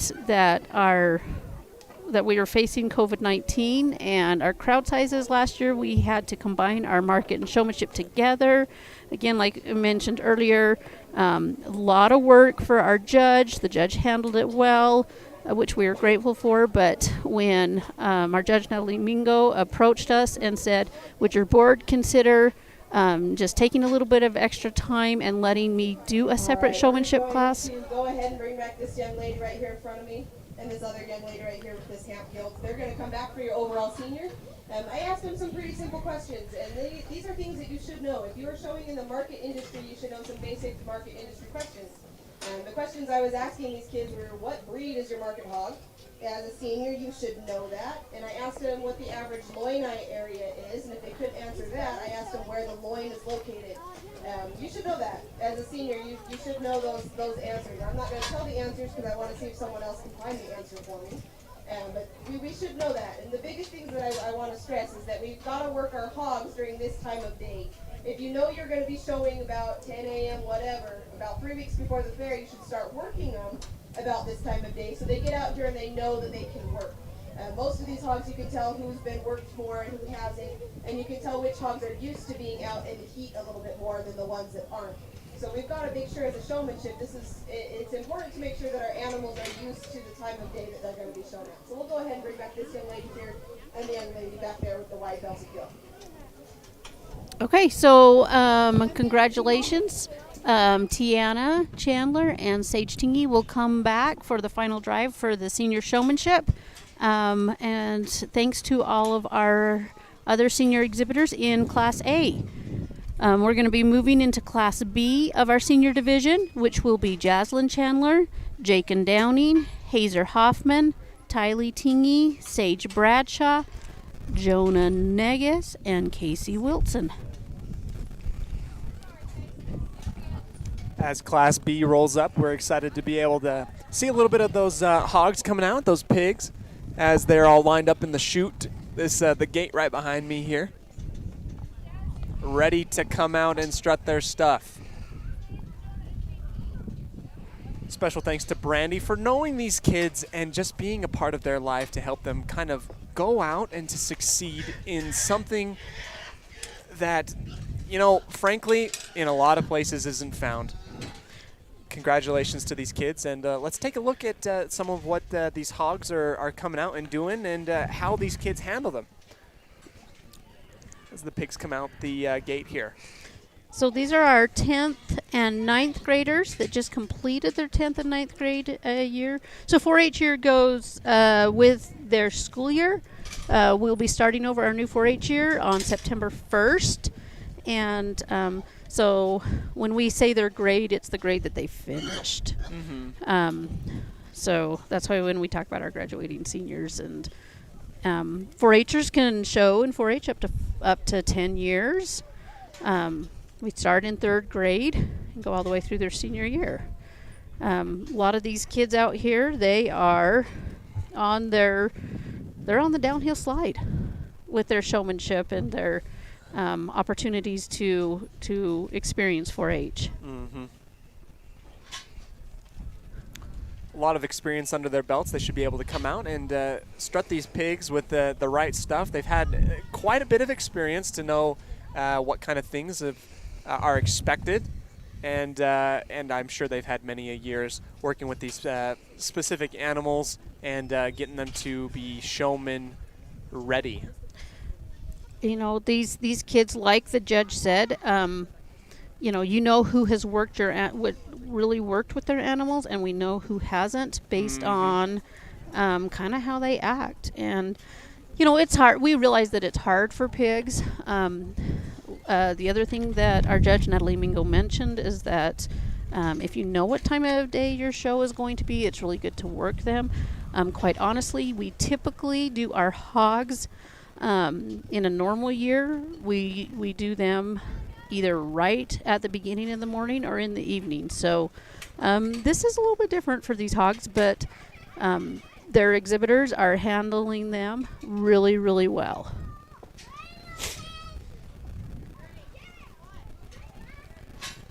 And I don't know if they can hear the wind, but it's a cold wind. It is cold.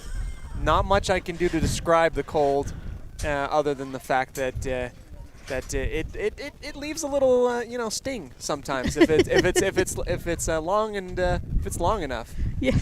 Do you know what? There's a lot of truth to that. Yeah. These kids out here they're champs, you know. Yes. I really truly thought I knew what cold was when I was out in Finland, but here in August, this is something different. This is good. And you grew up in Cache Valley? Yes, ma'am. Well, Cache Valley has cold. Cache Valley does have the cold. You'd think I would get used to it. You think I would learn. You think you would be like, oh yeah, I understand and I'm ready for it. No. Never ready for it. Well, I was raised on the other side of the mountain from Cache Valley and Box Elder, and I always thought Cache Valley was the cold place. There you go. And now look at us both. Yeah. Learning what true cold really is. It's true. I mean, I thought when I was in college that there was nothing colder than having to park at the bottom of Old Main, and you hit the top of Old Main and that wind about knocked you down. You know what? Those memories are as recent as a year ago for me. So. That'll knock you over, the wind coming out of the canyon there. Absolutely. Oh my goodness. But I'm going to confess that is nothing like walking to your car from work in Rich County in January. I can only imagine at this point, but I'm going to get able to experience it firsthand, Brandy, when the time comes. Well, so. I had kids that played football before I finished raising them. I had a few playing football, and Cody, I guarantee you'll have some cold football games. Oh, good. Let me get my winter coat going. That's all I need. Little advice for you. Yeah. Buddy heaters are your friend. Okay. All right. You can fire them up and put them right down by your toes, and that'll get you through a lot of games. There you go. Need to write that down. Nothing's a better teacher than experience in sitting in the cold, though, Brandy. That's true. That's true.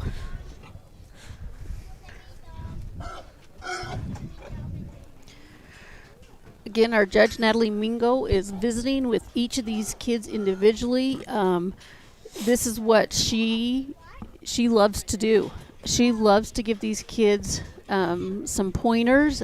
She has been watching them, and for a judge to take the time to visit with these kids, to give them ideas, and it really is, it's invaluable. I mean, these kids will remember this. They remember the judges that take the time to do that. It's the atmosphere of a lasting impact of memories here. Yes. And I can even experience that from sitting right here in the announcer's chair. I can only imagine what it's like just over there in the pen, just a couple feet away. You know what I mean? Well, and it really is a it is a neat opportunity for them to be able to visit with her. These kids are doing a good job. The pigs are starting to ball up in the corner a little bit. They're getting a little tired. they know that corner is the place to go home. Exactly. Right? That's exactly what they know. So they're going to try to spread them out a little bit, but they're starting to give out on them a little bit. These pigs are they're not used to being shown 2 times in one day. Yeah. So they are a little tired, and like I said, they know that there is something on the other side of that gate. A well-deserved nap. Warm place to lay down. Yep. Probably some fresh shavings, nice little bowl of grain. They may be thinking of grain, but all I've been thinking about since the market beef came out is how good a stew would be. Just a nice Oh. little roast, just warm. That's what I'm looking for. Well, are you guys going to stick around for the Dutch oven I cook-off? think I would hope so. Okay. Well, and there's also the steak fry tonight. So I'm hoping that the weather holds out for our concert tonight. That would be wonderful. It would be wonderful. We have a local opening for our main act tonight, from what I was told just a second ago. So Yeah. it's exciting. Yeah, that is exciting. You know, from the way I understood the story, Mr. Bren Hill, when they talked about, they invited him to come, his comment was, "You betcha, I'm happy to come back to Rich County, Oof. but only if Caden Miner opens for me." Wow. So that says a lot about Caden Miner. So Congratulations to him for being able to, pull some strings and Yeah. make a lasting impression. Yeah. I'm excited to hear from him. I'm excited to hear from everybody, really. yeah.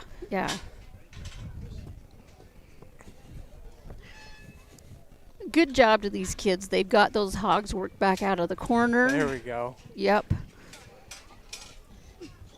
And as our judge, Natalie Mingo, makes her way around the ring, visiting with each of these kids, so that they can discuss some showmanship techniques. We're moving right along.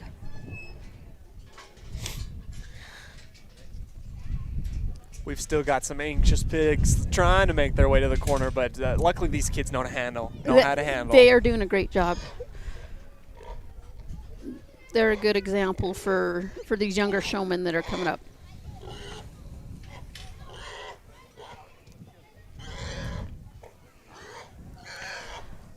So while we've got a second, Yeah. how about if we give a big thank you to our buckle sponsors. Let's do that. Our buckle sponsors for our senior grand champion showman will be Wilson Ranch. We're grateful to Wilson Ranch for always being willing to step up and help support our exhibitors and our program. The senior hog reserve showman. That buckle is sponsored by 3 of our businesses over in Garden City: Bear Lake Pizza, the Chocolate Bear, and Merlin's. Thank you so much for sponsoring us this year. We've got a lot of new sponsors, and so if you're over on the Garden City side of Rich County, be sure and stop and tell some of these businesses thank you for offering their support to the Rich County Fair and the Junior Livestock Program. So Bear Lake Pizza, the Chocolate Bear, and Merlin's will be sponsoring our Senior Hog Reserve Showman Buckle. And again, thank you to Wilson Ranch for sponsoring our Senior Hog Grand Showman. Thank you so much to those sponsors. Not only them, but we'd like to thank Mike's Market and Dan's Ace Hardware, both located in Garden City, to be just the sponsors to help us take these kids to the next level in coverage and being able to highlight some of their accomplishments, their feats that they've really tackled with these animals. And it would not be possible without either Mike's Market or Ace Hardware. Thank you so much to them. As we've been out here with these pigs for a while, I can only imagine that our judge Natalie Mingo is really taking some deep thought as to where each of these pigs will be placed, as well as their showmen, their accompanying showman. Yes. That one kind of tied up my tongue a little bit. Yeah, it was a little bit of a trip over that one. Where the camera is placed and your crowd microphone probably picks up a little bit of the excitement in the corner. We had a few pigs that were on standby that decided that they didn't like each other. One thing about pigs is that when they don't like each other, They really don't like each other. and they let you know it. Oh yeah, they're not shy. No. Not shy. No, but You know, just shout out to you and your crew, and Well, to thank you. to Julie at My Local Radio. We appreciate you guys so much. You know, we had sponsors, or not sponsors, but watchers from all over the place last year, even out of the country. Wow. We had some family members that were able to watch their family participate because of you guys and being here and supporting our kids. So thank you, thank you, thank you. Anything that we can do to take these stars here in at the Rich County Fair. These kids deserve to be broadcast all over the world, to have their families look at them. And thanks so much to mylocalradio.com for making that possible, and for putting on the show here at the Rich County Fair. Brandy, thank you so very much. Well, again, we are great. We're very, very grateful for you guys. As we've gathered down to the corner again, it's a familiar sight. These pigs are They're ready to go they're ready home. to go home. Well, bless their little souls. Yeah. You know, can you blame them? Nope, can't blame it at all. You know, our dads and leaders out here with the pig boards, they're getting their work out too. Oh yeah, that's the good stuff. You know, you take a couple of, hogs that Really have an idea set on a destination, and and they put a little bit of weight behind it. Oh, you yeah. know, it makes for some excitement. It looks like Natalie's getting close here to just choosing who will be in the final drive.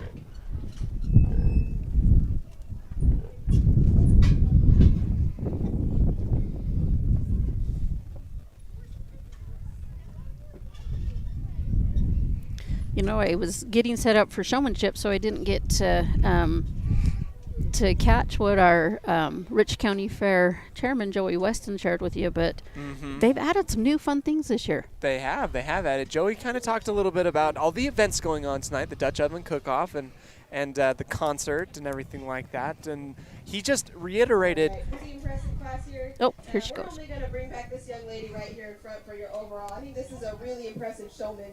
Really like the way that she's showing. Every time I turn my back, she's always there, or she's really close to being there. She doesn't have to whip that hog very hard. She doesn't really have to fight with him. And this is something as an industry we're trying to do. They look better when we drive them with their heads up. It extends their spine. It helps them look really tall-chested. It helps them look a lot better. This is what we're trying to do, and I think this young lady's doing an exceptionally good job doing that. She's one of the only showmen out here that's been able to get her hog to do that. And you can tell that she's worked her animal because he does what she says. With that little whip she's got, she's able to completely direct him where he needs to go without fighting him. I really like that about her. So we'll go ahead and bring her back. These other showmen, there's just a couple out here that I really wish their hogs were behaving better. This young lady over here that just got handed the ribbon, when she first came in, I had her out here to come back. Unfortunately, her partner today is not working for her anymore. She's done. She doesn't want to drive anymore. She doesn't want to cooperate anymore. And that's part of showmanship. Is a partnership. It's a team effort. And her teammate, unfortunately, is done. I was telling some of the other kids, I've already said this, we've got to work them harder and longer. We've got to work them about this time of day when you know whatever time you know your fair show is going to be at, so they can get out here and they can work.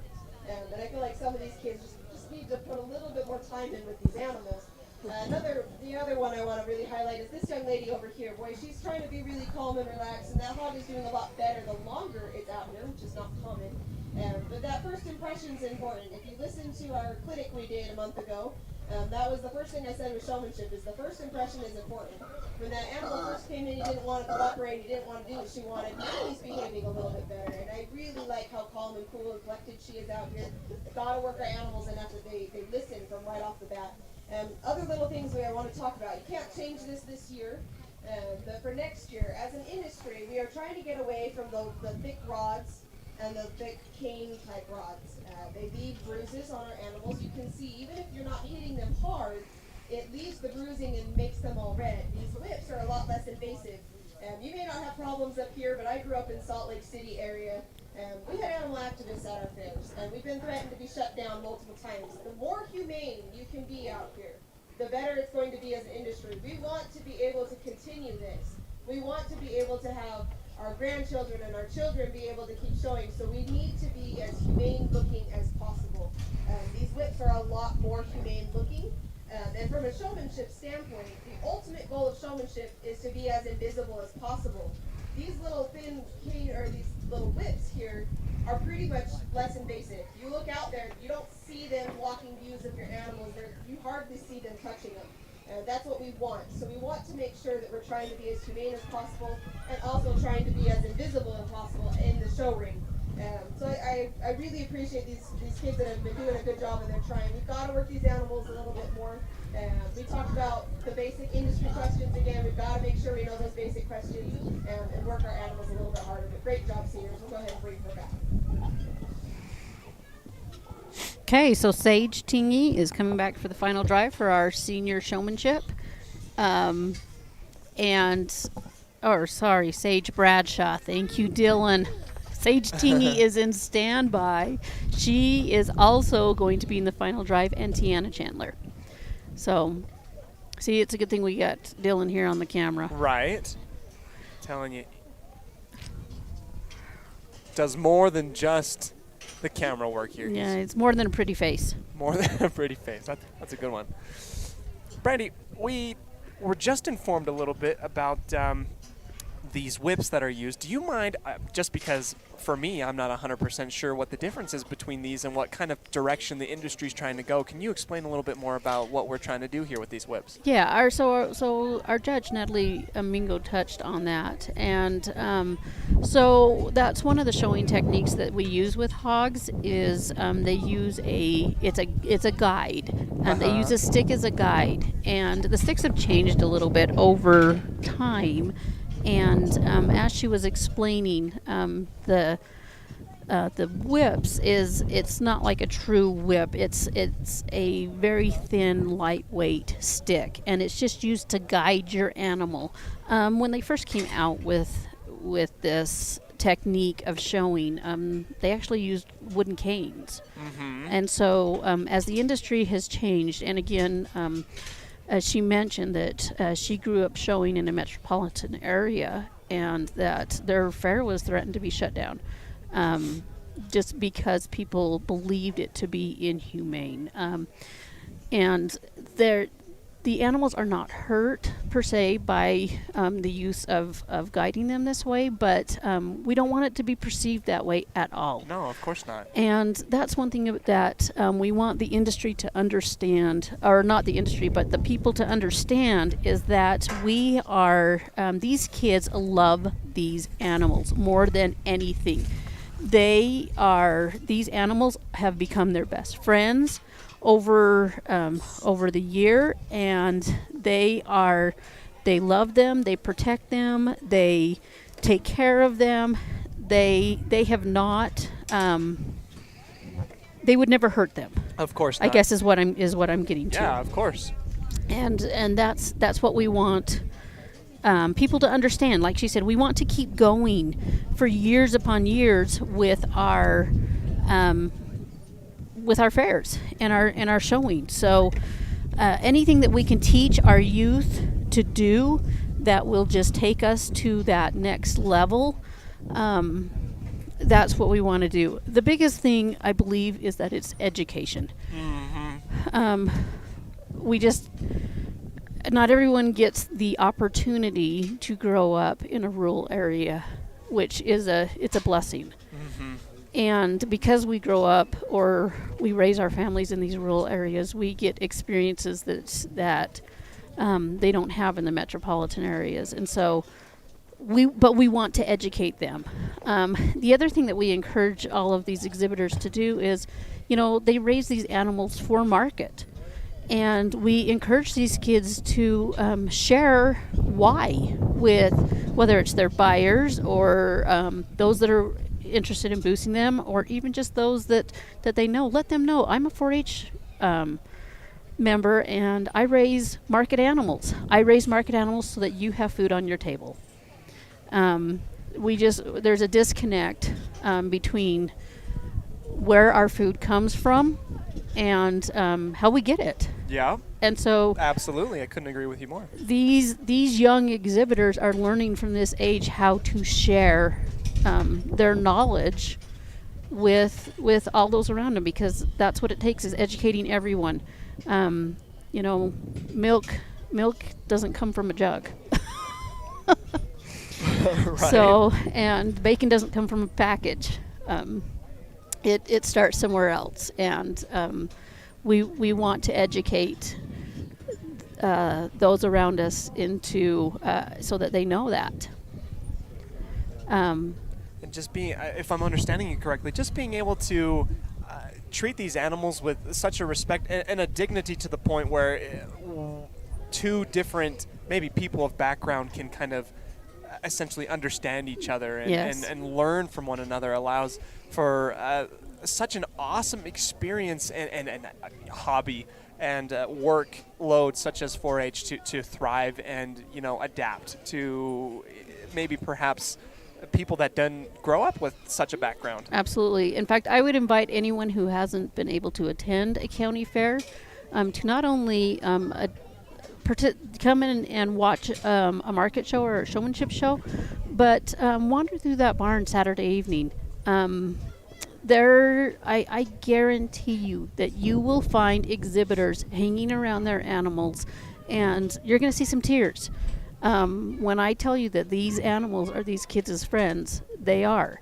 And it is not uncommon for some tears to be shed when they know Saturday night that is the last time. Off, yeah. Yeah, that's the last time that they'll handle them and they'll change ownership. So, and it's because they love their animals. Even when you have an animal that does not work with you and you're as frustrated as can be, at the end of the day, you still, you've worked so much with that animal that you have a love for it. Absolutely. I think it carries over. I guess if it were a more understandable comparison, just because your dog doesn't come back when you call it stupid after running down the street, that doesn't mean you don't love it any less. Absolutely. That's for sure. Absolutely. But again, one of the hardest things for We've got three really impressive showmen out here. I think they deserve a round of applause.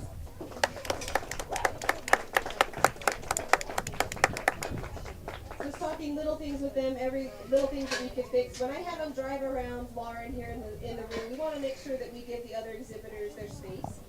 That's kind of their time to shine. So we want to make sure we have enough control of our animals to keep them out of the way. And that's where your young lady right there, boy. She's going to be your third today. I love the way that she shows out here. I love her intensity. Unfortunately, her guilt's being a little bit more obnoxious. She's not wanting to drive as well. She's a little bit more rambunctious out here. We want to make sure that they're nice and calm and cool in the show ring. I think the young lady's done a really great job trying to keep her cool, and she's been able to control that animal. She's just not working as well as we'd like her to be.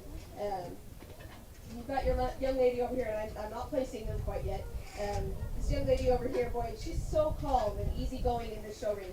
Maybe not the fastest to drive in front. It sometimes takes her a while, but that hog trusts her and goes where she wants it to go. And I think that that's really important as a showman. We don't want to be really aggressive with them. We want to be calm and cool. We want them to drive across the ring fairly easygoing. They look better, all animals look better at a slower pace than a jog. And I think that she does a great job with that guilt, just getting her out there and just being nice and cool and collected. We talk little things as well. We like the whip look, but if it's hot pink on the end, it's very distracting as a judge. You look over and you're seeing something hot pink waving in the side of your peripheral vision. We want to make sure that we're trying to be as invisible as possible as a showman. So just little things that we can fix. And then we have this young lady here in the front. I've already talked to her a lot. Boy, I think she does an exceptionally good job. Like I said, we're trying as an industry to get them to drive with their heads up. You see this guilt drive with her head up and how much better she looks. So little things we can do. This will help our hogs, and as a showman, we've got to stay up to date on the industry and on the times that we're doing. And I think this young lady's done a really great job. So I'll go out and shake the hand of your Grand Reserve now.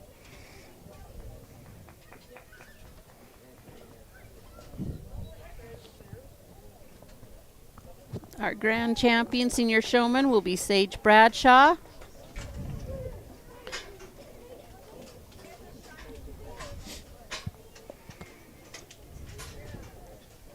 Our reserve champion will be Tiana Chandler. Congratulations, ladies. We are grateful for the hard work that you have put into your hogs. Wonderful examples of showmen, and again, Something else I just want to say, this young lady here with this white gilt has been out here the longest out of all of them, and that gilt still drives her. This is what I'm talking about, working on the nut. You can have the talent to be a national showman, but if you put the time into it, you can do lots of things. You can go far with it. She's done a great job. You can tell this animal trusts her and that she's worked it enough. That's the kind of showman that we want to take all over the country to show for us. So great job. Congratulations, Sage. That is high praise from our judge. Excellent example, and I'll tell you something, Cody. I look at these older showmen, and these ones in these final drives. When I say you can drive down the road and you see kids out walking animals, and you can see kids out walking pigs, they're walking their pigs literally down the road. Right? They're not, and that is an unleashed pig. It's not. Yeah. I mean, they have taught them how to drive. You saw an example of that here in this senior showman class, and they can take them into any open area and drive those pigs because they have worked with them. And again, our judge Natalie Mingo brought up the trust that that some of them have in their owners or exhibitors, and so that's a good example of hard work by our showmen also. So congratulations to our senior showman, Sage Tingy, and our reserve showman in the senior division, Margaret Hogg, Tiana Chandler. Thank you to our sponsors, the Senior Grand Showman Buckle, Wilton Ranch, and the reserve Senior Showman Buckle for our hog class was Bear Lake Pizza, the Chocolate Bear, and Merlin's. Not only praise from our judges, but also praise from both Brandy and I. Congratulations to these kids for knowing how to handle their hogs and putting in the time and teaching the discipline to these animals to show. It's wonderful to see these kids come out with such confidence and drive, getting these pigs to go places. And you can definitely tell which kids and which youth have put in the effort to get to know their animal and to work with them. A bond that is deep is shown between both the showman and their animal when walking around. And congratulations again. Thank you so much to our judge, Natalie Mingo. And again, our sponsors, we'd like to go ahead and say thank you to Mike's Market, the one-stop shop located in Garden City, as well as Dan's Ace Hardware. Both of these sponsors, without them, it would be almost impossible for us to cover these kids and the accomplishments that they have shown. And we're so grateful for these sponsors. And overall, it's just been so fun. So fun to see everything just work in tandem and like clockwork with these animals. And congratulations to the youth out here performing. You know, I have a shout out for our Bear Country 4-H club. This is a club of members that consist of youth living in Garden City and Lake Town. They took it upon themselves to go out and find us some additional buckle sponsors. And they filled almost all of our buckle spots by these kids going out and sharing with these businesses what they do in 4-H. Like we were just talking about, they talked about the industry and their animals and why they show. And so shout out Bear Country 4-H Club for going above and beyond to help us fill some buckle sponsorship this year. And of course the businesses that actually sponsored. We are very grateful for them also. Of course. You know, again, a little ball up over here in the corner. Yep, and yep. You know, we didn't, and I didn't,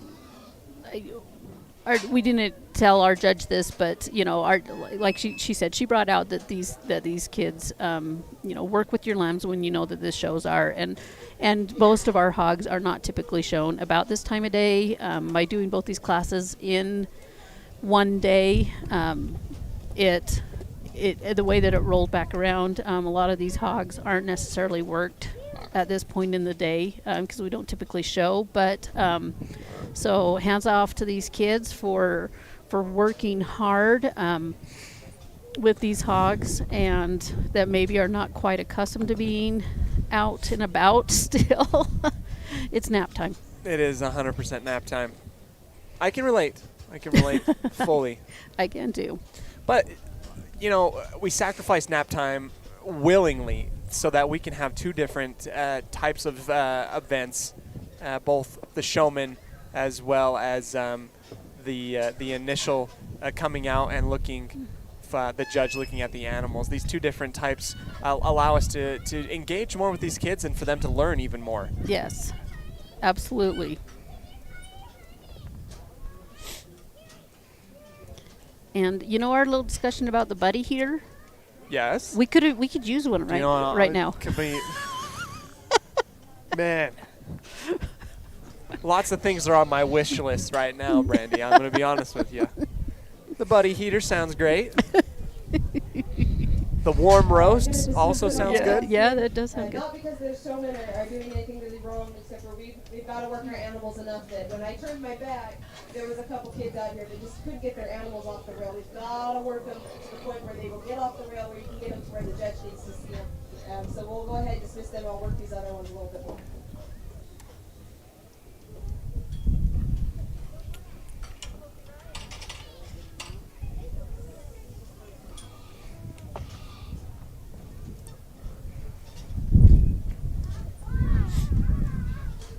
Sometimes it's just, you don't really need the commentary, you just need the visuals of what's going on in the pen, right. You know what I mean? Right. It almost feels as though it's a disservice sometimes to talk over. It's just kind of fun to,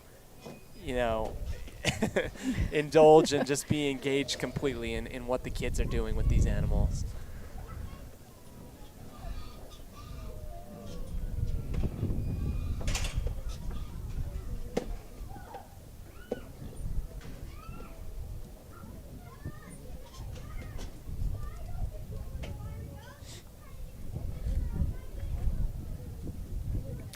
Obviously, behind these kids, we have a couple banners of previous winners and the sponsors that allow us to kind of continue on in doing this. Congratulations, not only to the winners and to the animals of this year, but also of years past, in creating a tradition that we can come out and cover such an amazing event and bring an atmosphere of excitement and just pure joy in working with animals and discipline in everything that 4-H and the Rich County Fair tries to encompass.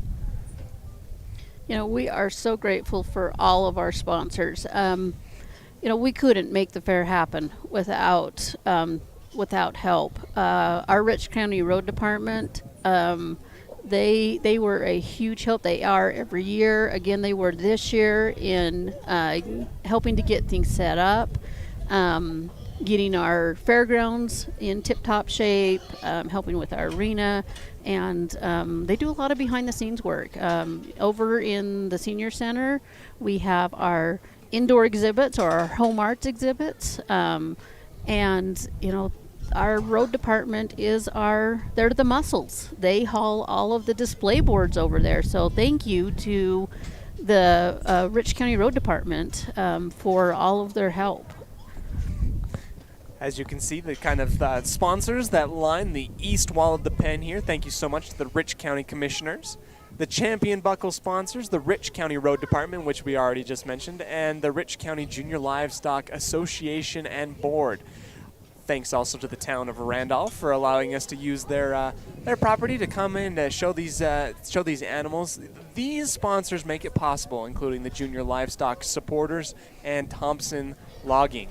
Thank you so much to these sponsors individually for allowing us to come out and show these animals and give us the proper coverage that these kids deserve. Absolutely. We really are grateful for them. Thompson Logging has been a wonderful 4-H supporter since they came to Rich County. They provide all of our shavings that we use for the pens, and all of our animals are there in comfort and happy little campers with fresh shaving. There's enough that these kids change the shavings out every day and to take care of their animals while they are here at the fair. And we thank Thompson Logging for that. You know, they also was a great sponsor of we have a growing horse program and a growing dog program, and they sponsored some supplies for us to build some things for our horse club and our dog club this year. So we really appreciate Thompson Logging and the support that they give the 4-H program.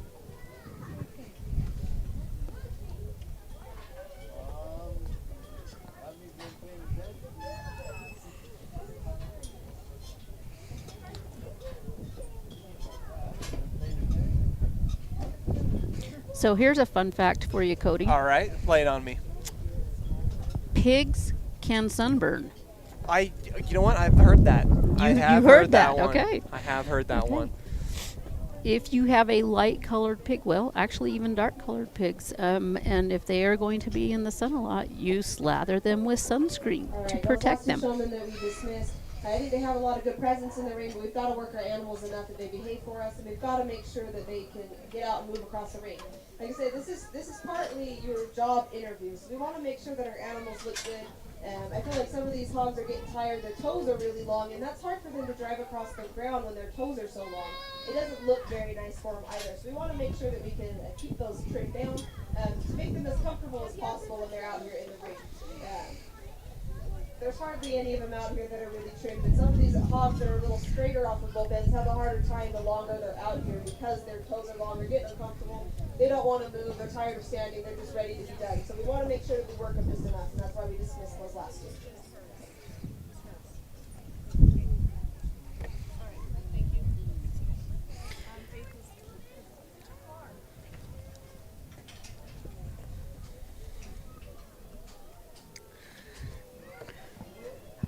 So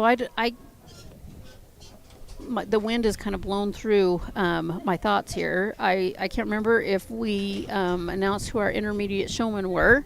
We have AJ Bell, Jadex Chandler, Faith Downing, Carter Hoffman, Hillary Rex, Jaden Bell, Traxon Chandler, Maggie Negus, and Robert Webb. These are 6th through 8th graders in this intermediate division.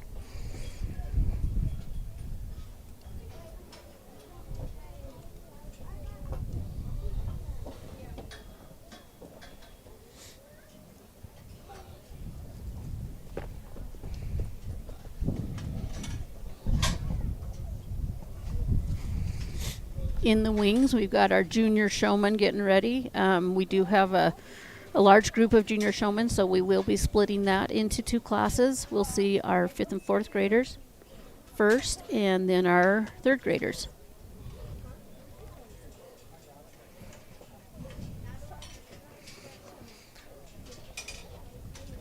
It's fun to know that you have 2 divisions. Got lots of kids participating. Mm-hmm. Lots of people trying to get in on the action here. 34 hogs this year. Wow. That is, we had to expand our hog pens. More hogs than what they have had in the past. That's a good news if I've ever heard it. It is good news. It's great news.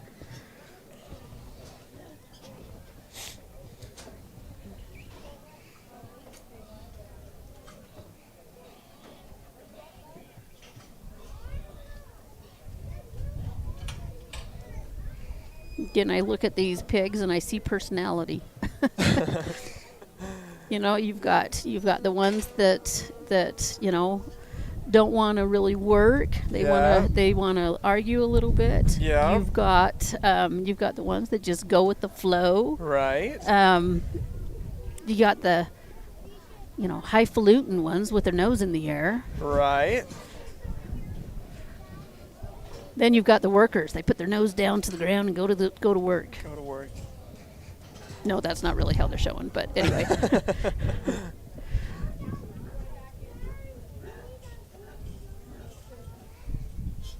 I think there's some good life lessons we can learn from pigs. I think you're 100% right. I think you're right. The number one being that everyone should take a nap sometime in the middle of the day. Right.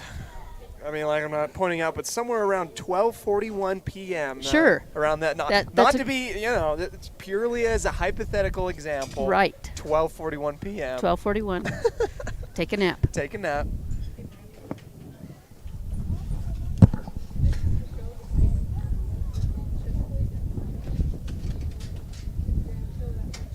Weather has been a little, I would dare say, just temperamental. Changes its mind a little bit. We've had clear skies and sun and no wind, and then we've had cloudy rain, and all the mix in between that you could possibly imagine. Any shade of gray and blue we've probably experienced today at the Rich County Fair. Your fourth place intermediate showman is going to be this young man right here with the blonde hair. Boy, I really like his presence in the ring. He handled that hog fairly well, and that hog's not behaving as well as we'd like him to. And we were just talking about little things that we could do. Some of these eye contact. I look out here, and these three showmen out here have done a really good job watching me. I look over, I meet their eyes, I can see their hog. They're just about where they need to be all the time. And that young man, boy, he is right there just about every single time. The eye contact helps me not forget you. If I see all these showmen out here and all these hogs all over the place, if I meet your eyes with you, it helps me remember, okay, he's right there. I've seen him before. So just little things like that. I think that showman's got so much natural talent there that I think he could come out here and get him and get all of you guys next year with just a little bit more practice. Great advice for our intermediate group. This is going to really help these kids be better showmen next year. Yeah, take it and run with it. Be the best that you possibly can be once when senior year comes around. That's right. Go all out. So we're down to 3 showmen. Yes. We've got Traxon Chandler, Jadex Chandler, and Hillary Rex. Ooh. That's the one I'm talking about. Uh-huh, that's the one the I'm one. talking about. That's the wind, yep.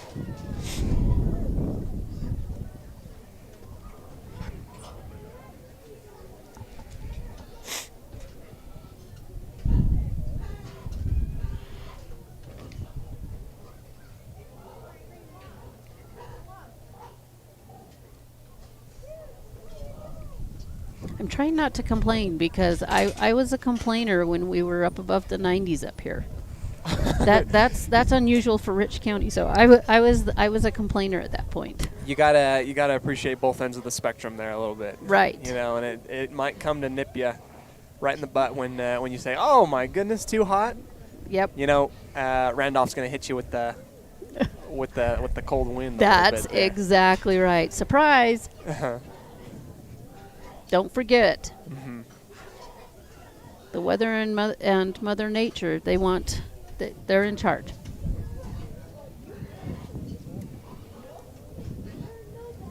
Looks like our judge, Natalie Mingo, is making final decisions. She's doing one last question with each of these intermediate showmen. We've got a couple pigs picking up some digging. Oh, they're little rooters. Yep.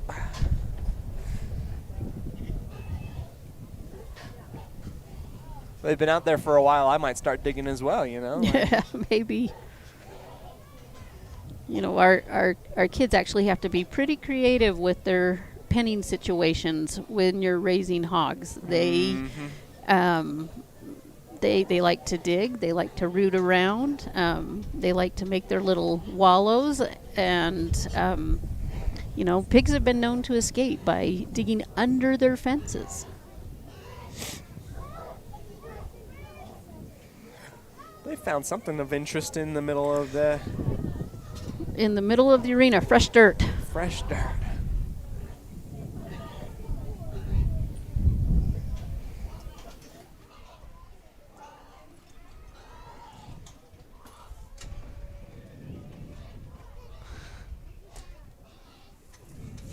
On deck, we have the junior division right before. As soon as the intermediate division finishes up here, our judge Natalie Mingo making final decisions. We're gonna be showing pigs from the junior division and their handlers Dominique Casillas, Grace Tibbetts, Wyatt Tingy, Bowen Watts, Haley Bell, Darcy Bradshaw, and Will Hoffman in the first round that we have with the junior division split into 2 different show sessions.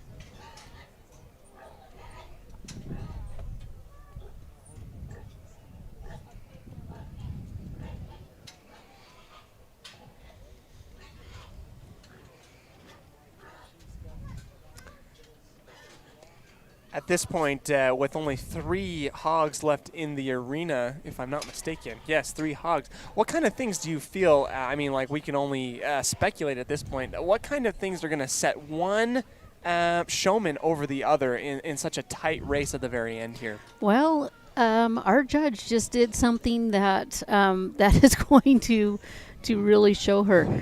She talked to each one of those showmen, told them what she wanted, turned her back on them, and then oh, here she goes. She's going to explain it. The trio up here, I think there's some give and take to all of them. I think that they've done a really good job with these hogs. They've been out here for a while. These hogs aren't really wanting to be out here anymore. But they've done a really great job. This young lady over here, boy, I love the way that she shows. She's a very intense showman, and yet she's nice and calm with that hog. And for how big he is, he's handling very well, and he listens to her. And that's what I want to see. She's trying her best, and she's listened to what I've been saying as well. That she's trying to keep his head up. She's trying to drive him. And just about every time I look over, that hog's where he should be. He's not too close, he's not too far away, and this young lady, boy, she's had great eye contact. Every time I look over at her, she's looking at me, and that's what I really want. You've got these 2 young men here, boy, they're very similar in how they show. We've got this young man here with this Whitefield that he is a little bit better in his distancing for me and the judge, but maybe not always the fastest to get around. We want to make sure that we are getting around as fast as we can, but he does a great job getting her where he needs to, and he's making sure that he's always on the opposite side of his hog. I really like that about him. And then we've got this young man here as well, doing another great job with his hog. That hog doesn't always listen as well as we'd like it to. It sometimes takes a little bit longer. Sometimes he's a little bit too close to the judge. But again, he's one of the fastest to get around. Every time I turn around, I can almost always see this hog coming around the corner of my eyesight. And that's really important. We want to make sure that these hogs are always in the line of view of the judge. So every time I turn around, that's where those hogs can be. I asked him some basic questions again, same questions I was asking seniors. What breed is your hog? How do you tell what breed it is? And they could all answer those questions well. And what I'm asking is, what is the average loin-eye area of your market hog? That's your pork chop size. So I want to know what those answers are, and for the most part, they were trying their best to answer those. Just as an industry standard, we are between a 6.5 and a 7.5 square inches. That's about the average size of your pork chop. So just things that you guys should know from an industry-wise. That being said, I think that these 3 showmen have done an exceptionally good job. I'll go out and shake the hand of your granted reserve, and just know that your reserve placing is a very close placing between the 2 that I'm picking from. So, really great group of showmen here. Okay, so when she turned her back on these showmen, she was, it was a test. It was a test to see who could drive their pig and get them within her view. Nice job, Hillary Rex, our grand intermediate showman. Good job, Hillary. Has the largest pig in the entire show, but weight doesn't matter. Forgot, and she's able to reel him in. She absolutely did. The moment when Hillary goes to shake Judge's hand, her pig makes a beeline for the gate. Knows who the boss is, I assume. Yeah, he says, "Okay, we won. All right, we run. Go kiss the heads of a couple babies and let's head out of here." Yeah, right? Yeah, that's exactly right. But congratulations, Hillary. You know, nice job. Super proud of her working hard with that pig, and she did a really nice job.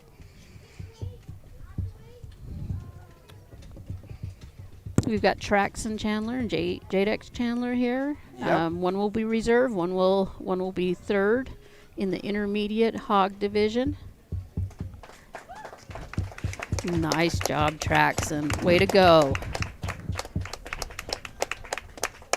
Again, a little sibling rivalry there. There you go. Do you see those brothers? They caught each other's eyes, a little Yeah, they smile at did. each other. Eh, Way to go, boys. I think Way to go. I Watching think, the of course, toughest reserve place I've ever had to do.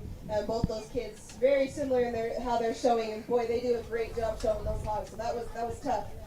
But I think that both of those kids have done a really exceptionally good job. Great group of intermediates. as the reserve and third place get rounded off by the brothers there. We're ready to introduce the junior division, the A group. Again, Dominique Casillas, Grace Tibbetts, Wyatt Tingy, Bowen Watts, Haley Bell, Darcy Bradshaw, and Will Hoffman. We'll go ahead and just take a short break here as we get that junior division rounded out and ready to come out. They say the three most important things in life for many people are their faith, their family, and their high school sports. And not necessarily in that order. Advertise where you'll get noticed. Call My Local Radio and become a sports advertiser today.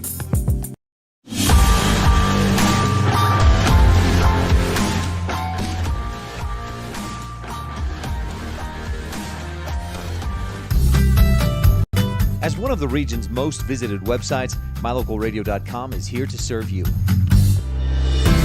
Catch up on local and regional news and information. Buy, sell, or trade your good used items on the radio classifieds. Check the weather forecast or catch our live coverage of your high school teams in action, all on MyLocalRadio.com. Like us on Facebook so you never miss a giveaway, and visit MyLocalRadio.com today to stream it all live.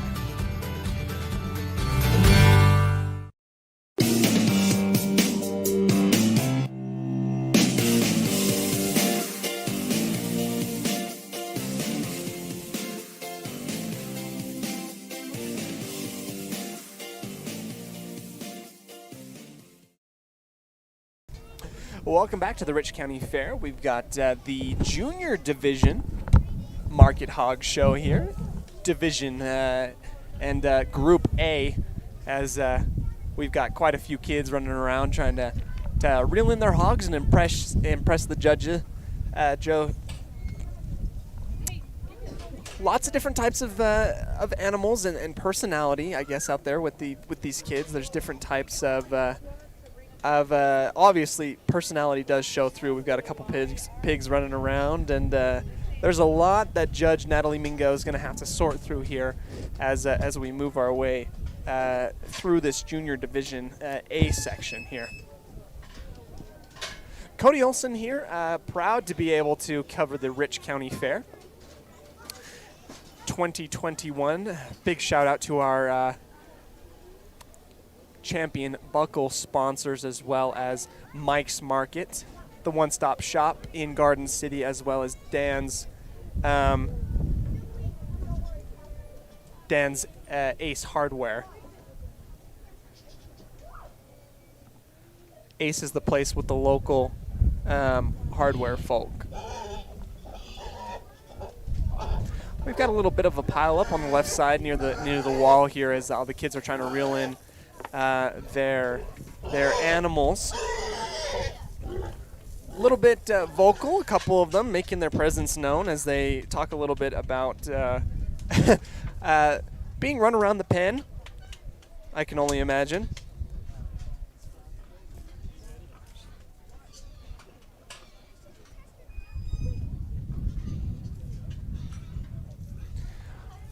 Oftentimes, Brandy and myself agree that just letting the viewers watch how these kids handle their pigs is a lot more, speaks a lot more, speaks volumes as to a little bit more commentary, as we're seeing multiple types of handling from each of these showmen and their animals.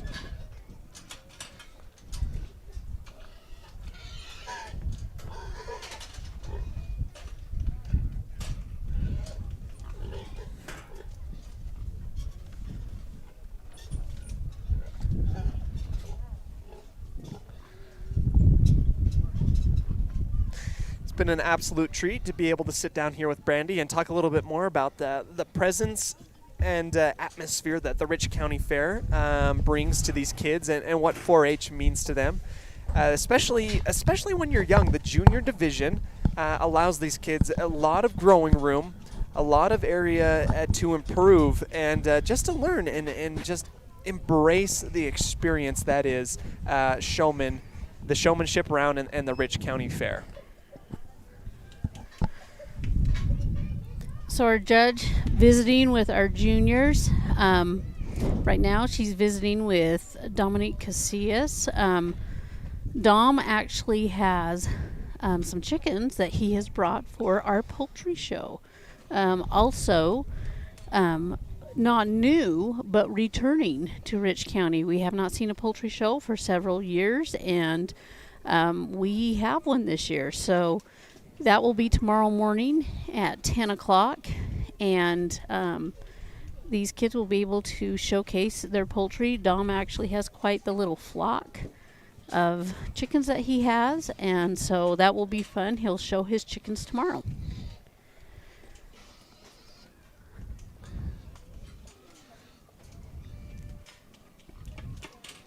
Poultry show's a whole different animal, isn't it? Oh, absolutely. Absolutely. But they legitimately can show their chickens, which is really kind of fun. But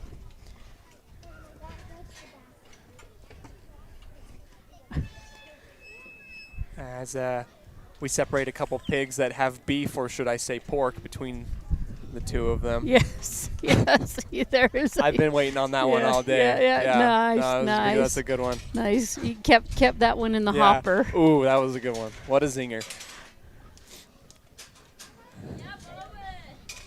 I'm typically never that quick, so that's. Brandy, it's been an absolute treat to learn more about the County Fair 4-H and what these kids have to offer. And I'm going to be honest, it's brand new to me, but it has different atmosphere, and it's just so fun to be able to learn more and more. Well, Cody, we're just glad that you were able to come, and this is a really fun introduction for you to get to know our Rich County families a little bit. Oh, yeah. Absolutely.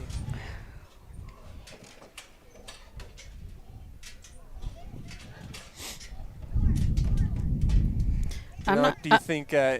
Sorry, not to cut you off. No, you're but, fine. Go ahead. Do you think these boards would be, beneficial for sibling fights between normal? That's where I was going. Are you serious? We're on the same wavelength. I'm sorry. Same wavelength. That is so scary for you, Cody. I was going that same place. No way. Like, I was legitimately thinking, he's breathing my air. He's touching my hair. Just grab one of the boards and put it right in between them. Exactly. I mean, I grew up, there was 5 girls in my family. Do you think my dad could have used those? Oh, 100%. I may be in trouble for saying this, but, we didn't have pig boards, but there was hot shots. I'm not saying that they were ever misused, but they were available. Well, there you go, on hand at the very least. Yes. Actually, growing up, my dad was very, very much, if you're gonna fight with your sisters, guess what? There's some water that needs to go be moved, or you can spend the entire day in the tractor. Right. And it gets really boring when you're by yourself. Oh yeah. Sitting out on the tractor, bailing for a long while gives you a long time to think. A long time to think. All right, I've been slowly dismissing kids out of here so that we have a little bit more space, a little bit more eye contact with some of these kids. The biggest thing that I'm telling them, or what they're telling me, I'm asking them, what can you do better for next year? And just about every single one of them says, I need to walk more, I need to work more, and it shows. So that's a lot of the reasons that those other kids are going out. They start out good, and then their hogs haven't been worked enough to stay out here in the show and really work for them. And I'm going to work these guys just a little bit harder, and I'll shake their hand, and we'll bring back a couple kids from this class. So we're down to 4 hogs in the Class A division of our junior showmanship. moving down to 3. So she's going to bring a couple of these kids back.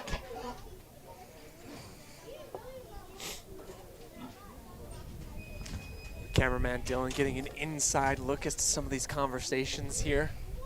Excellent work by him. We got 3 pigs left in the pen. 3 pigs. How much more do you think that pig weighs than that little lady right there? Well, I'll tell you. Give me a moment and I will tell you. She doesn't have the biggest pig by far in there, but my goodness, she's reeling it in. 220 pounds, that pig. Yeah. And she is steering the captain of this pig. She at far absolutely less is. than that.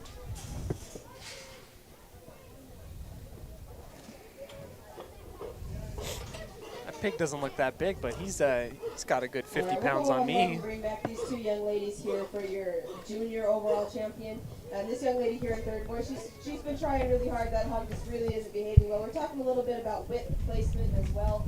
We want to make sure that we're hitting our hogs from the blade forward, hock and knee down. Those are cuts of meat that aren't really utilized. If you hit them hard there, it's not going to cause a lot of damage to prime cuts of meat. So we want to make sure that we have good whip or cane placement. And I think that these 2 young ladies have done a great job, so they'll come back for your overall junior. Congratulations, Grace Tibbetts and Darcy Bradshaw. They will be back for the final drive of the Junior Hog Showmanship for 2021. Exciting as Junior Division Section B gets ready to come on out here. Section B, Chance Argyle, William Ball, Bronk Downing, Dustin Reed, Zoe Watts, and Justin Webb. You know, we talked a little bit earlier about how these animals become, they're very special to these exhibitors. We had a situation where one of our little exhibitors raised her hog right up to about 4 weeks ago, and it got sick. And that hog was, she lost the hog. And so, that being said, it broke her heart. You haven't seen anything sadder. Oh, I don't doubt that for a second. Woo. I'm kind of jealous of the pigs being able to run around a little bit here, to be honest. You know what? That just brought a whole new life to the show, didn't it? Right?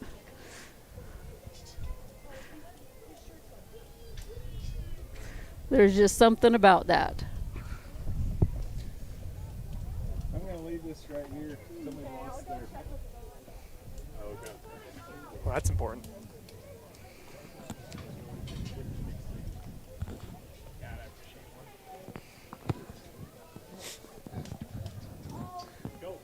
I'm calling in a lifeline here. I'm going to be cheating and getting a blanket real soon. Ah, there you go. There you go.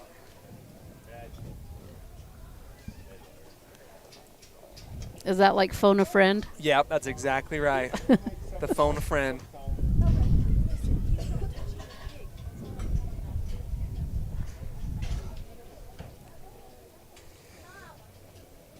Looking out here, I'm watching a couple of these junior showmen that are intently showing their hogs. All of these showmen are 3rd graders, which means that that they're first-time showmen. Exciting work. It's just exciting. First time coming out, being able to gauge. Nothing can really be quite explained the way to you other than if you experience it for yourself. Right.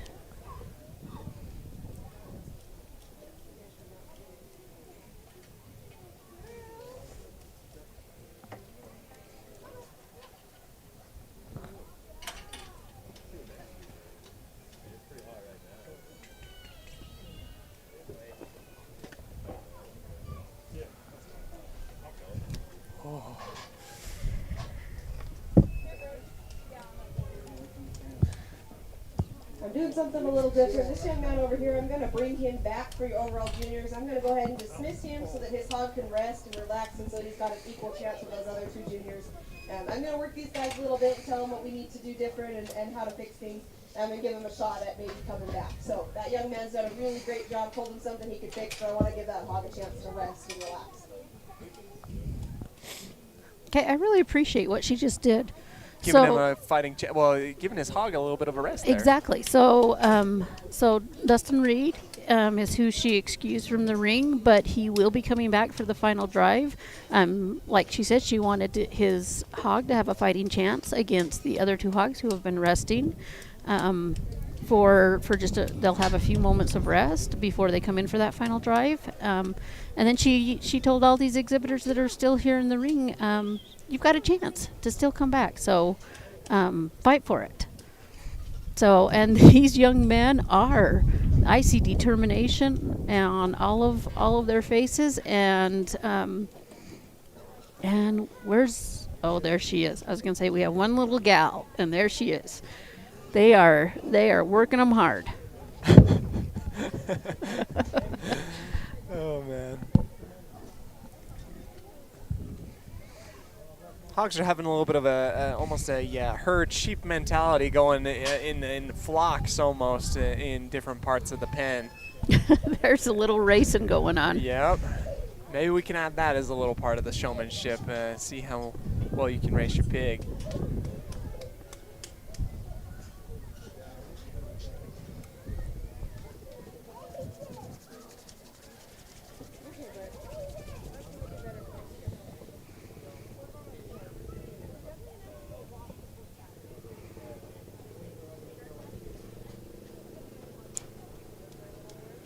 With this little break, not necessarily break, but as Judge Natalie continues to talk with some of our junior division showmen, we'll take a moment to thank Mike's Market, the one-stop shop in Garden City, as well as Dan's Ace Hardware for allowing us to cover these kids. Essential sponsors, we cannot thank them enough for allowing us to use their name here in our show to cover these kids and just the feats that they were able to accomplish this whole year, and culminating into the showmanship around here at the Rich County Fair.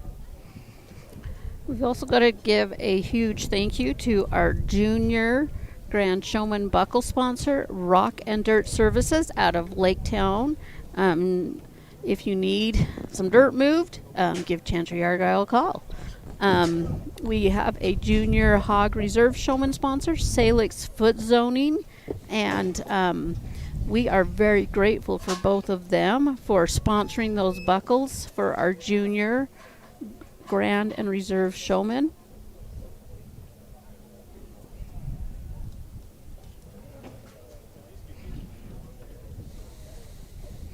These kids that want one more chance to come back to the final drive, working those animals back out of that corner again. Trying their very darndest to get them out of there, huh? Do you notice how some of these kids will just step between those hogs and say, okay, here. It's time. Yep.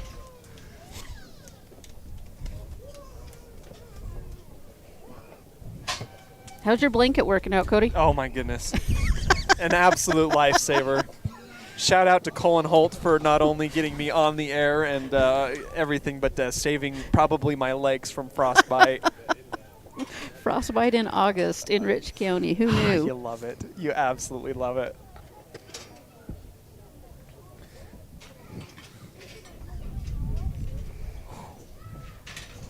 The more and more I'm seeing and sitting here just watching all these animals, the more and more I just want bacon on a burger right now. That's all I want. Well, you know, come back tonight, and I think they're here tonight. They're definitely here tomorrow. Mm-hmm. We'll have our concessions open with the Rich Booster Club is doing our concessions this year. Wonderful. To help raise some money for the sports programs in Rich County, and they have created what they call the Rebel Burger. Ooh. I'm not going to lie. It was not what I expected. Oh. Well, my follow-up question is, what were you expecting then? Not what it was. That's a safe answer. That's you've been practiced. That's a good answer. But it was not bad.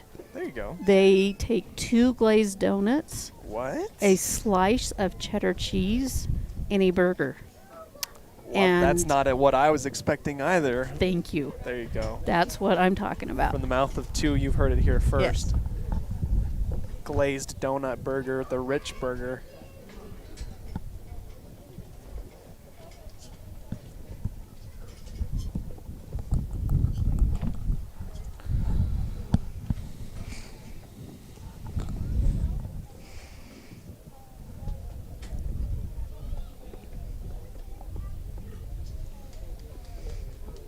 Shout out to our junior division, our second section junior division here, just getting a little bit of a couple pointers from our judge, Natalie Mingo. Both Chance Argyle, William Ball, Bronk Downing, Dustin Reed, Zoe Watts, and Justin Webb. We've dismissed, we've talked little things, we've got to make sure we work them enough, we've got to make sure we have some eye contact. And we've got to remember that this is a partnership between your animal and yourself. So the more you work with them, the better your partnership's going to work. And you can tell which kids have worked a little bit more, and sometimes you just don't have a showmanship hog. So we just got to make sure that we keep working them. And we just want to highlight these 3 kids. I think that all 3 of them have really good showmanship technique. Little things that we can do different. The young lady over there, boy, I love the way she came in the ring. Now her hog's not behaving so well. Working them a little bit longer would have helped with that. The young man right there in front of me, boy, I love his presence in the show ring. I love the way that he acts in the show ring, how calm and cool he is. We were talking little things like eye contact would help a lot to make sure that I see you. And then again, if we work our animals enough, that we can get them in front of the judge. Now that they're getting more relaxed out here, they're behaving a lot better. And then this young man right here, boy, I love the way that he shows as well. This hog is not feeling real great today. You can see how he's holding his head. He's not liking it. He's not really wanting to walk. Something's bothering him. He's not feeling real great. And that's part of the problem, too. That's why showmanship's so important and so hard. You can have a great animal on the wrong day with the wrong judge, and it can completely change how things are done. So I think he's done a great job. That animal's not behaving. None of these animals are really cooperating the way we want them to for a partnership in showmanship. But they've done a great job. We're only going to bring back that 1 kid from this class. Okay, so we are getting ready to move into the final drive for the junior showmanship. It looks like we're going to bring back Grace Tibbetts, Darcy Bradshaw, and Dustin Reed. Congratulations, junior showman. Excellent job. Way to work those pigs. I am so proud of these kids for hanging in there. They kept going and going and going, and determination. They showed it. They did it. Now everybody gets a break. Yeah, they came, they saw, they conquered. And they did. They did. Those hog kids, some of those kids have been here since 6 o'clock this morning, getting their hogs Getting ready to go. everything ready. Mm-hmm.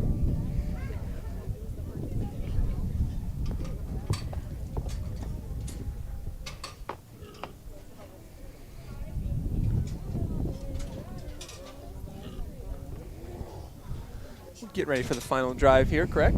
Yes. Looks like they are just getting ready to bring these hogs in. I thought the wind was going to die down for a minute. Wishful thinking. It was.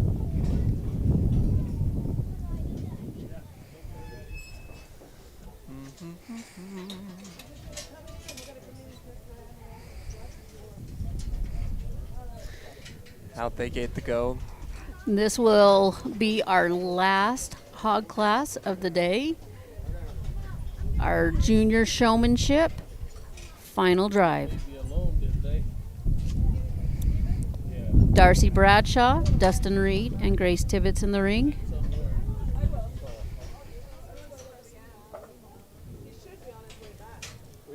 One will leave with grand champion, one will leave with reserve, the third will leave with bragging rights for fighting to the bitter end. Good night. The plot like gravy thickens. Yes.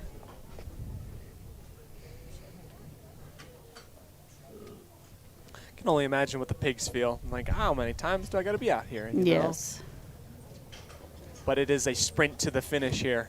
It sure is. This is going to show the true grit and determination. It's going to show how these pigs have been worked in the relationship. That is exactly right, and that's something that Natalie has pointed out multiple times. Is this is going to really sift out who has spent that much time working with their animal.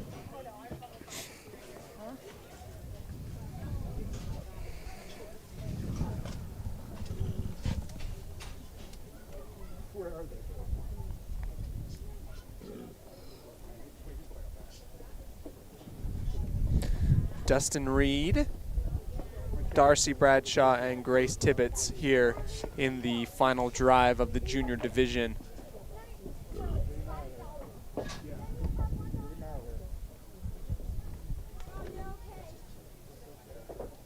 Oh, you're...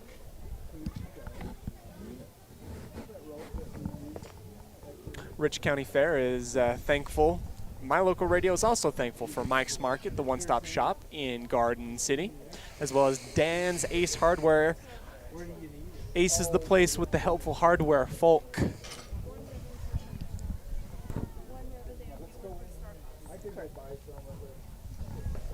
It's Judge Natalie Mingo pulls aside. I believe that's Darcy Bradshaw. That is Darcy Bradshaw. Oh, look at me, getting names down already. You are. Darcy's talking with Judge Natalie Mingo a little bit about showmanship and her pig. Quick conversation leads for her to find her pig again, who has wandered to the corner of the pen.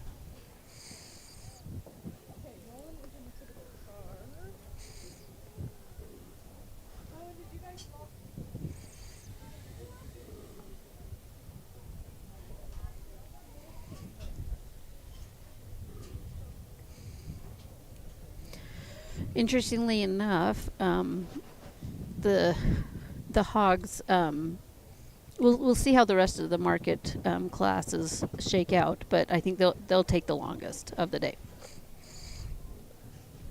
Just multiple. Really impressive junior showman here, boy. You've got some really cool things with them. I think the older they get, the more practice they get. Boy, they could beat some of those seniors and even some of those intermediates really easily. These kids have the natural talent, so keep up the good work. I think that deserves a round of applause.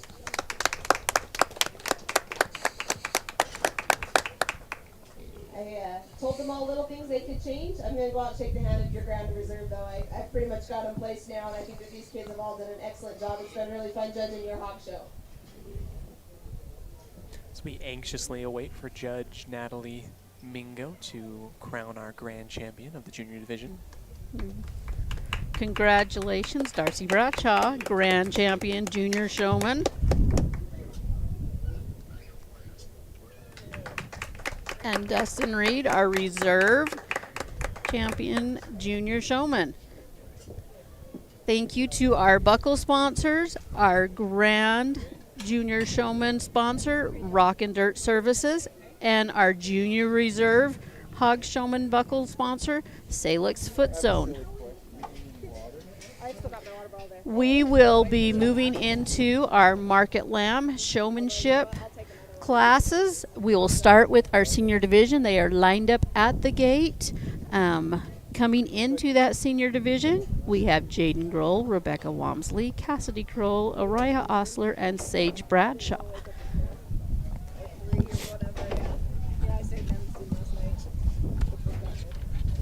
Here we go. We'll just take a quick moment. You've been watching MyLocalRadio.com and the Rich County Fair, brought to you by Mike's Market and Ace Hardware. We'll come back to you in just a moment, right after this ad break. They say the three most important things in life for many people are their faith, their family, and their high school sports. And not necessarily in that order. Advertise where you'll get noticed. Call My Local Radio and become a sports advertiser today.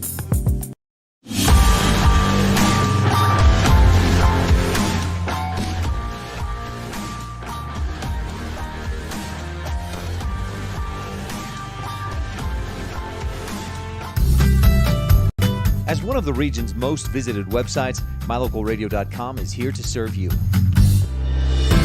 Catch up on local and regional news and information. Buy, sell, or trade your good used items on the radio classifieds. Check the weather forecast or catch our live coverage of your high school teams in action, all on MyLocalRadio.com. Like us on Facebook so you never miss a giveaway, and visit mylocalradio.com today to stream it all live.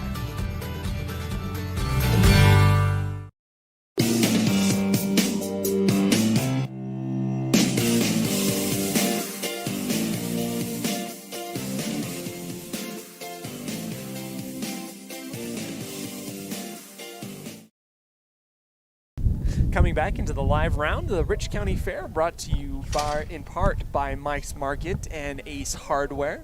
In the senior division now of the Market Lamb Showmanship, we've got Jaden Grohl, Rebecca Wamsley, Cassidy Grohl, Aria Osler, and Sage Bradshaw. Okay. Wamsley, that is a correction on my part. Rich County Fair, proud to cover all these kids and their lambs.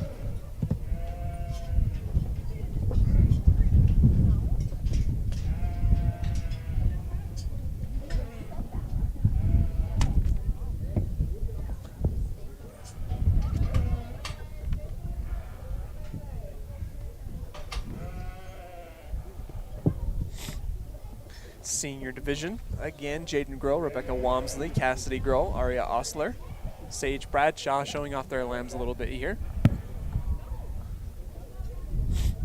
Judge Natalie Mingo works her way around each of these lambs for the senior division.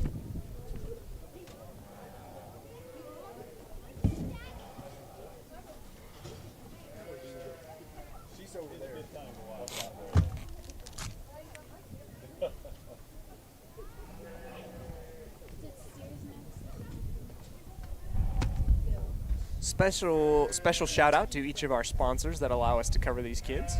The youth here are fantastic in the showmanship of each of these lambs.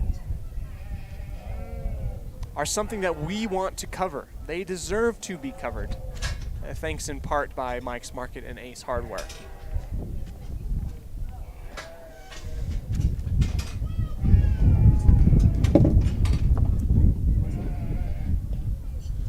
A little bit windy on the backs of each of our showmen.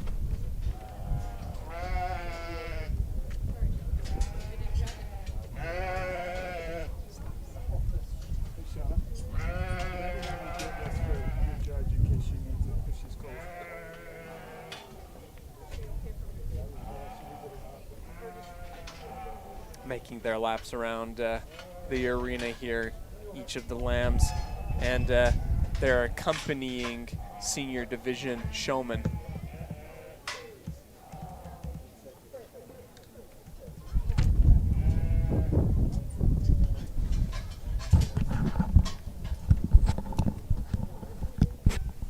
Honored to cover each of these seniors and their lambs as part of this senior division market showmanship round.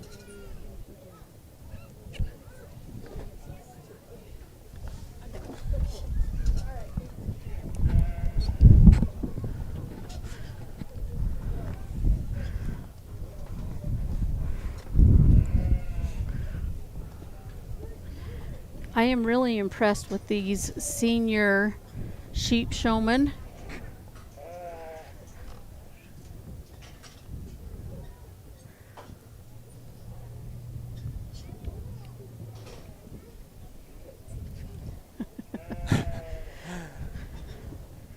And the look a little bit jumpy there. The look on her face says, really, we practiced this.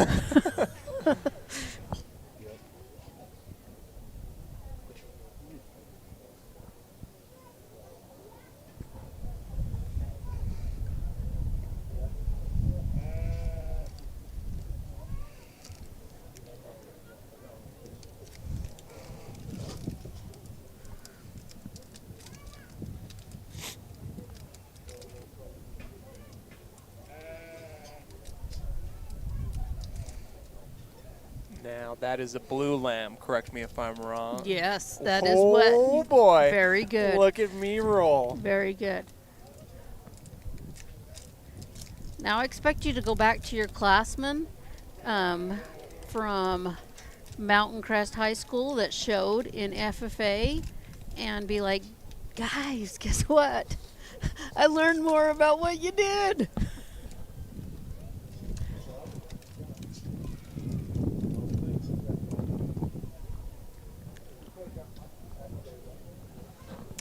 Very appreciative of them. Large FFA group out in Mountain Crest. That's a place that will always have a large FFA group out there. Very good FFA program in Mountain Crest. Did you do sports, Cody? Yes, ma'am. Yes, I did. Yes, I did.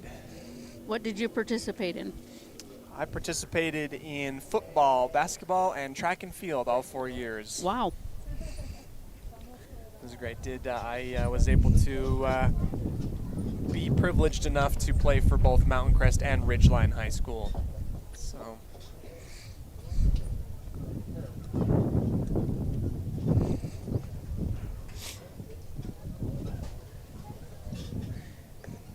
And then I also had the privilege of going to the Utah State University. Aggies all the way. Aggies all the way. That's what I like to hear. I hear that Rich County has quite the association with the university located in Logan, Utah, which I love to hear. Yes, we do. We produce a lot of Aggies up here. And these are true Aggies, like from the actual name Aggies, right? Like, Absolutely. this is what we're talking about. Absolutely. I mean, in comparison to a true Aggie, right? Right. Right. That's different. You have to attend Utah State to get that. Mm-hmm. There's true Aggies.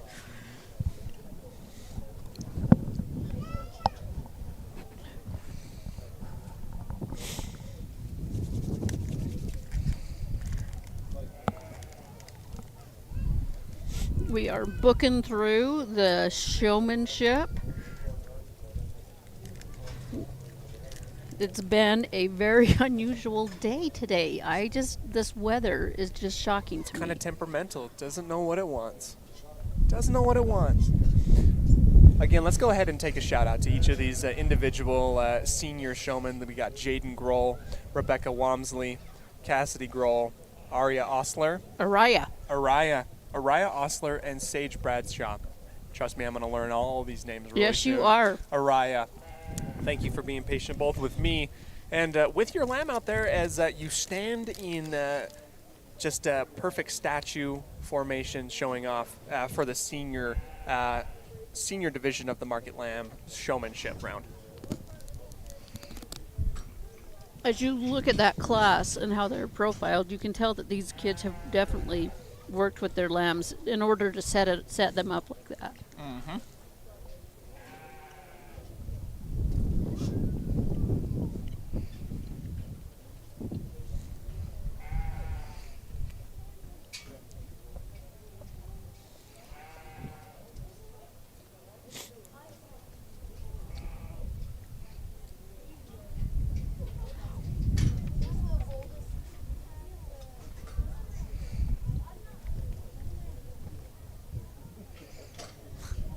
Now that's an interesting test.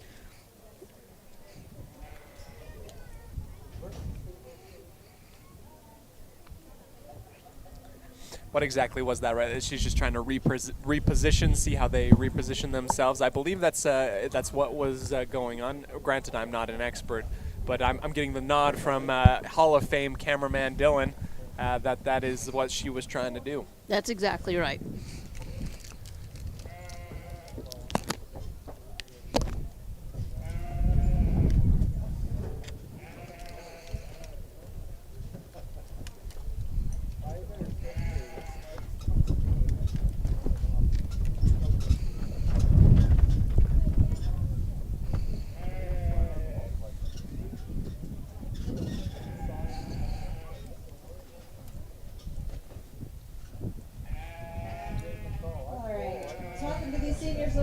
I want to stress that when we're trying to get in front of our lambs, we just do a quick turn around the nose instead of doing a fancy figure eight or whatever, S-turn, whatever you want to call that. The industry now, it's just so much faster when you step around the nose, and the animals look better at a complete walk than when we're trying to turn their heads and all which way. So we talked about that a little bit. We also want to make sure that our lambs are set up between about 5 seconds. When you're at the fair, you should be able to walk them into place, be set up and bracing in 5 seconds. And you can see which kids are able to do that a little bit better than the ones that are struggling. Those lambs just don't want to cooperate at all anymore. And so again, this is a partnership, so we've got to make sure that we work them enough to do that. And I also want to stress that we are trying as an industry to get away from that picking them up by the neck. Every time I see a showman pick him up by the neck to try to set him, the lamb lunges his shoulders and he moves his back legs. Every single time. They never stay square. So it's better to train them. This is something you have to work on with sheep. You've got to train them at home to touch them all over their legs and set them with your hands or even walk them into place. You can walk a sheep into place like a steer, but that takes practice and it's a lot of time. And I'm going to tell you right now, I've shown all the species. Sheep are the hardest. They are the hardest to show in the show ring. They may not be the hardest to get ready. They may not be the hardest to feed. But they are definitely the hardest in the show ring, and it takes a lot more effort and a lot more mental capacity to show lamb than some of these other species. So that being said, we want to make sure that we work these animals enough that they can get squared up and they stay squared up. And I think that there's a couple out here that are doing really good. We also want to make sure that we're keeping those legs where they need to be, and we're watching these sheep to make sure that we get them to look the best at all times. Sometimes we get them stretched out a little too far or too tucked up underneath. So we've got to know where they need to look the best at. And we were talking things about bracing. These three in front have a really good bracing stance. You can see where they're getting in front. Those lambs, that neck, their windpipe is straight up the neck. If you're too low or not far enough in front, you're going to cut that windpipe off. And that makes it hard for that lamb to brace. If you get more in front, you're going to look a lot better. They're going to brace better. There's also a lot of fun things you can do if you're bracing properly. You can hide a big shoulder. You can make them look longer, more extended through the front end. Lots of little things you can do with showmanship-wise. So I think that we've got some really good showmen out here, and I really appreciate that they're all trying to brace. That being said, I've kind of got placings here in my head. Lambs are not cooperating as best as we'd like them to be. I will go out and take the hand of your grand in reserve now.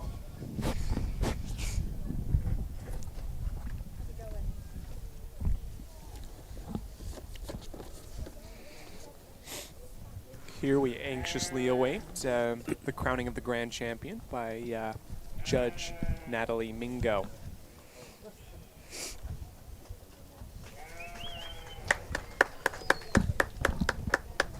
Congratulations, Cassidy Grohl. Our trip over my own tongue. Cassidy Grohl, our grand champion.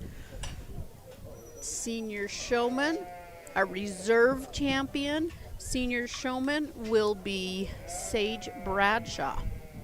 Congratulations. Excellent job with our showman out here today. All right, and your grand reserve there. Boy, this young lady that's your reserve, I really like the way that she shows. I really like the way she handles that lamb. Got to make sure that our lamb stays still. And when I first came up to handle that lamb, he jumped. So we've got to make sure that they stay still. That young lady that won, boy, that lamb is just about still all the time. Maybe not as great as setting those legs up, but she does an excellent job. And the young man that's your third today, boy, love his presence in the show ring. We talked little things he could fix, and by golly, he fixed it. So that's what I want to see. Those showmen have done an excellent job.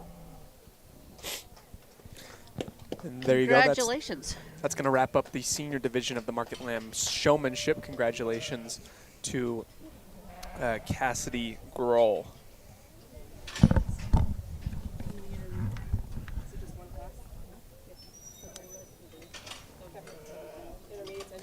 Here we go. We're going to be coming back with another class here, an intermediate division. We got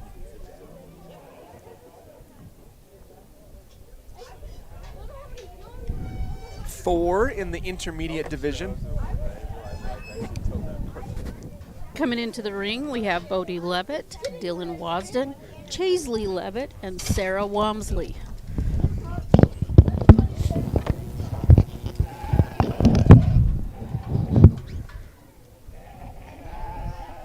This is our intermediate division of our lamb showmanship.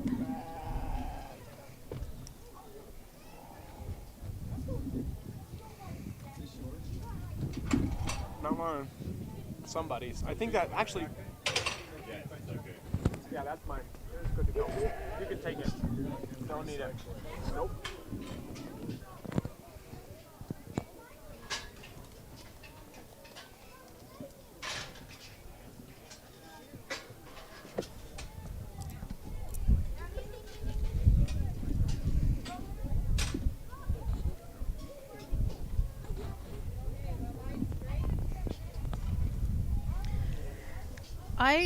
I've said this all day long, but we are really lucky to have Judge Natalie Mingo with us. I appreciate what she has done for these kids and the time she has spent with them, the comments that she has made to them. These kids are walking out of the ring, whether they are taking the top place or the bottom place, they're walking out feeling good about things. So I really appreciate that. It takes a special kind of judge. That's what I was about to, words right out of my mouth. I was about to say it takes a special type of judge to be able to come out and give these kids something to work on and leaving the ring with just high hopes, motivation, and good feelings. That is a great sign of a judge that is teaching the kids something and someone who cares. Right, absolutely. And they are doing, she really is doing a great job.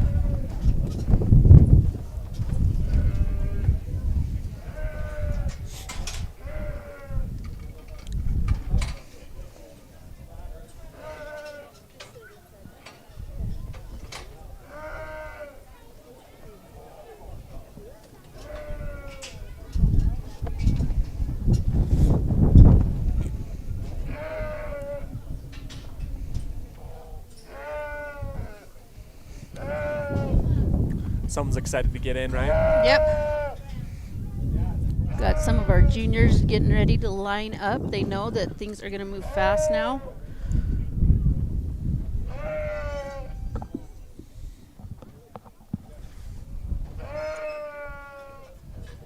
Around the ring they go.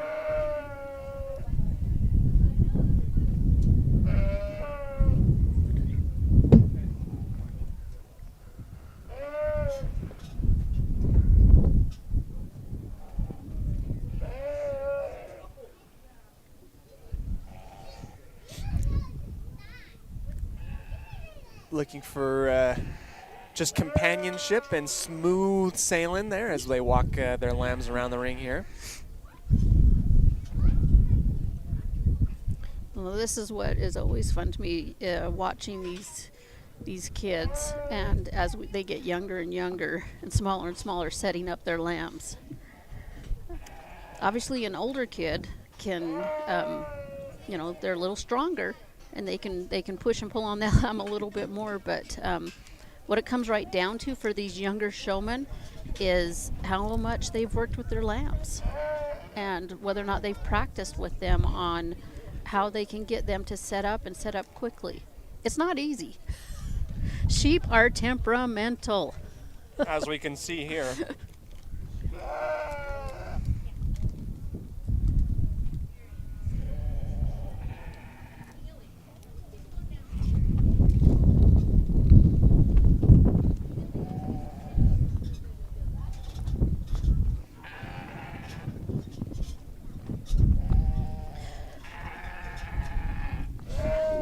The judge took a few minutes there and instructed and guided young exhibitor there that lamb was being a little bit of a knothead for her, and giving her some pointers. In the bigger fairs, when you get a judge for one species. Our fair and the size that it is, when we ask a judge to come, we expect them to not only judge all 4 species, but both market and showmanship. And in a lot of the bigger fairs, they have different judges for all of it. So we ask a lot of our judges. And to be able to get a judge that's such a cream of the crop, that's willing to spend this time with the kids is... It's great. It is wonderful to see just the amount of patience and it's a teaching mentality. It really is. To be able to come out there and tell them, this is what I'm seeing, this is where I think you can improve. This is what you're doing well. It is insurmountable the amount of just the help that it is like to help each of these individual showmen out with their lambs and with any animal really.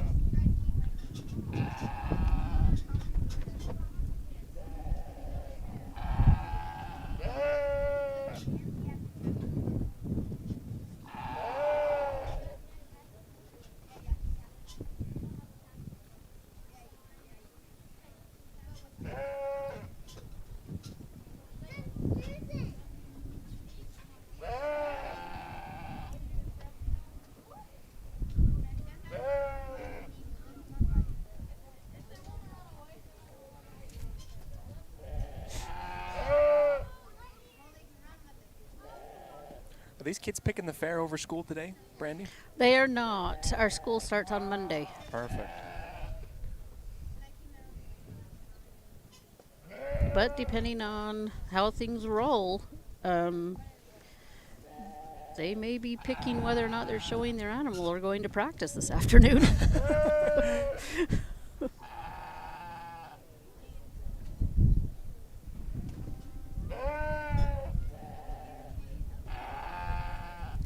Just a little bit of her temperament.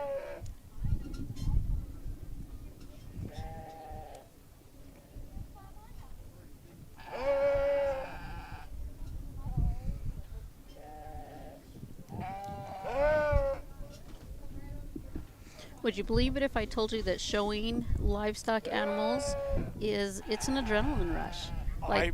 Like some of these, athletes, the more that they are in their sport, the more adrenaline that it creates, and you get really excited for showtime. I do.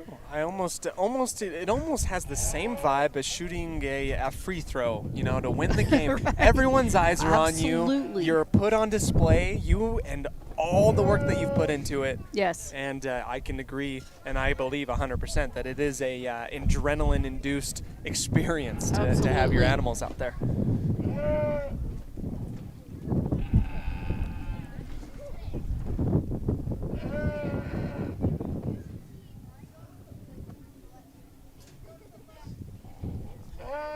I'm not going to lie. I thought that I could move out of the muck boots by this afternoon, but they're now staying on to keep my toes warm. I cannot begin to emphasize how glad I am that I had fly fishing boots in the trunk of my car today. Alright, I'm working these kids pretty hard. I'm trying to find the one out here that's really shiny. We want to make sure that these lambs are braced. We want to make sure that they're also squared up. But there's only been one kid out here that has had his lamb squared up and is the fastest to square up. Maybe he can't get the best brace out of his lamb. Maybe he's not able to get that lamb to walk, but it is the only lamb that has stayed still and he's had that lamb constantly squared up. So I'm about to take this with your grandchild.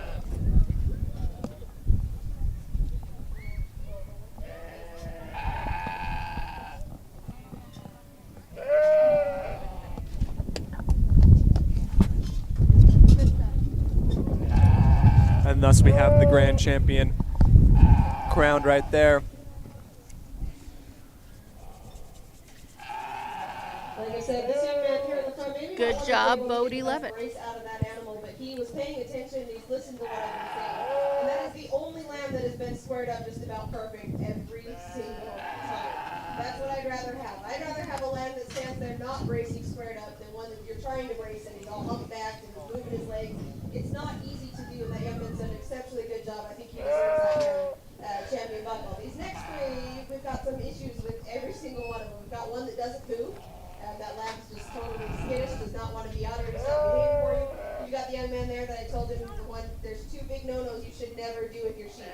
Use your feet to set their legs and step over behind the back. So we've got to make sure that we fix those things. These two are able to get their legs to brace really well. But we've got to be fine polished and tuned in to what we need to do.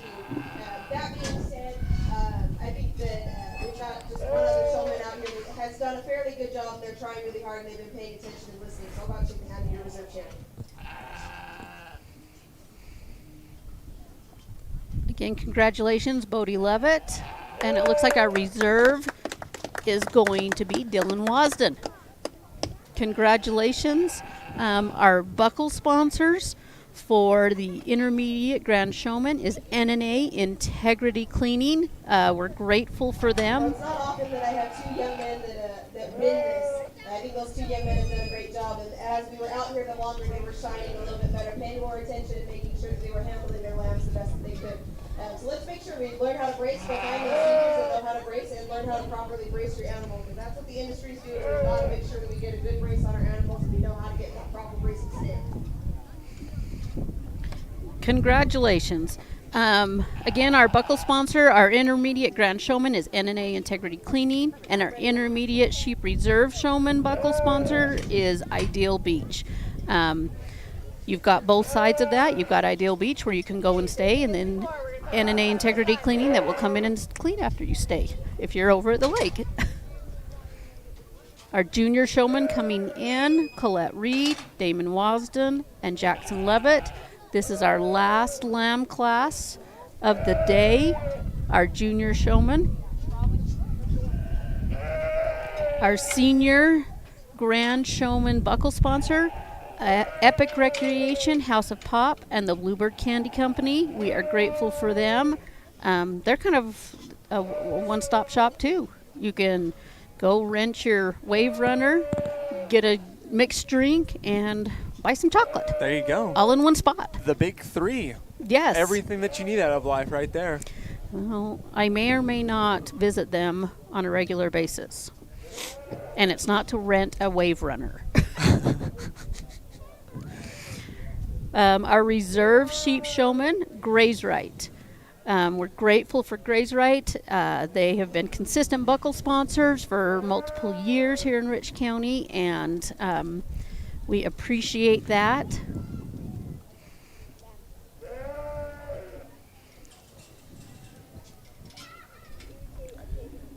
Rich County Fair is sponsored in part by Mike's Market, the one-stop shop in Garden City, as well as Dan's Ace Hardware. Ace is the place with the helpful hardware folk. We are so grateful to each of those sponsors, as well as the champion buckle sponsors that were just previously mentioned. We're here in the junior division now.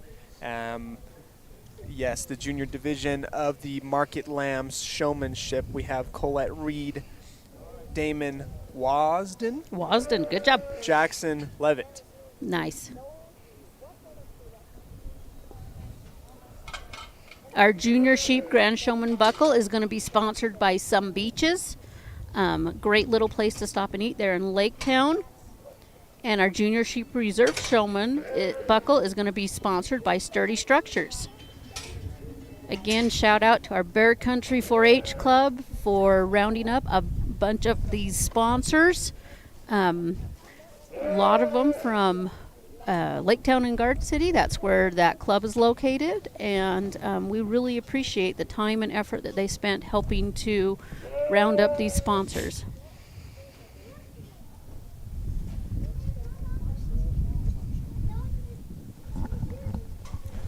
Here we have the lineup of each of these individual lambs and their showmen in the junior division here.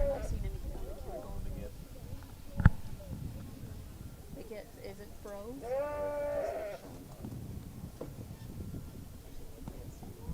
They can't see any. They're getting feedback.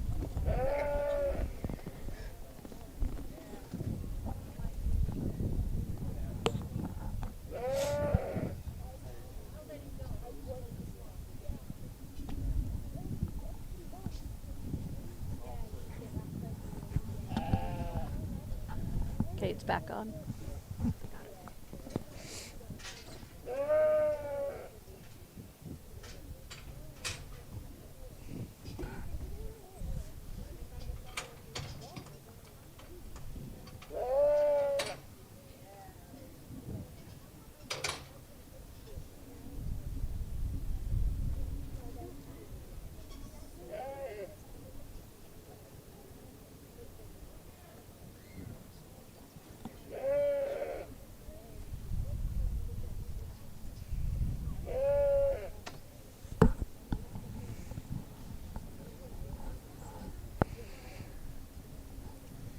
Our judge, Natalie Mingo, taking a moment to visit with each one of our participants here in the junior division lamb market showmanship.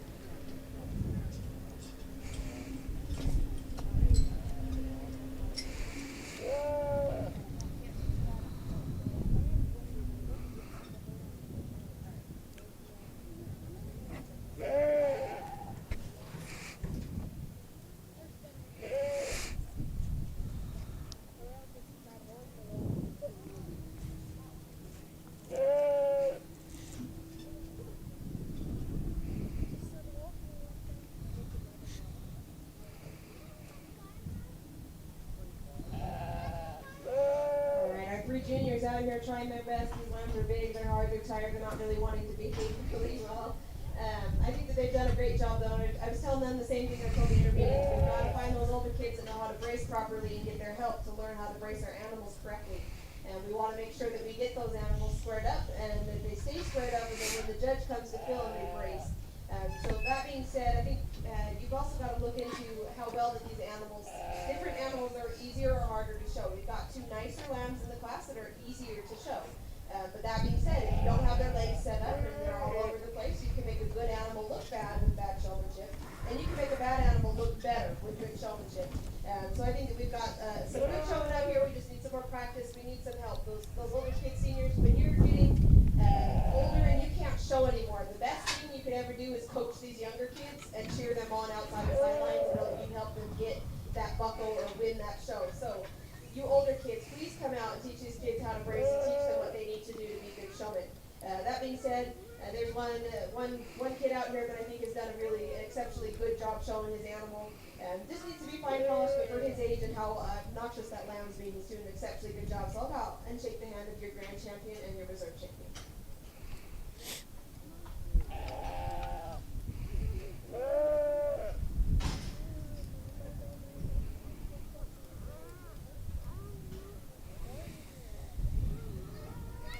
Congratulations, Grand Champion Junior Showman Damon Wasden.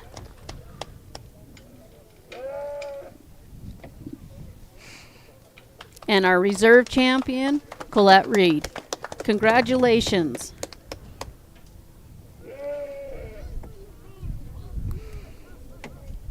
You know, I was watching those little showmen out there, and every once in a while they would pet them on the head or just kind of rub their neck, and it reminded me back when I was their age showing. I remembering whispering in my lamb's ear. The pep talk, it's going to be all right. Exactly, exactly. The words really for yourself, but in the ears of the lamb, exactly. Right? Yeah.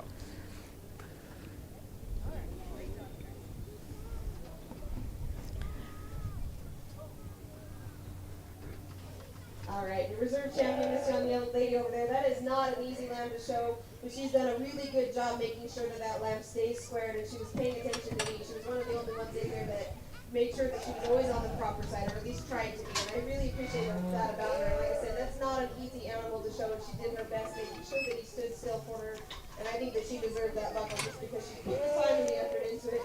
Young man there in the front, boy, I love the way that he shows. He's got the natural talent for it. Now we've got to put the work into it. Every animal that you show, you've got to put the time and the effort in and make sure that you watch me, look at your animal, watch me, look at your animal, to make sure it's squared up. Great job, juniors. It's been fun judging your sheep show. Congratulations again to our junior showmen and all of our showmen in our sheep show. We appreciate all of them. We appreciate our judge taking the time to visit with these kids and make them better showmen for the future. And we will get them moved out, take just a moment, and then we will move into our beef showmanship. Perfect. Wonderful, wonderful, Brandy. We'll go ahead and take a quick ad break here as we are here at the Rich County Fair 2021, brought to you in part by Mike's Market and Ace Hardware at mylocalradio.com. They say the 3 most important things in life for many people are their faith, their family, and their high school sports. And not necessarily in that order. Advertise where you'll get noticed. Call My Local Radio and become a sports advertiser today.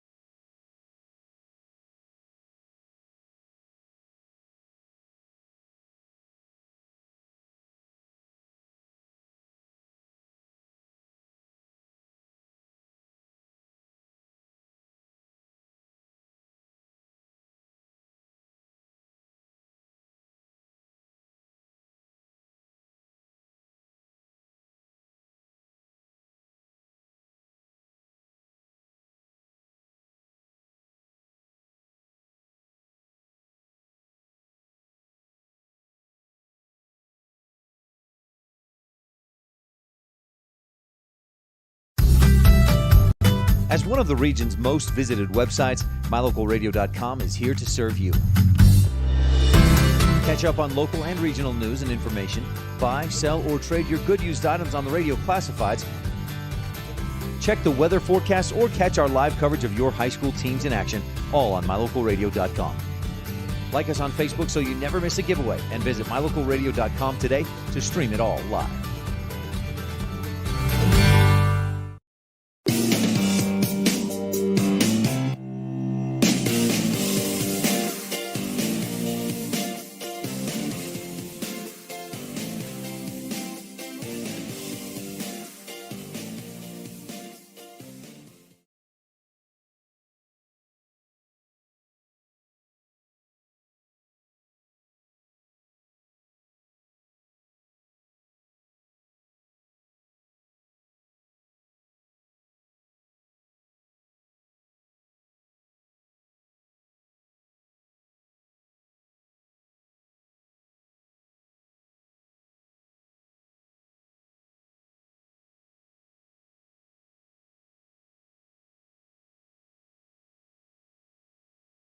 They say the three most important things in life for many people are their faith, their family, and their high school sports. And not necessarily in that order. Advertise where you'll get noticed. Call My Local Radio and become a sports advertiser today.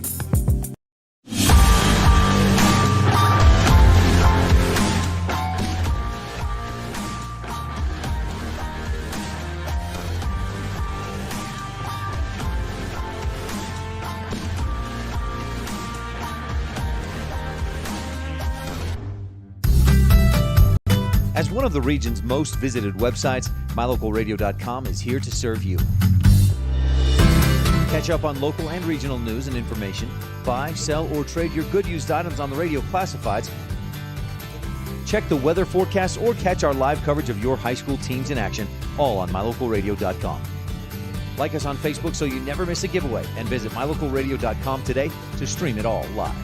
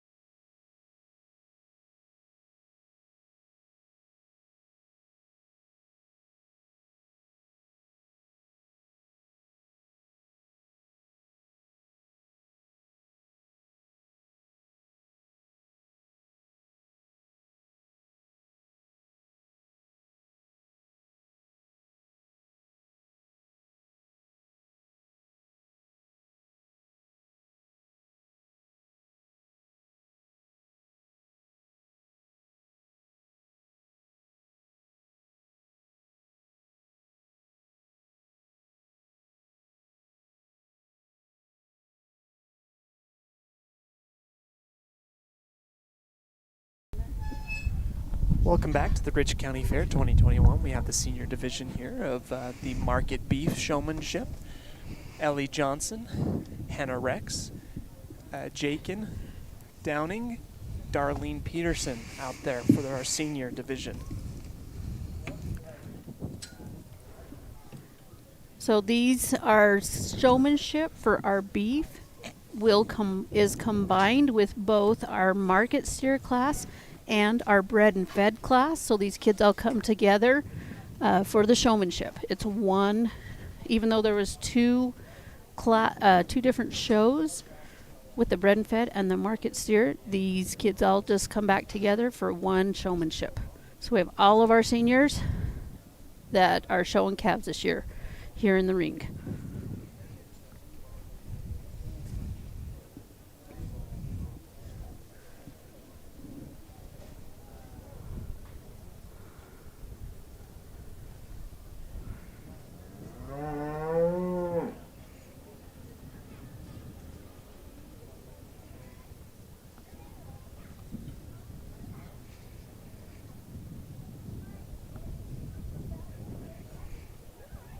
I look out there in the ring, and we have a couple of showmen that have been doing it for a few years, and a couple that are showing for the first time this year. But in all honesty, all of these senior showmen, even though they're seniors, they have not been showing calves for over 5 years. So they're doing an excellent job. They're doing a wonderful job. Keeping everything up in line and appeasing these cows, making them look really pretty. Fantastic job by each and every one of these seniors to do so. Can I throw out another shout out? Thank you to my junior livestock board. We've got in the ring, we've got our superintendent for the beef, Kaylin Downing, keeping an eye on all of these kids, making sure that them and their calves are doing great. Our hog superintendent, Ty Tingy, has been right there to help with everything. I'm grateful for Candy Cornea with our goat superintendent, and Justin Grohl, our lamb superintendent, and Marie Walmsley, our at-large representative. And we could not make this happen out of the 4-H office without the help of our livestock board.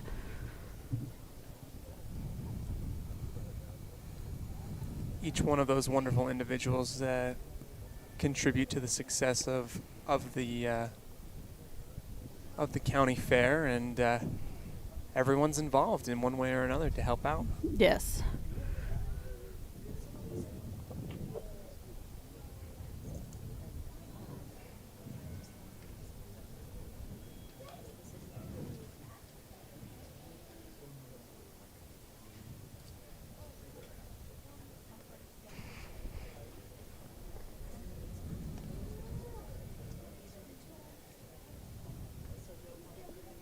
There's always seems to be one with just a little more spunk. Absolutely. Every single round, isn't there? Yep, there is.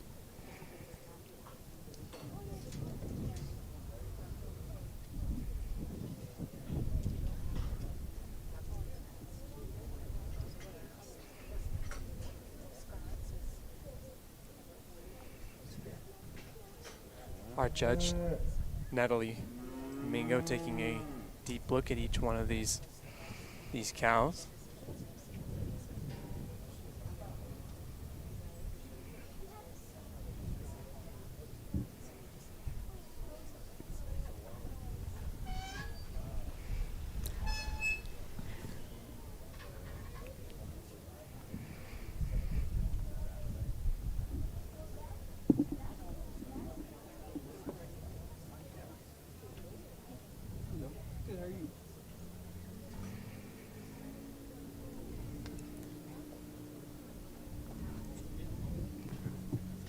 Natalie's now taking the time to visit with these kids and giving them those extra little tips for showing their calves.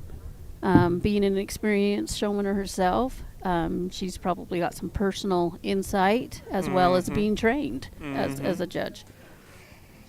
Just kind of a fountain of knowledge that you want to be able to get a little piece of almost every time, right? Yeah, absolutely. Coming around, she's got little bits for everybody to share. Yes.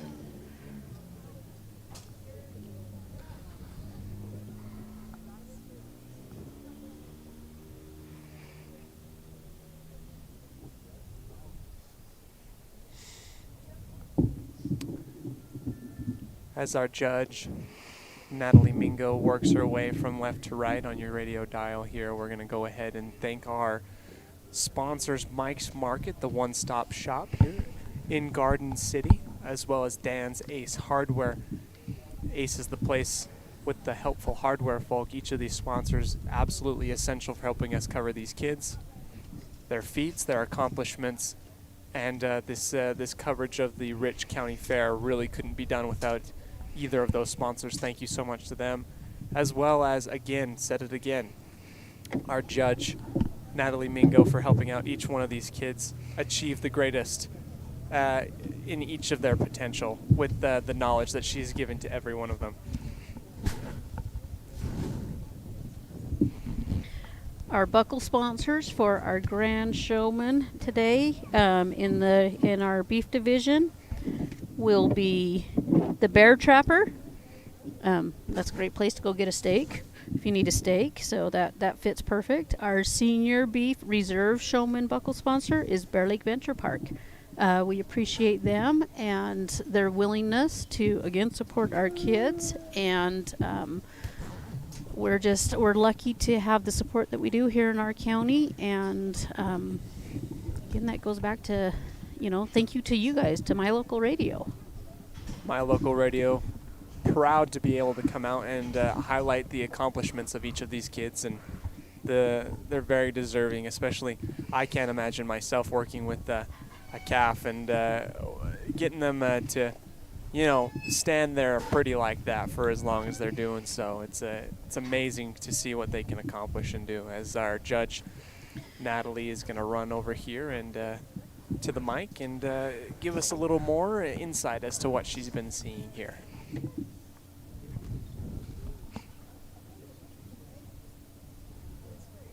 All right, for senior showmen out here, there was little things that I was telling them they really need to fix. We've got one phenomenal showman there in the front. She wins this hands down. She's going to win that seniors class. That's one of the best showmen I've seen all summer. I think she does an excellent job. That calf is behaving a lot better now in showmanship than he was even in market. If he gets that leg just right there, boy, it sure makes him look a lot better. It helps his angles, and that's what we want in showmanship. You should be able to know where that calf's legs need to be to make him look the best that he can be, and she does a really great job. When I come around in front, she knows where to be. She's making sure I can see that entire calf.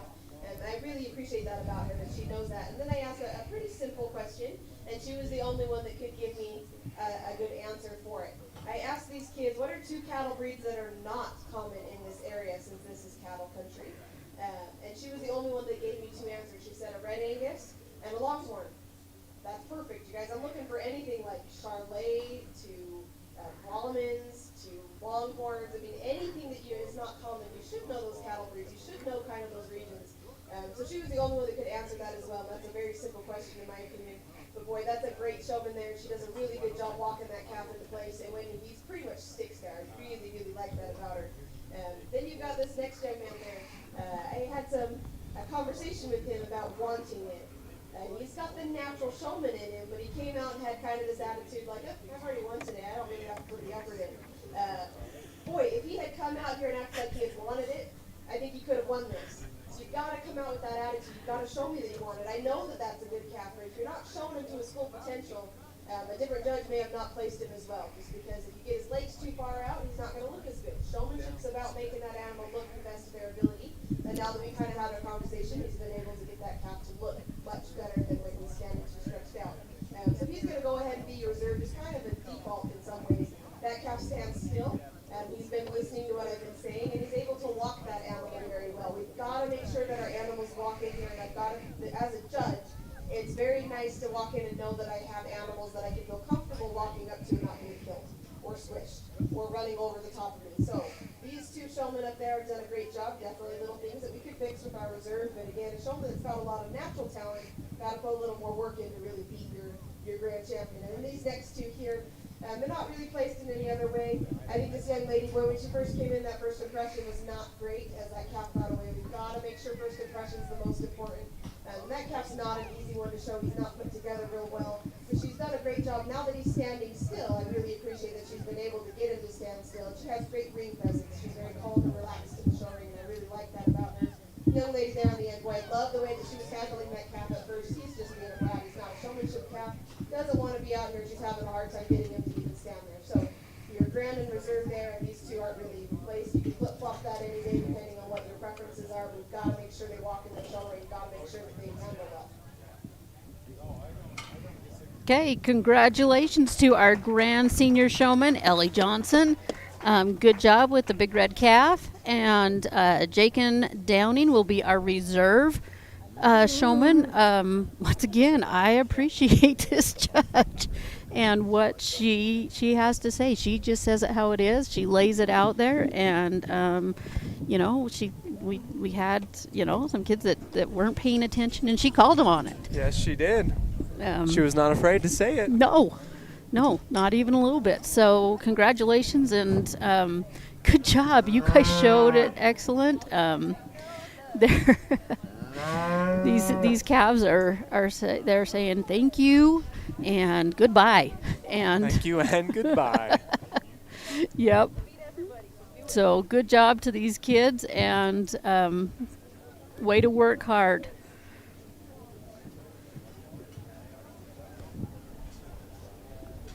That wraps up our senior division senior showman for the market beef showmanship. Our next division, our intermediate division, will have Faith Downing, Hillary Rex, Daniel Smith, Eliza Ball, Katharina Smith, and Teddy Ball. Again, we want to thank our sponsors for the Senior Grand Showman Buckle, the Bear Trapper, and our Senior Beef Reserve Showman, Bear Lake Venture Park. Our sponsor for the Intermediate Beef Grand Showman will be the Bear Lake Candy Company, Bear Lake Spa, Surf Club, and Water's Edge Resort. If you've ever come through Garden City, right there across from the church, that whole little division, that's the little set of shops there, and we appreciate their sponsorship being our Intermediate Beef Grand Showman Buckle sponsor. Our Intermediate Beef Reserve Buckle sponsor will be Summit Pizza Bear Lake. And if you haven't tried their cheese doodles, you're missing out. I think I'm missing out. Okay, you better stop and get some. Okay. It's, honest, it's an easy sell right now for food on me, no matter what it is. The protein bar didn't do it. Protein bars, fantastic, super good. I'm rocking some M&Ms here, everything like that. But I just don't think you can really beat just a warm something or other, like a good stew, a roast, a hamburger, something along those lines. It's just the beef are getting to you. The beef Cody. is getting to me. The beef is getting to you. The more and more I stand here, the more and more it just creeps up on me. Well, that's good, Wiggy. I can see that we've got our showmen lined up there in the beef barn. They are getting ready, and we're just working our way through today.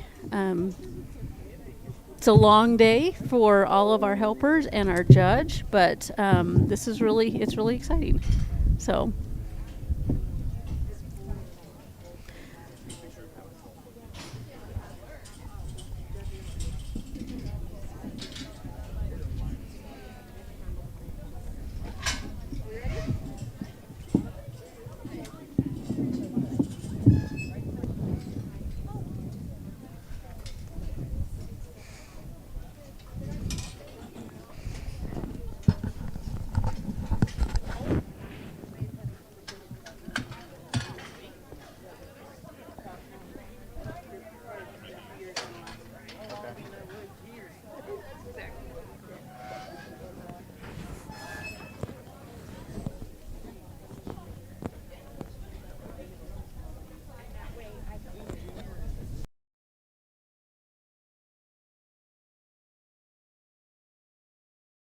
They say the three most important things in life for many people are their faith, their family, and their high school sports. And not necessarily in that order. Advertise where you'll get noticed. Call My Local Radio and become a sports advertiser today.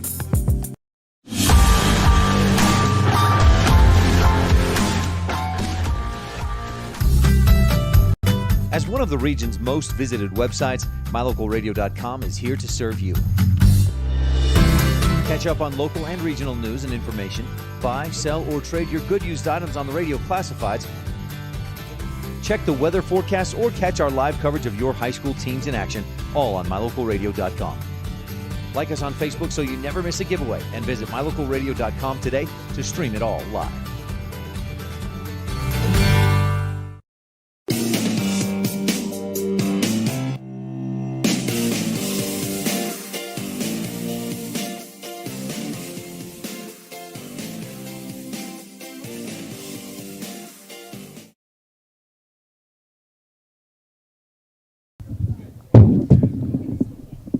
Welcome back to the Rich County Fair here as the intermediate division market beef showmanship selection makes its way.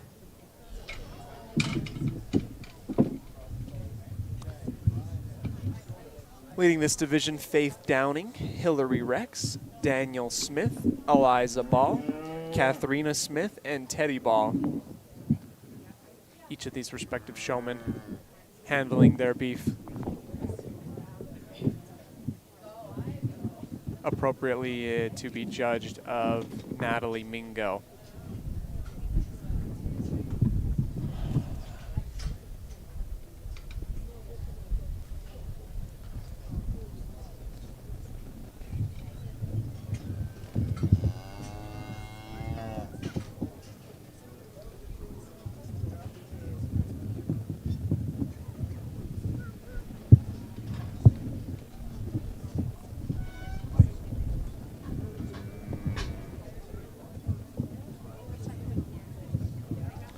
Pristine picture perfect is what we're looking for here as Natalie Mingo judges each of these individual beef in the intermediate division.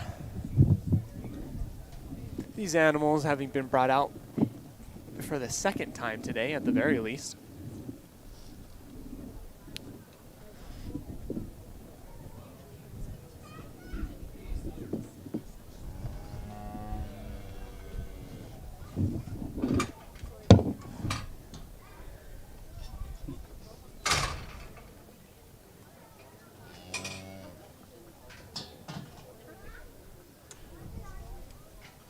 Special thanks to Mike's Markets, the one-stop shop in Garden City, as well as Dan's Ace Hardware.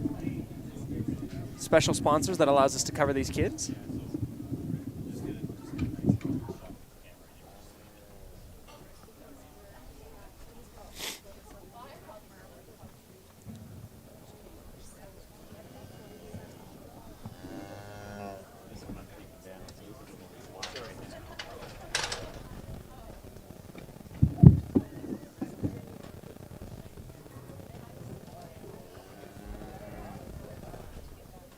County Fair.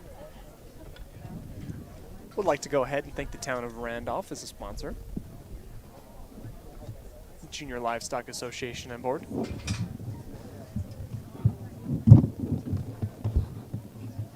Natalie Mingo taking her time and looking at each individual cow.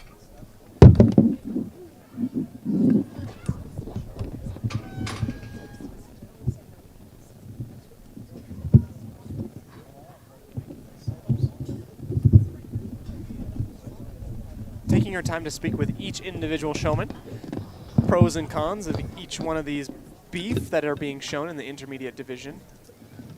Super grateful for each and one of these kids to be able to bring their animals out to show. Not an easy thing whatsoever to keep a calf in under wraps and standing and posing for however long that our judge needs to take in order to take a look at every one of these cows. Making her way through, about halfway through our intermediate division here.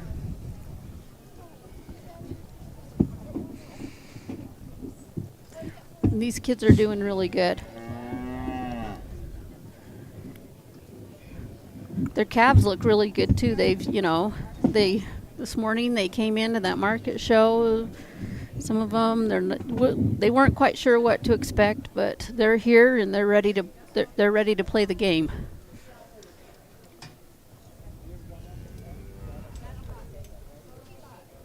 A light sprinkle has now begun, capping off our almost the entire spectrum now of weather that we have been able to experience since 8 o'clock this morning.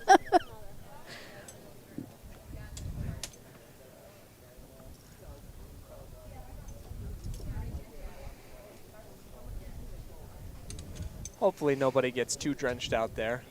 You're right. It is just a light sprinkle. You can barely see it. You can barely see it, but you can see it just enough.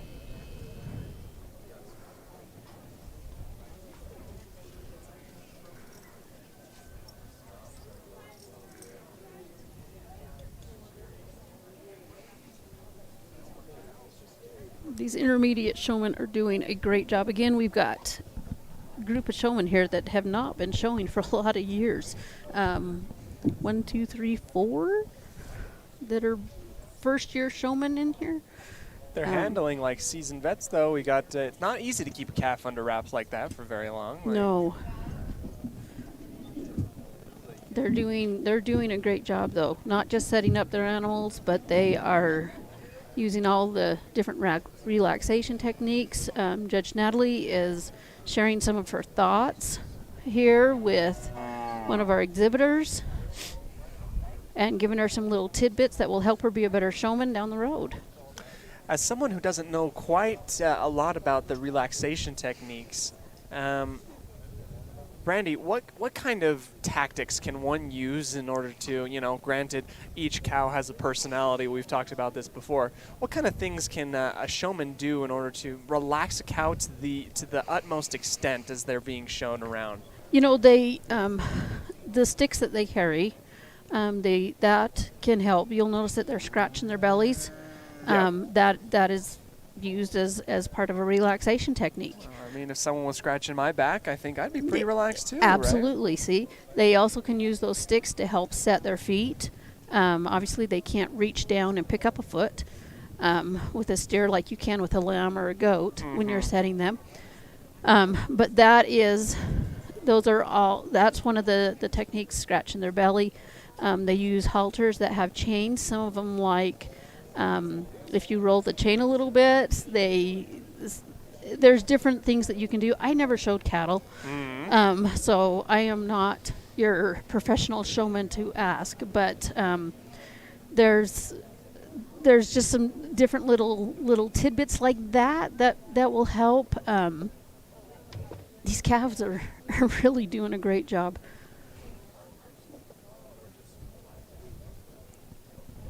Well, and they're exhibitors too, but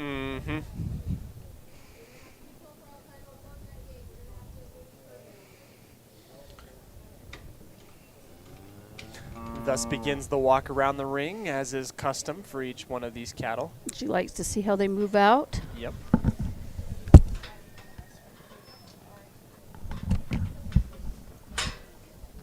Working in order, in unison, in line.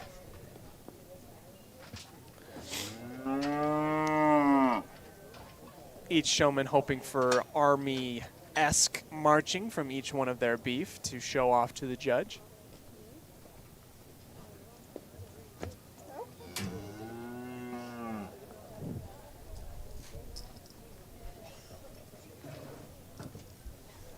Round and round they go.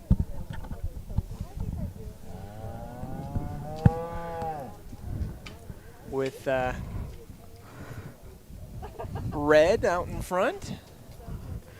Again, we've got our combined bred and fed showman, as well as our market steer showman in here.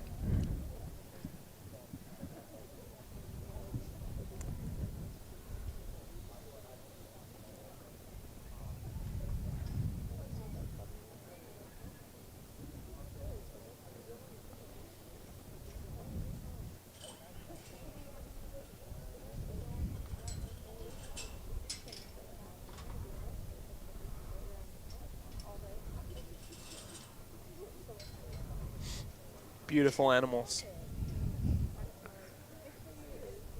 They really are.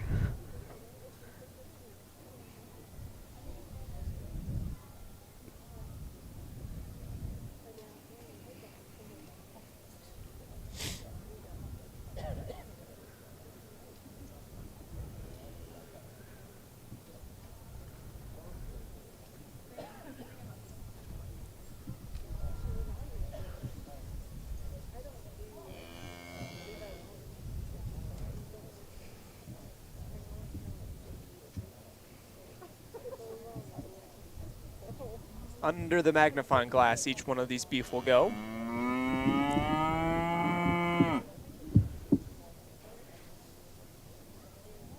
As the relationship between each one of these cattle and their showmen are judged.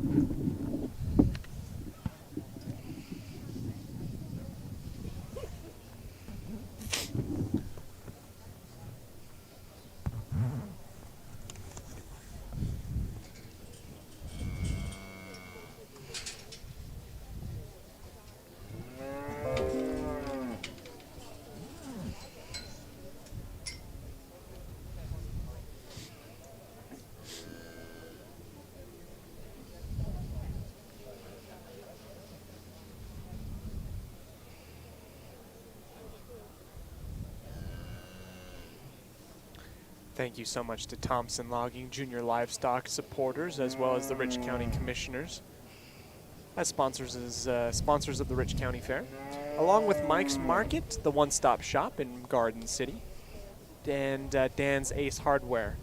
Ace is the place with the helpful hardware folk, making it possible for us to stream to you on mylocalradio.com the immense, just the excitement and the coverage for each one of these youth in showing off their cattle at the moment.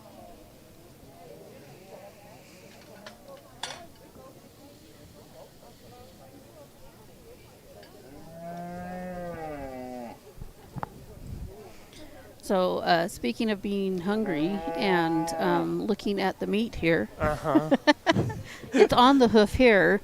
But if you visit Mike's Market, when you walk in their front door, they have a little case that they have. They're showcasing some of their top cuts right there. Yeah. And they do the most incredible seasoning on some of their meats that it's all ready to go on the grill or the smoker.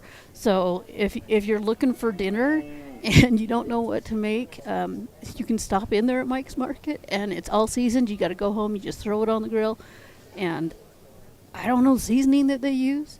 They'll tell you, but it's good. It's good. It's good. My goodness.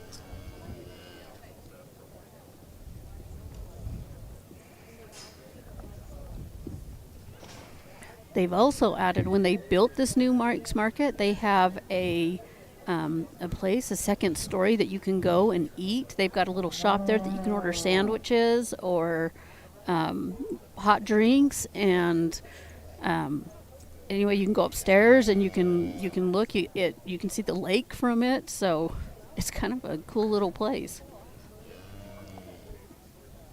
One-stop shop for views and beef and anything that you could possibly need. That's right.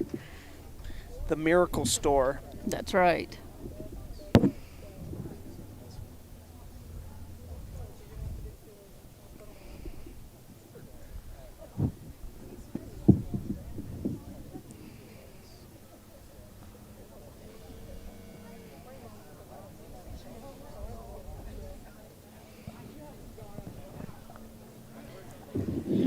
Looks like our judge has them lined out, and she is getting ready for final decisions here.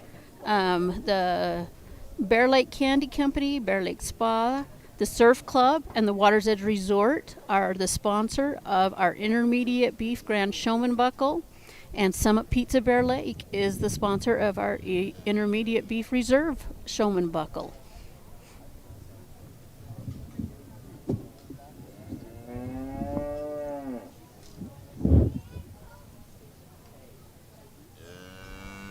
Okay, maybe I'm hungry, but the chicken bacon ranch pizza at Summit Pizza is delicious. Brandy, you're killing me. I You're killing me. I'm hungry. I can't right now. Yeah, the protein bar is not sticking. It's okay. You know, it satisfaction of a burger or a roast or something. I just you can't beat it right now.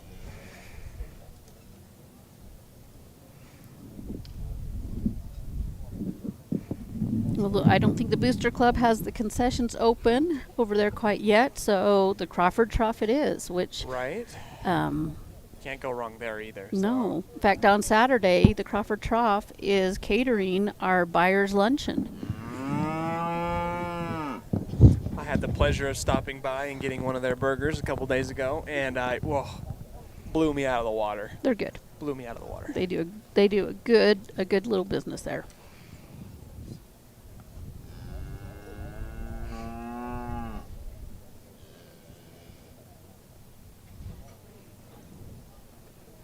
And if you need a little pick-me-up, you can get the Narrows with Dr. Pepper. Delicious.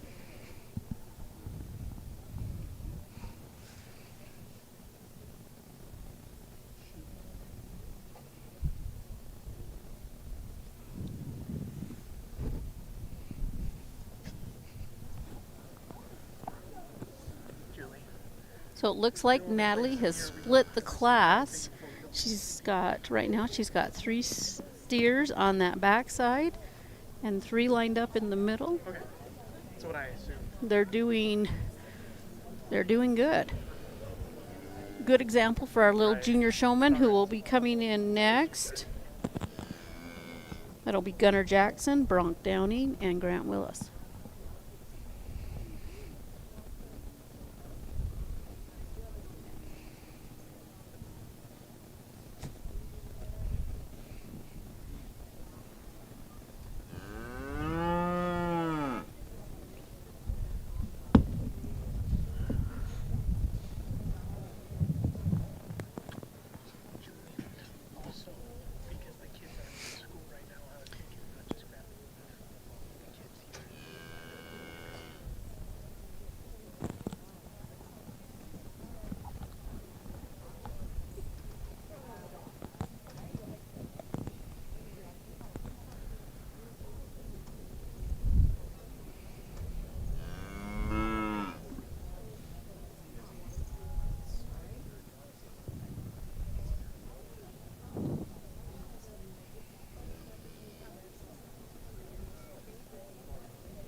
Alright, I'm going to tell you right now, this is a really tough intermediate class. We've got some really good showmen out here that have put the time in with their calves, or the legs are all squared up, or the calves aren't behaving really great. And we've got some showmen out here that maybe have worked their animal enough and need to make sure that as a showman they are more polished in the way that they handle their animals. And so as a judge, this is difficult for me because typically I want an animal that can walk in here really well. We've got to make sure they can walk well, and we've got to make sure that they can stand well, and stand square or at least stand still. And that's kind of difficult. There's little things I would tell these kids too. When I am in front, we want to make sure that you give me a good front profile view. And when I come more to the side, yep, there we go. We're doing it perfect. If I come more over here, that's when you step more towards the nose. Yep, just like that. Just little things that I was talking to about being polished on. And when we are profile like this is profile or head to tail. The back leg that is opposite the judge or non-show side should be popped forward or scissored. The reason we do that, I ask kids this all the time, they're not really sure. Well, number one reason, if you've ever watched cattle out in the field, do they ever stand square? Never. I have never in my life seen a calf go out there and just stop perfectly square. They don't do it. They always have a back leg pop forward.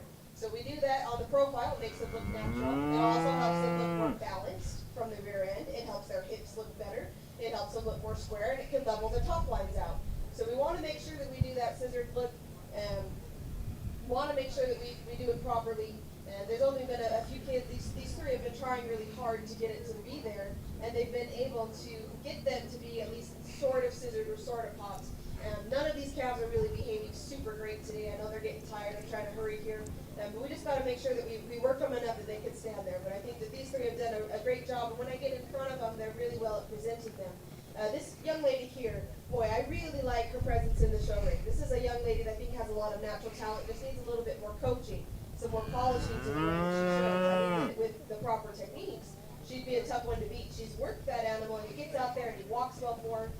She tends to fidget with him. She tends to try to set his legs and then fidgets with those legs. So we've got to make sure that we get those animals to stand still. We don't fidget with them too much. Again, love the way that she shows. She's so calm and relaxed in there. I think that's what we need as showmen. We just need some more time rehearsing at home. These next two showmen here, I think they have what it takes. Their animals aren't cooperating as well today. We've got to make sure those legs are where we need them to be. And we've got to make sure that we act like we want it as well. And the young man there on the end, boy, I loved him when he first came in. I love the way that he shows. I like his intensity. He's starting to have a rough day. That calf is being a brat. You can tell that they're just done. And as a showman, we've got to make sure that we fake it. If we're not having a good time, you still got to act like you're having a good time and help that animal behave properly. So there's just little things we've got to do. That being said, I will go out and shake the hand of your ground in the reserves now. The moment we've been waiting for. Intermediate Division Market Beef Showman Grand Champion about to be crowned by our judge, Natalie.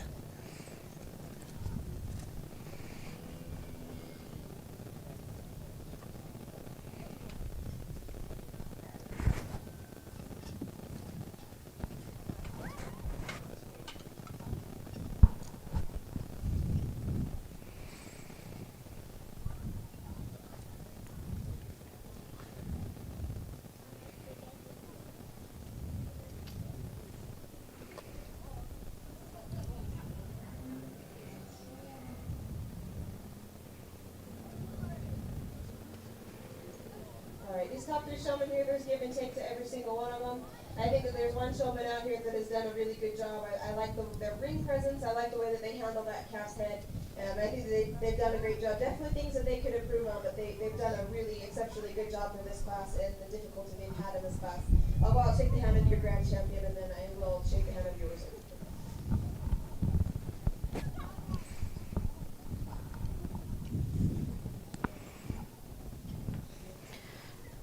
Congratulations, Teddy Ball, our grand intermediate showman in our beef division. He's worked hard with that calf, and it shows. And Eliza Ball, congratulations on the reserve intermediate showman. We appreciate them, appreciate the effort that they have put into working those calves. They did a great job. They did a wonderful job. I think that the beef and the showman are ready to reel it in here. They are. I think this young man earned it there towards the end as well. Every time I looked at that calf, it was just about perfect. Definitely little times when he didn't want to cooperate. When I had these kids go and line up and set up, he was one of the only ones and one of the first ones to actually come in and set those hind legs the way that I wanted them to be. And I think he's earned it here towards the end. That calf looked perfect up until I shook his hand, handed him some stuff. Now he's trying to juggle everything. But I think that young man earned it in this class. He did a really great job. Boy, the way that this young man handles that calf's head when he's walking in the ring is the way I want to see those calves walk. And you can tell that he's worked that calf from the start to have that head up, and that's what we need to do. When anytime they're on a halter, we work them with those heads up so that they get in the show ring and they're like, oh, gotta work, gotta put my head up. So we need to do that just from the start. That's going to help all these showmen a little bit better. And your reserve champion, man, maybe not one that always has the legs set up the way we want it to be, but boy, that calf sure has been calm. I look over, he walks fairly well. And for the most part, she's had him set up well, and she's paying attention, and she's fixed what I told her to fix, and that's important to me as a judge. And the young lady there, boy, a different calf on a different day, I think would have done her wonders. I love the way that she shows. I love the way that she came in that show ring. I love the way that she presents that calf. He's just not cooperating as well today. We've got to get him to behave better and be a better partnership. So a very close second and third there, but again, I think that young man in the front won that pretty handily, in my opinion. Great job, you guys. Great job to all of our intermediate showmen. Like the judge said, very close between Eliza and Hillary, so good job, ladies. And we appreciate the effort that they have put in as they bring these calves around the ring one last time. Next time they come into the ring, it'll be for our sale on Saturday. Execution, showmanship presented. Yes. By our grand champion, as well as our following our 2 lovely ladies behind him. Yes. Nice job. Nice job. You know, our sale is going to be a lot of fun this year with this many more calves. It just brings a lot of excitement. I don't know what it is with the calves, but the calves come into the ring and everyone gets excited. I don't know. It is what it is. It's, they just demand attention. I think that's what it is. Is that what it is? I think so. I need to take a lesson then. I need to walk into a room and demand attention. You know what? Me and you both. I think we're in the same boat. All right. We have the junior division coming up in the market beef showmanship. I don't know if you noticed that was another little sibling rivalry right there, All right to the bitter end again, with our grand and reserve showman, brother sister team.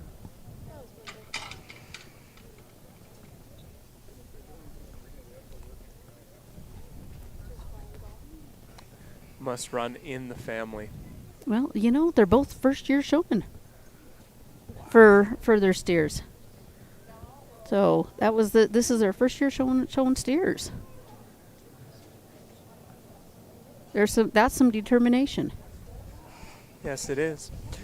We'd like to thank you for watching the Rich County Fair, covered on mylocalradio.com, sponsored by Mike's Market in Garden City, the one-stop shop, as well as Dan's Ace Hardware. We're going to go ahead and just step aside for a quick seconds while we wait for the junior division market beef showmanship to come on out, and we'll be right back after this break. They say the three most important things in life for many people are their faith, their family, and their high school sports. And not necessarily in that order. Advertise where you'll get noticed. Call My Local Radio and become a sports advertiser today.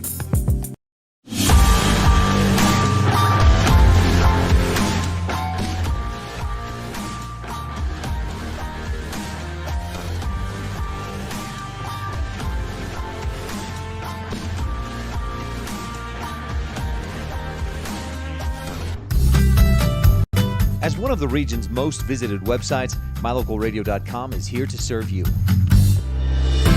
Catch up on local and regional news and information. Buy, sell, or trade your good used items on the radio classifieds. Check the weather forecast or catch our live coverage of your high school teams in action, all on MyLocalRadio.com. Like us on Facebook so you never miss a giveaway, and visit MyLocalRadio.com today to stream it all live.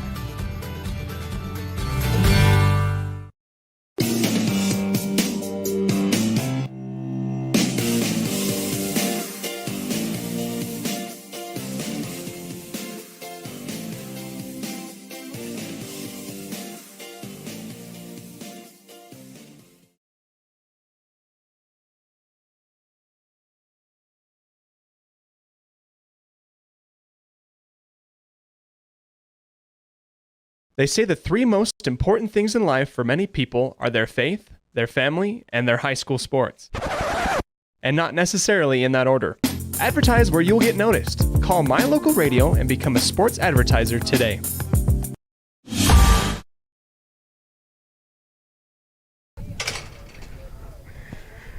Welcome now to the Junior Division Market Beef Showmanship. We have here in the ring Gunnar Jackson, Bronk Downing, and Grant Willis. Each of these fine young men steering their calves.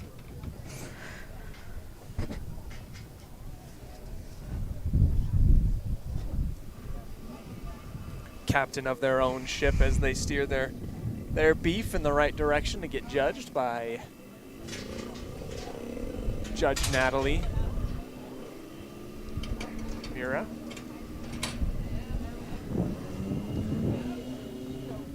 Super proud of these young men. I mean, their size versus these calves, it makes a huge difference. So I always stand in awe of these junior aged kids that choose to show calves.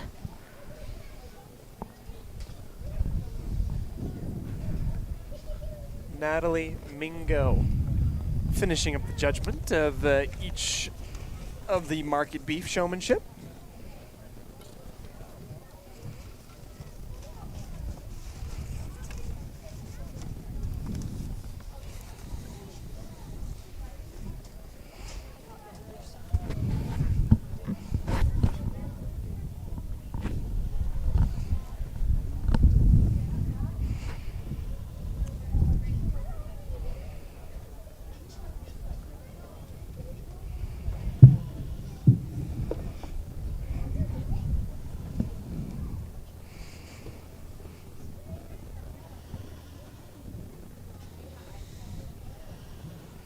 Rich County Fair coverage by MyLocalRadio.com, sponsored by Mike's Market and Ace Hardware. Junior Division Market Beef Showmanship, Gunnar Jackson, Bronk Downing, Grant Willis, each vying for the top spot with beef in the junior on the line. We want to thank our junior beef grand showman buckle sponsor, the Bear Lake Shed. They'll get you in shape. If you've never been there before, they'll get you in shape. Coach Jessie, she can give you a good workout. Our junior beef reserve showman, Ranchers Insurance. We're grateful for them. We're grateful for their sponsorship. And these kids are working hard. That's for sure. That is for sure.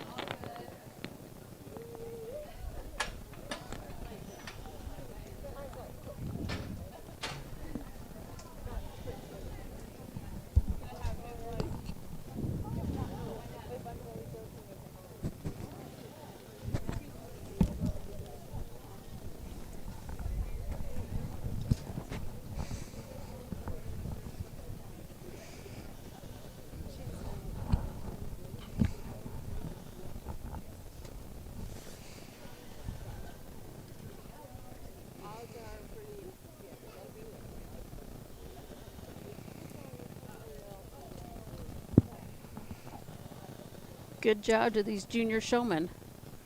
They're working hard with these calves.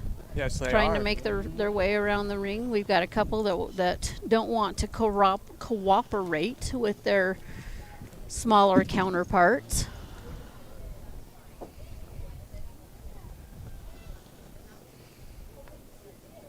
Again, we're grateful for our 4-H parents and leaders that go the extra mile. They don't wear the belt buckles at the end of the day. It's the kids, but they sure earn them. That's for dang sure.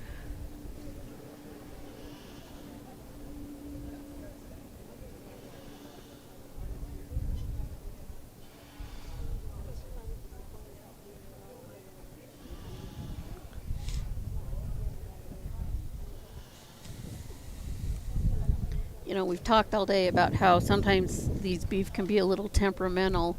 Yep. And I'll tell you, my husband showed steers all growing up. And is he standing around me? He's not listening to the radio? Okay. I think you're safe. I think you're safe. I'm safe.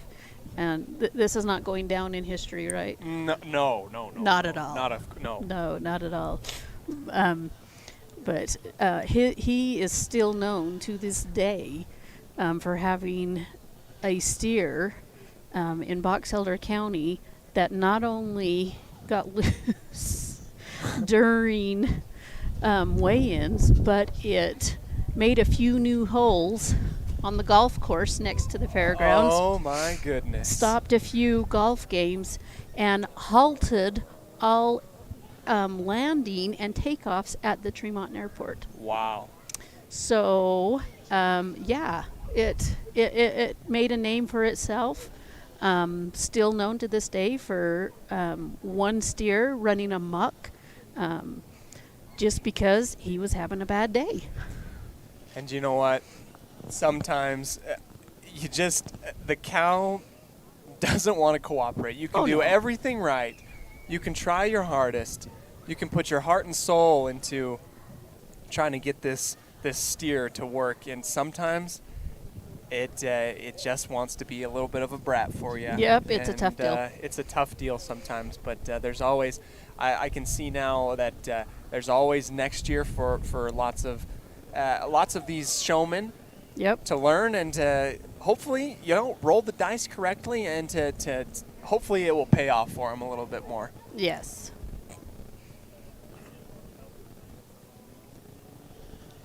Well, and can I just throw out that, when these calves all came out in their market classes this morning, there was some that were not having great days. Nope. But every single one of these exhibitors are back. They didn't give up. They didn't throw their hat on the ground and say, nope, I'm done. I'm not doing showmanship. I'm out of here. They are back in the ring. And that is one of the life lessons that we learn in 4-H. And they'll at the end of the day, there may be some tears tonight, a little frustration, but they are that they're still going. And I don't know if you picked that up on the camera, the little fist bump from the judge to our young exhibitor over there, that his calf is gave up on him. Yep. It takes two to win this. It really does. It does. And you know what? He's okay. Yep. He's gonna be just fine. Yep. All right, rounding up this cattle show here. I think you really have to appreciate these young kids out here showing. I was telling this young man here on the end with that really bull-headed calf. I have seniors all the time that have calves like that. They just start bawling on me and they leave the ring. And I think the fact that he is staying out here in this show ring says a lot about his character, and I think that deserves a round of applause. I think that kid has what it takes on a different day, on a different calf. I think he's going to be a really good showman there. This young man here in the middle, boy, I love his intensity. That kid knows what he's trying to do, and he has to reach all the way up to get that calf's head up to where it needs to be, because that calf's so long-necked, and I love that about him. Maybe not as quick to get that animal set up as we'd like him to be, maybe not as confident getting that calf out here to walk, But again, that kid with a little bit more practice on a different animal, maybe even next year, is going to be unbeatable. He's got the natural talent there. If he puts the work in it, it's going to be a tough one to beat. Really like his style. We've got this young man here in the front. We talked about little things he could do to fix. You could tell. I mean, look at him. He's standing out there. He doesn't even have to scratch that calf. He's worked him enough. That calf trusts him enough to stand out here in the show ring. That's what we want in cattle. We don't want to be so uptight and so anxious that our cattle don't want to stand there. We've got to make sure we work them enough. And so that being said, that young man there in the front is going to win this today for me. I think he's done an exceptionally good job. And boy, maybe he doesn't always have that leg exactly popped where we want it to be. But that is the only man out here that was able to walk that calf with confidence and ease and able to get that calf squared up the fastest. And that's really impressive to me. With some more time, a little bit more polishing, I think that young man is going to be a really tough shoulder to beat as well. And your reserve is going to be this young man here in the middle. Boy, like I said, I really like seeing him out here. He's trying his best, and he's reaching all the way up and holding that calf up. We just got to make sure our calf behaves a little bit better for us.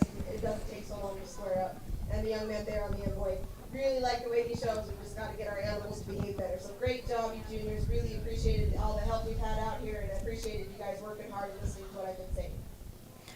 Congratulations, junior beef showman. Way to work it. Gunnar Jackson, all that hard work has paid off, and he is the junior grand showman for the 2021 beef showmanship in the junior division.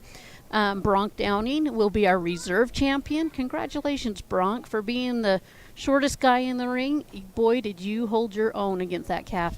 And Grant Willis, he came in third in our showmanship class, but this kid has determination. Yes, and he do. like the judge said, the fact that he has come back in and dealt with this bull-headed calf all day, that deserves a lot. So Absolutely. It shows a lot of character. I am thoroughly impressed with Grant Willis and his ability to stand firm in the face of adversity and to stay on the saddle. absolutely. Good for Grant. Absolutely.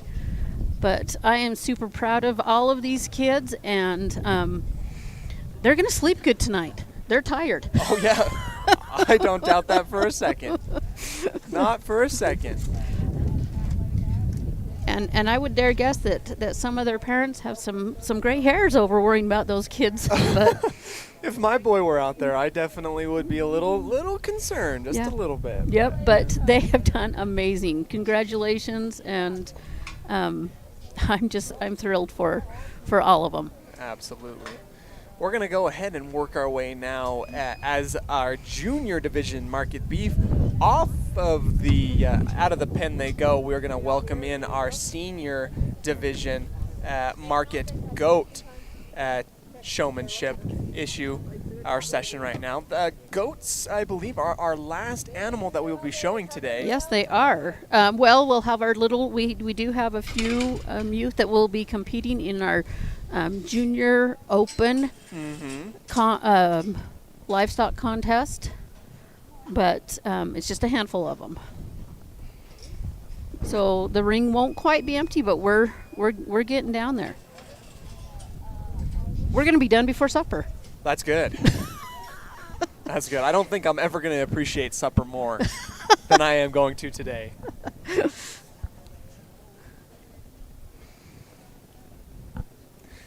Smaller animals come out. They're a little bit easier to handle. A wouldn't little you bit say? easier. I would say maybe just Yeah. a little bit. Yeah. Yeah, not as much worry that someone's going to get mucked out by a goat. No. And if you do, I think you're going to recover pretty quickly. Yeah. I think so. Yeah, although they can butt pretty hard. They can believe get it. you. But I believe it. I'll tell you a funny story about a goat in a minute. We are going to anxiously await Yes, as we our are. judge, Natalie Mingo, is going to tell us more about a goat encounter, I'm sure.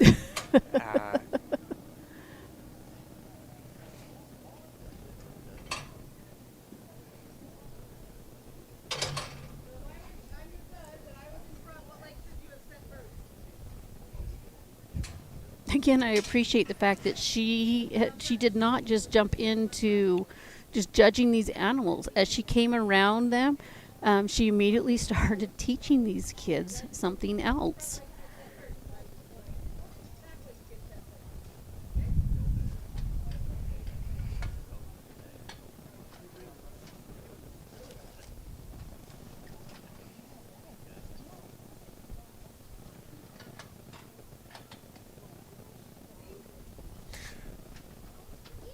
some of them don't want to be touched. I believe, again, not an expert, but if I'm able to pick up anything, is she reaching on their back to see how tense they are in their stance or such like that? Or So in the market class, she's actually measuring. Usually when she's touching their back, she's because you can tell on goats and lambs. She uses a measurement tool. Right now in the showmanship class, she's actually just seeing how they will respond. to the touch. Yes, and whether or not they'll brace. So brace is when they push against the showman, and she's seen if that's what they will do. I mean, their natural response is that, they if they're trained correctly, their natural response or their response will be to brace. And that's what she wants to see. Again, this is our senior class. She's going to be a little tough on them. I just don't have any doubt about that. She's expecting a lot out of these exhibitors. And we do have some exhibitors in here that have shown goats for 10 years. So she has a right to expect a lot out of them. But you know what? I have no doubt that our Rich County kids are not going to, they're going to meet those expectations.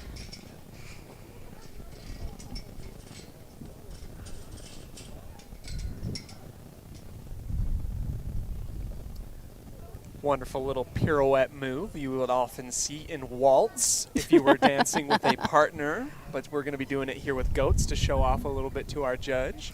That is correct. They're trying to keep that animal between them and the judge at all times. You always want the judge to be able to see your animal.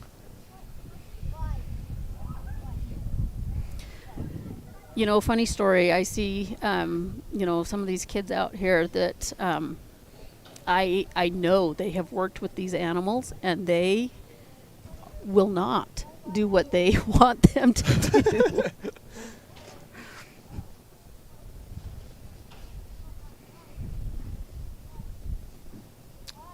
A stubborn goat? I've never heard of one. No. Never. No. Never. No.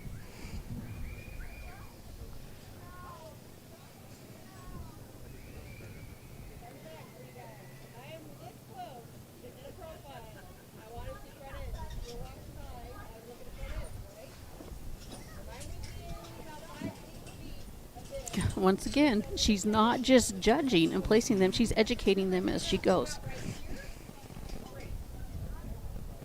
At the end of the day, next year, Natalie won't be our judge. And every judge has their own opinion and what they want to see. And so for the most part, you try to do what you learned, and some judges just want to see something a little bit different. But I have noticed today that everything that this judge has shared with these kids has been something that is going to benefit them overall as a industry standard. Mm-hmm.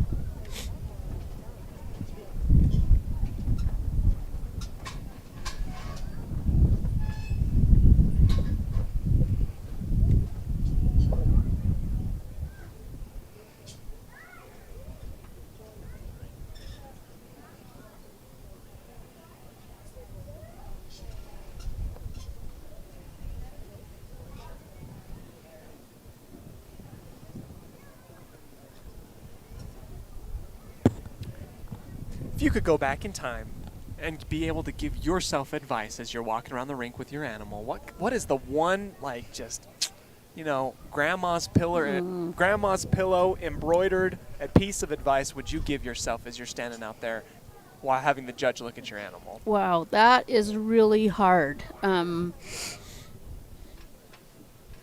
that is really hard because... I asked the hard questions. Yeah, that is hard. Okay, so the reason that is hard is that when I was showing lambs, I never got a Grand Reserve for a market animal, but I did well in showmanship. Showmanship was my jam.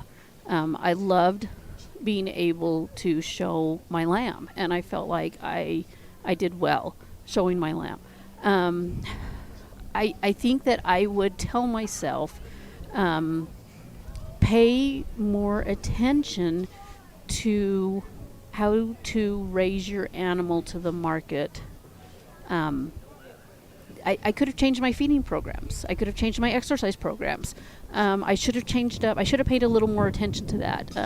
I should have been, and I could have been more competitive. I had good lambs, and we could have been more competitive in that final drive for a market Grander Reserve. But I didn't pay as close attention to that. But I will say that I felt like I did a good job as a showman, and I loved every minute that I entered the ring and was sad when I exited. Yeah. I would dare say that similar wording I would use for myself in, any type of sport or hobby that you're able to participate in, especially at the high school level. Enjoy the moments. Yeah. Soak it in. Yeah. Those things last forever, and it carries over, obviously, to the showmanship here at the Rich County Fair.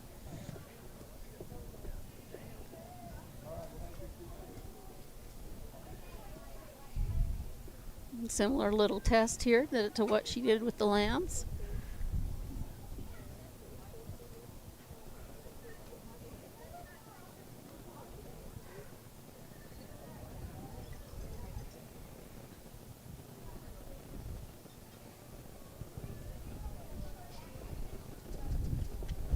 Those kids did really good on recovery too. Yeah.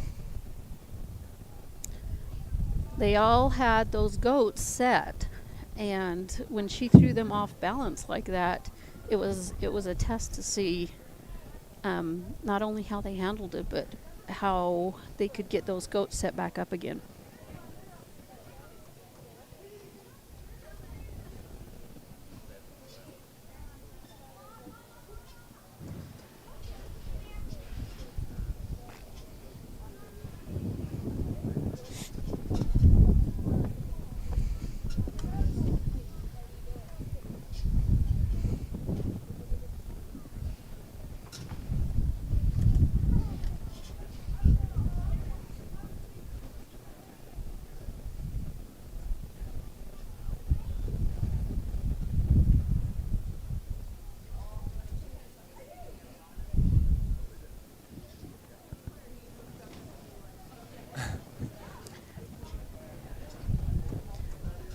Okay.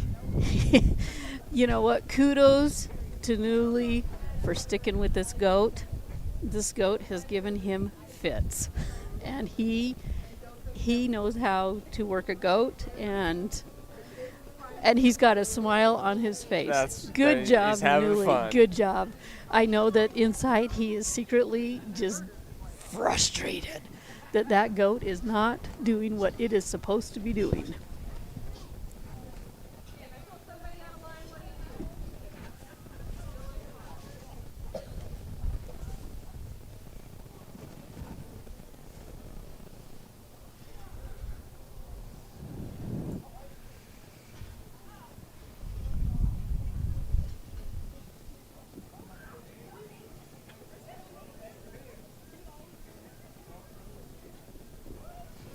Did I mention how proud I am of all these kids? Like, I just want to give them all, like, the biggest giant hug. Every single I one know. of them.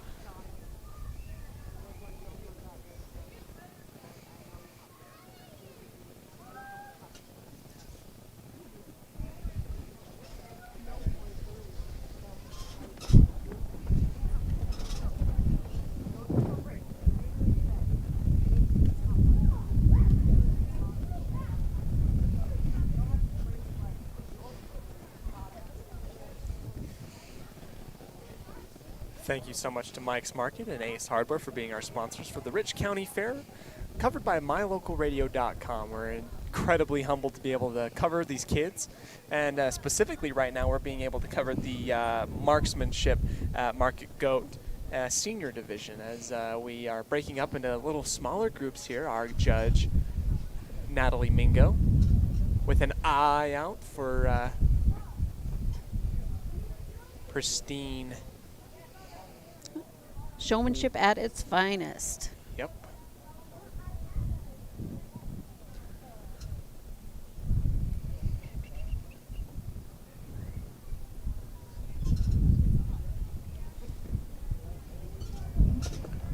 Well, the good news is that it's not supposed to be windy and overcast tomorrow. Well, that's good. I'm not going to be here, No, but that's good. No, you'll be headed south. I'll be heading down south. Flocking for Randolph winter here in August. No, I give it too much grief. It's not that bad. Not that bad. It's just, we're just not accustomed to it. I think it is that bad. We just heard from the ring. It is that bad. it is that bad. I think it helps to be able to move a little bit too. Yes. So. Me and you, Brandy, we're sitting in these chairs and we just get to take the brunt of it. And right? the metal chairs aren't doing it. Like you said, we're sitting on an ice cube. Yep.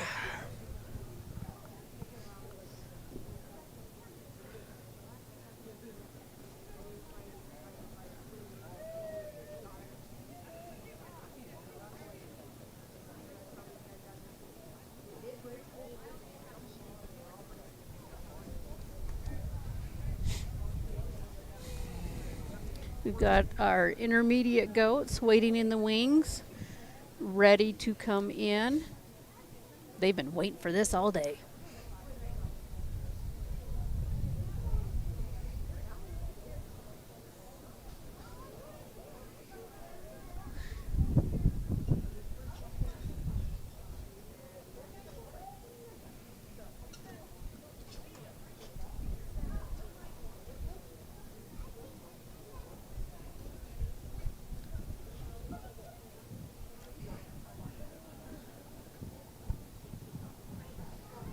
Alright, talk little things with these guys. We really got to make sure that we get a good brace on these animals, and we want to make sure that they behave properly. These two on the far end, boy, we've got one goat that just stands there good for him, but we've got the one that just doesn't want to cooperate at all. He's trying to lead it, he's trying to walk on his knees. We did that a couple times, so sometimes they're just not showmanship animals. We've got to work on that. The biggest thing I was telling these kids, we've got to make sure that they brace. We show sheep and goats brace. We want to make sure that you can get a small brace on them when I come to feel them. That's really important. And we want to make sure that they stand still for us and that they're squared up. So every time I look over, these two young men there are the only ones that I looked over every single time. And their animals were squared up and they were at least getting a semi-brace out of them, if not a brace. We want to make sure that we do that. We've got to get that brace on them. And I did ask them a few questions as well. The ideal market goat weight is between 75 to 85 pounds. Different judges are going to like different things. I've seen them hanging on the rail. If you have a goat hanging on the rail and they're only 60 pounds, their carcass weight is not going to be very big. If you know what dressing percentage is your live carcass weight, your live weight versus your carcass weight.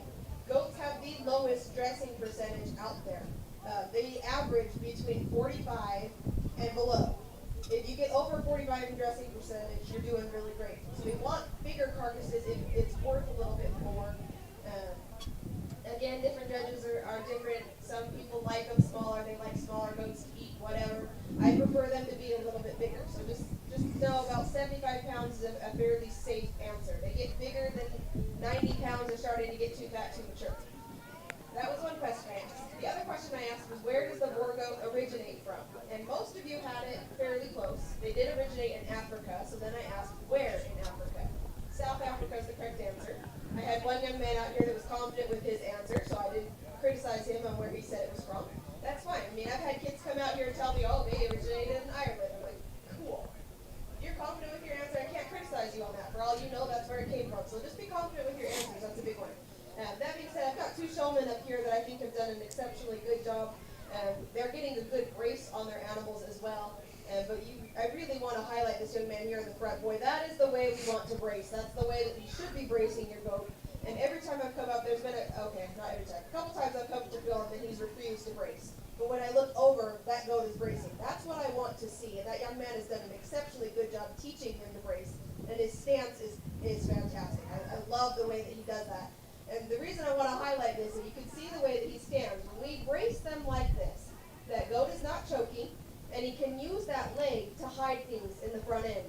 That makes that goat look better. It makes him look better in his front end. It makes him look longer. It makes his shoulder look better. So he's got a proper bracing stance and makes that goat look better by bracing him properly. That's really, really important. And then this young man here, boy, maybe he doesn't always get that good brace on there, but he's trying.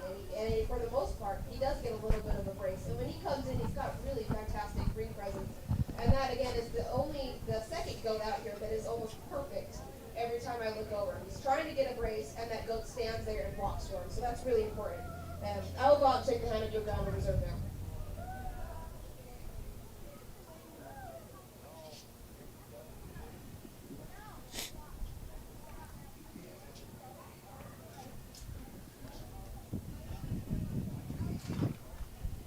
So I will be interested to see if our intermediate and junior, congratulations, Jaden Grohl. He is our grand senior showman, and Tanner Nelson is our reserve senior showman. But I will be interested to see if our intermediate and junior showmen were paying attention to our judge as she was speaking. She laid some things out there and even answered some questions that she could ask them. So that's part of why we do our seniors first, is so that Seniors, let's make sure we work this a little bit harder for next year. Let's get these goats to brace. It takes a lot of time to get them to brace. They are a difficult species as well. The more time you put into them, like your grand champion showman here, he taught that goat to brace. It is possible. I promise you, it is possible. It's going to take some effort. It's going to take some time. He deserved that. You can see that he worked that animal enough. And your reserve champion boy, really like the way he shows. Wish that goat would have given me a little bit more drive out here. So great job, you guys. You guys are okay to walk out. So yeah, our seniors come in first so that our intermediates and juniors can see what they need to do. So congratulations, Jaden Grohl, on our senior goat showman. That buckle is sponsored by Circle 7 Land and Livestock. A big congratulations to Tanner Nelson as our reserve senior showman. And that buckle is sponsored by the Bear Lake Shed in Garden City. Wonderful showing by our seniors out there as we look forward to our intermediate division. I'm going to tell you this funny story. So I had this goat, this kid. This is becoming popular, so if you see your kids doing them, tell them not to. Instead of stepping and facing the nose and turning around, they pass them behind their back. So they do this fancy little turn and go to the other side. Don't do that. So this little kid tries to do that, goes to pass it behind, goat tries to pull away, so he's pulling backwards this way, lets go of his goat, and then the goat jumps up and has both front legs on that kid's back, and standing there and starts chewing on his shoulder. Because he passed it behind his back, and I was like, that is why you do not pass it behind your back. And the kid's like, I don't know what to do. His goat's eating his shoulder, and I'm like, okay. Those are goats for you. Those are goats examples. That's wonderful. You heard it here first from our judge, Natalie Mingo. A little encounter judging some goats. Go with the front pass, not the back pass. Yes, That's what we learned from that. That is your little sport analogy. That is exactly right. Yeah. We'll go ahead and just take a quick break as we get ready for our intermediate division. You've been listening to the Rich County Fair 2021 on mylocalradio.com. They say the three most important things in life for many people are their faith, their family, and their high school sports. And not necessarily in that order. Advertise where you'll get noticed. Call My Local Radio and become a sports advertiser today.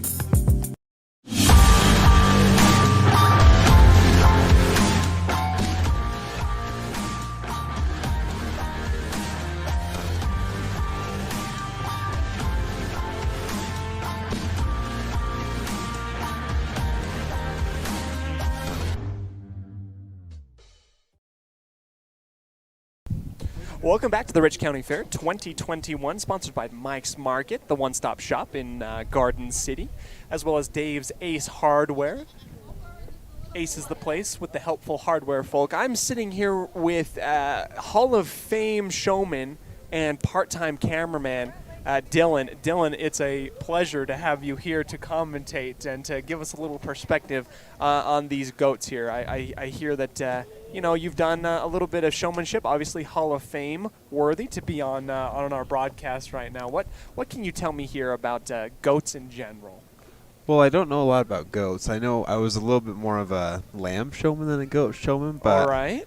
I just know that it's they're very similar to sheep in that in lambs, and that you want to make sure they have that brace like the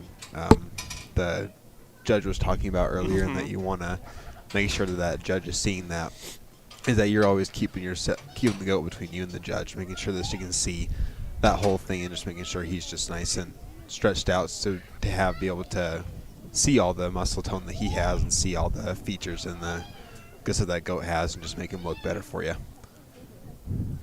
I think you're 100% right, Dylan. Just making sure that goat is squared away, ready to go. Got those, just massive back muscles. Those, those traps is what the judge is looking for on the goat, I would dare say. And here's our little pirouette portion as we switch in front of the goat, in front of our Judge Natalie Mingo here. What would you say is the most,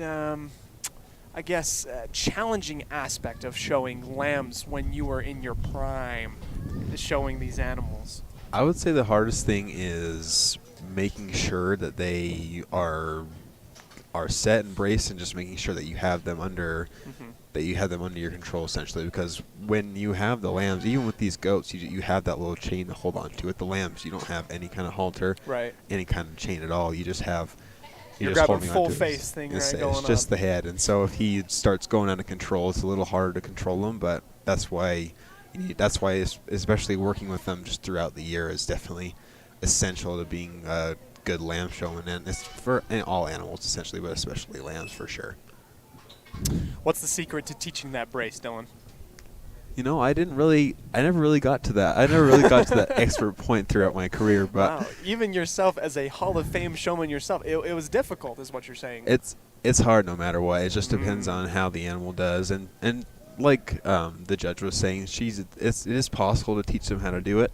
And there were a couple lambs that I got to be able to brace pretty good, and they stretched out pretty nice, and they behaved well. But I also had a couple that did not do so well, and but basically that's the main thing. That's the main portion. Did it vary on day to day? Did you ever in your illustrious career of showmanship have an animal that was just we're ready to go, pristine, and then the fair shows up, and then all of a sudden he forgets everything he's been taught, or something like that? I think my third year I had a lamb that the first one I had was really good, but I was just my first year, and so it was a bit of a struggle. Anyway, in my third year I knew kind of what was going on, and he was acting pretty good throughout the fair, and then I got to the fair and he was just pulling on me and not wanting to brace, and I was just like, "This, you gotta be kidding me." You gotta be kidding me. Exactly. The one time I need you to focus, and comes up short. Mm-hmm. We're here with the intermediate group, the intermediate division in the market goat showmanship. Walk me through the process, Dylan, of the process, I guess, of what you learned from your junior division to intermediate division to your senior division. What kind of steps and I guess process did you knowledge-wise gain from working your way up? What did you learn, I guess, specifically in your junior division, your first couple years doing showmanship? Right. Yeah, the first year the main thing you learn first in junior is how, the most basic thing is just keep eye contact with the judge. That's that's one of the most important things you can do as a showman, because she said a couple times before is that the more you keep eye contact, the less she's going to want to forget you. Because if you're looking at her, you're keeping that eye contact with her, she's seeing you, you're still keeping that animal between her, she's going to remember you there. Yes. And then she's going to want to definitely take more account of how you're showing the animal and what you're doing well, and then also what you can improve on as well. And so it's just a good teaching experience throughout. That's kind of the big thing that you learn at the beginning. I see. And as eye contact is for the junior division, what is it for the intermediate division? What's your next step working your way through? Next step, I think as you get into the junior, once you get into the juniors, you can learn how to do eye contact, and then as you're getting older, you're getting stronger, you're being able to control that animal. So once you have full control of that animal, it actually helps.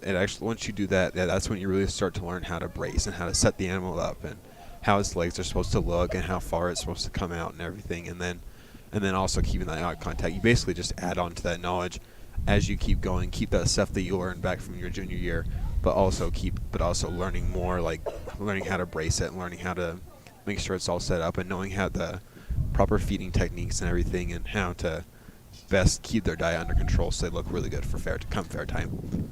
Senior year, you accumulate all this information and knowledge and experience, and then it's showtime, basically, is what you're telling me, right? Basically, yeah. You put all your knowledge that you've gained over the past few years to the test, and then you go out there and you basically just show off all your knowledge and try and win a buckle or two.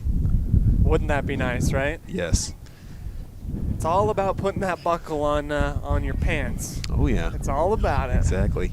Or having that big banner above your animal and being able to show off, just like, look what I did. Yep. Exactly. That's the good stuff. Yep. That's the good stuff. Well, Dylan, it's been an absolute treat for you to, part of some of your vast wisdom from your Hall of Fame illustrious career in showmanship. I cannot begin to tell you. You're going to be hearing a little bit more from Dylan, as Dylan will be covering the fair the next couple days in the absence of a couple of people, as myself and Colin Holt go down to Milford as the Rich Rebels take on the Milford Tigers for their season opener in football at 7 p.m. Friday. Thanks so much, Dylan. Yeah, you're welcome.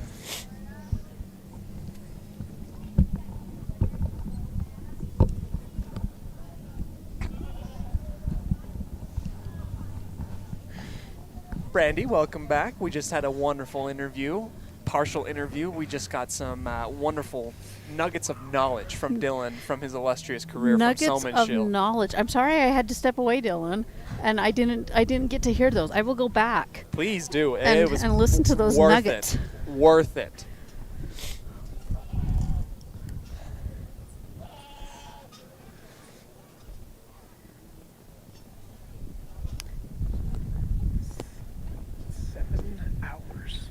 Straight live coverage. Pretty good.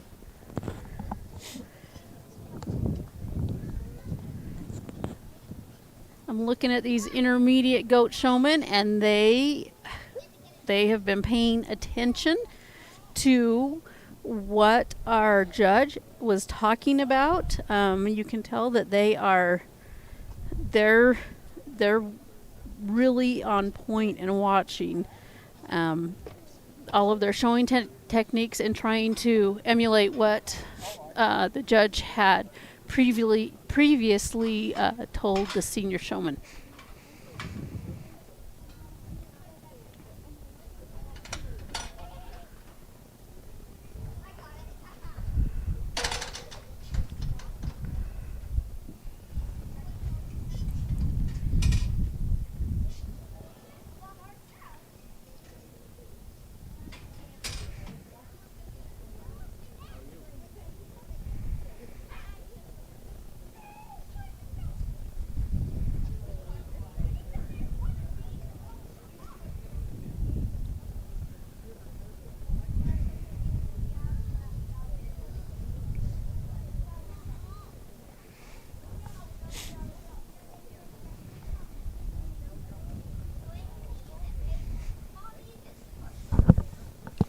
Well, Cody, we really broke you in today.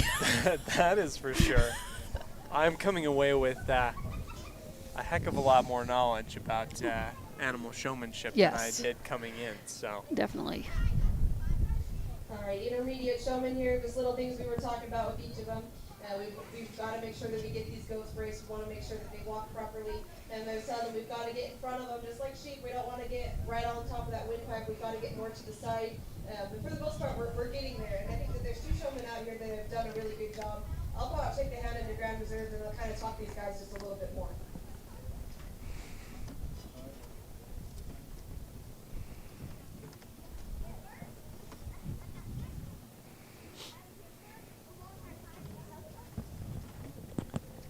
if I had a soundboard, this would be the time for the suspense music, right? That's right. Wait, when you said that, Jeopardy music went through my head. Right? That is not suspenseful music. Oh, congratulations to Ray Bradshaw. Way to go, Ray. And Cade Nelson, our reserve intermediate showman. Way to do a great job, gentlemen. All right, your grand champion showman there, I think he's done an exceptional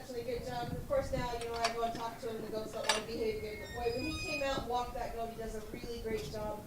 We just got to make sure that even if they're on a halter, we still switch sides. You still walk on the opposite side. You always keep that goat between you and the judge. But again, he's done a really great job. That goat walks well for him and sets up well for him. And when I looked over, that goat was one of the only ones perfectly squared up just about every single time.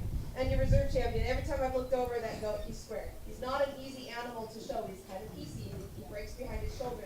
But that young man's done a good job trying to show that out of him, and I really appreciate that about him. And I appreciate the way that he's trying to brace that goat. He doesn't want to brace really anymore, but he's doing a good job trying to get him to brace.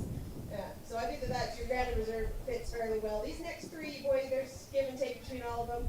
I think your third today, though, would have to be this young man, your second from the left of me.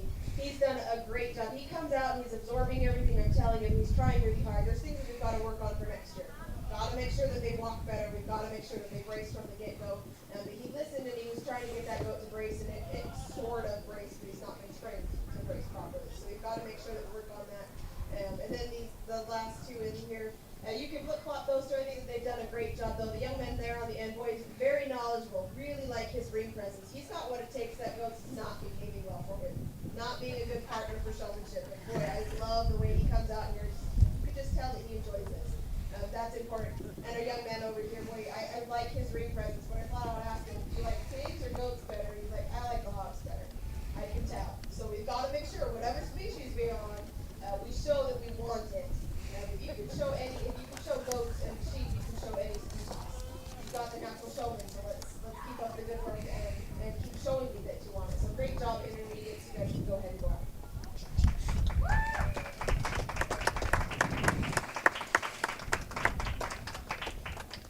Off they go. Congratulations to our grand champion, Ray Bradshaw, along with our reserve, Cade Nilsson.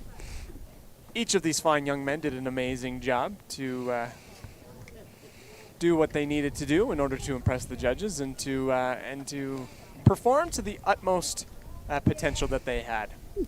They really did do a great job. Coming in now on deck, the junior division Market Goat Showmanship brought to you, Rich County Fair brought to you by Mike's Market and Ace Hardware. We're coming into our final division here of the day. And what a day it has been. No kidding. These kids have worked hard. They've stuck with it, and so have you, Cody. And so have we here in our little makeshift booth. We're coming up now on 7 hours and 15 minutes of straight live coverage. 7 hours. Good job, Judge Natalie. Hey, I've done 16 before. There you go. That's what happens when you have 150 lambs and no one knows how to show. So following this last class of showmen, we don't have any open breeding stock this year, but we do have just 2 classes of open junior livestock. So this is for youth 8 and under. So we will roll right into that, and then that will conclude all of our livestock shows for the day. So we are excited about that, and we're so close to the end. You can almost taste it. So close, so close. I almost don't want it to end if it weren't for the wind. The wind.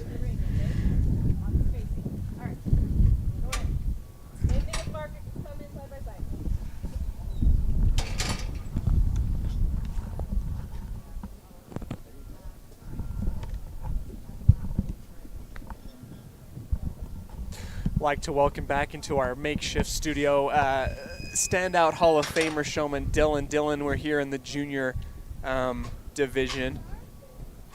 We got some goats. We only have 4 here. Darcy Bradshaw, Carson Grohl, Whitley Payne, Carson Nilsson. Did you ever compete against your siblings, like in the same show? Oh yeah.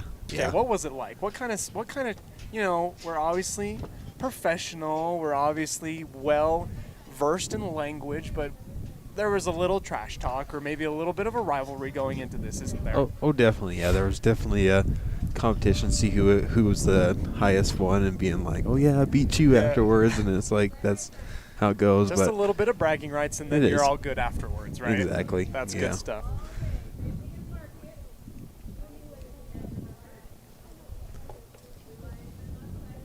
And it is really good, especially for the juniors, just to get introduced to kind of just that, I guess, that just being able to have that feeling of competing with your siblings and Yeah. being able to, and especially if they did win or if they had a better lamb, especially the market, because the market gives you that opportunity to compete with those upperclassmen when you actually do get those higher placements than like your siblings or something. It kind of gives you that confidence, kind of gives you that, I guess, that mojo that you need to be able to come back the next year and be able to show even better and keep wanting to improve.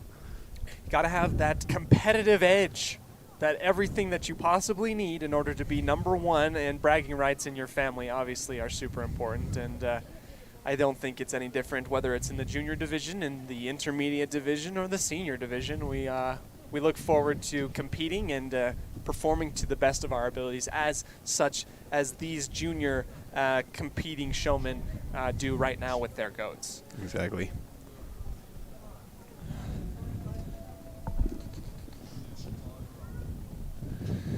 We're all wrapped up in the cords right now, aren't we? Mm-hmm. Here we go.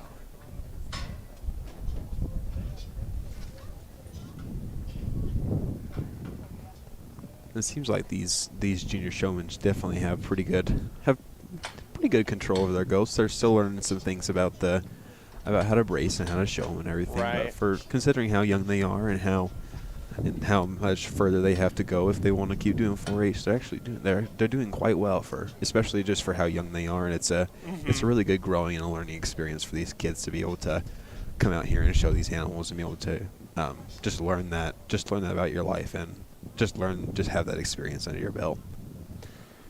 You know, raising this livestock and showing them at the fair wasn't necessarily a huge part in my family, Dylan, but Right. it seems very easy to see that the amount of responsibility and discipline that these kids develop while raising livestock just help them out so much in life in general as they continue to grow, and it's a great way in order to develop that. Oh yeah, and it's not just about the animals either. It's about they're learning these life skills, or they're learning patience, they're learning hard work, they're learning just all these things that's not just applied to livestock, but it also applies to just life in general. And you can take that into the rest of your life. And that's why I think the 4-H program is so great. It helped me out a lot, and it helps all my siblings that are still doing it. It's helped them out a lot too, and it's a really awesome program. Definitely a good thing to get into if you have the opportunity. Well, Dylan, it's been a pleasure to get a little bit more information and have you on, and good practice for as you will be manning the ship here for the Rich County Fair later on in the week. And we're super hopeful that not only that your siblings do very well, but that for everybody competing does very well. Thanks again for coming sure. on and helping out and giving us a little bit of your knowledge as we pass the mic on back to Brandy. Yep. Thanks, Dylan.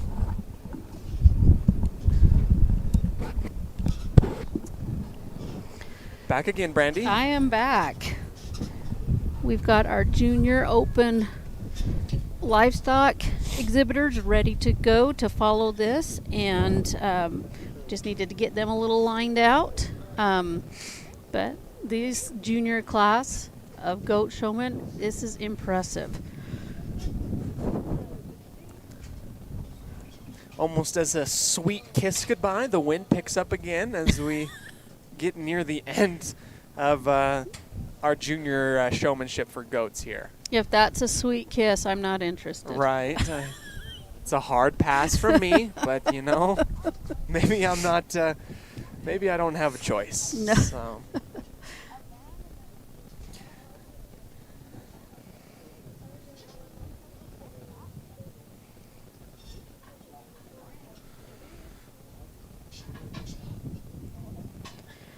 So before we are finished today, I want to make sure that we have a couple of other buckles that we will be presenting.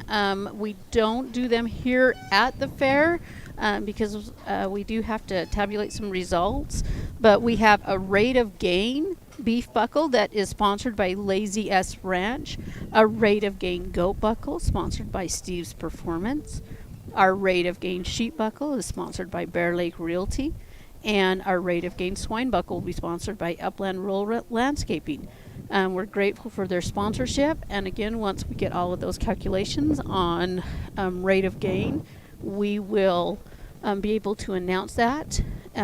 We also have all of our exhibitors vote for who they think the premier exhibitor is in the barn. This premier exhibitor is one that is friendly, helps out everyone, has a good attitude, and is just overall liked. So that is sponsored by Delmas Equipment, which we are grateful for. We also will be presenting 5 senior buckles on Saturday before our junior livestock auction, which will begin at 11:30. We'll start with our Cloverbud Parade and then present these buckles to our seniors, and they will be sponsored by the town of Randolph, the town of Laketown, Dry Creek Livestock, Seth Weston, and Thompson Logging.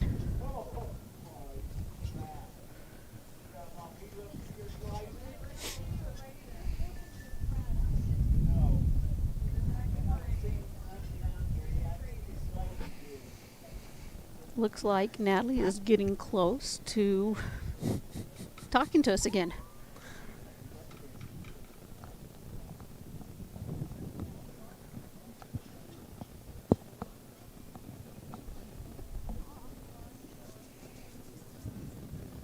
Alright, wrapping up this show here. Boy, these little juniors out here trying to show goats, I'll tell you right now, I've shown all the species, goats are the hardest. Having them out here and seeing that they're trying their best and they're working well with them, that says a lot. And I know you can complain or say, you know, different species are hardest or whatever. Steers, I mean, they're pretty difficult, but goats and sheep are the hardest to get out and get set up and get in the show ring and looking good. Now, these juniors are doing a fantastic job out here, and some of these goats probably weigh more than they do, so they're doing an awesome job. That being said, the young lady there in front, boy, that goat is not behaving as well as when he first walked in. Boy, I sure like her reading presence. She gets in there and she walks that goat. Really like the way that she handles that halter on him. And that's becoming a newer trend, is these halters. And that doesn't mean every goat should be in a halter.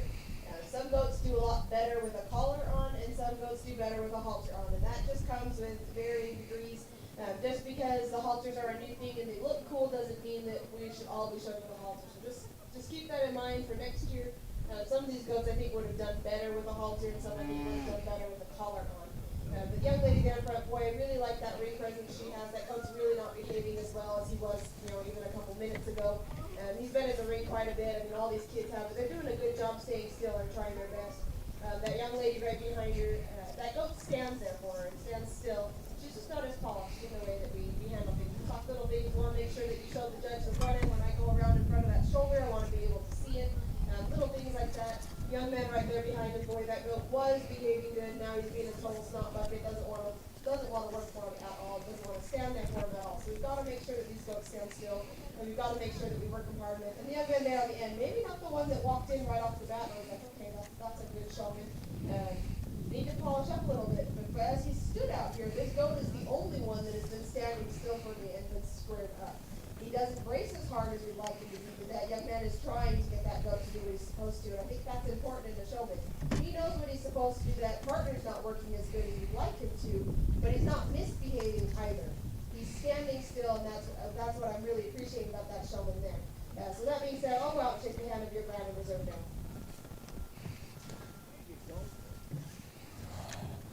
Our Grand Showman buckle that is going to be presented is sponsored by Reese Land and Livestock. Thank you to Reese Land and Livestock for sponsoring that. And our Junior Goat Reserve Showman is sponsored by Arucas in Garden City.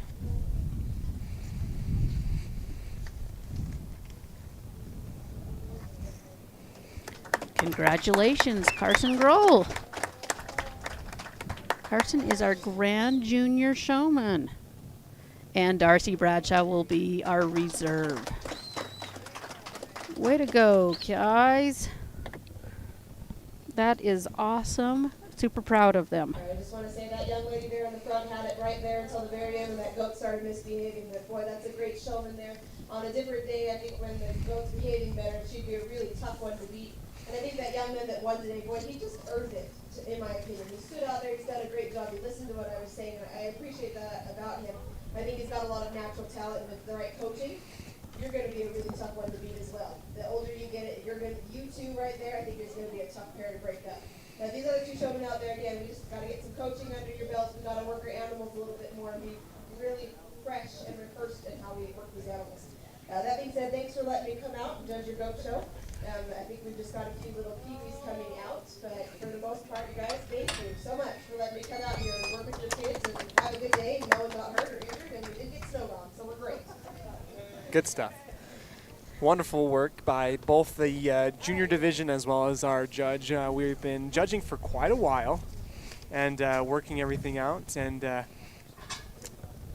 think now we got some peewees coming out with some animals. We do. We will have one class of goat, junior livestock showman, and then we will have one class of we've got a calf that we're going to bring in. So it will be short. It will be sweet. It will be just what we need. Just what the doctor ordered. Yes. Right? Yes. And again, we're going on a couple of hours of being here today. Yeah. But we are super grateful again for our judge, Natalie Mingo, who has joined us today. We are grateful for all of our buckle sponsors and our parents. We're grateful for our leaders. We just, that village has shined today. Yes, it has. Yes, it has.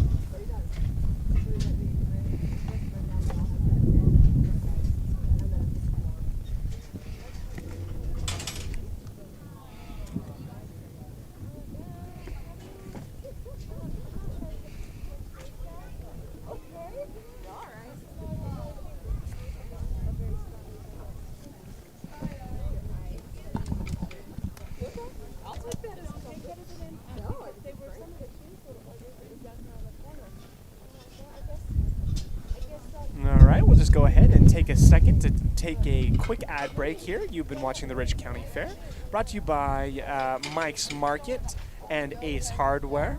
MyLocalRadio.com. We'll be right back. They say the three most important things in life for many people are their faith, their family, and their high school sports. And not necessarily in that order. Advertise where you'll get noticed. Call My Local Radio and become a sports advertiser today.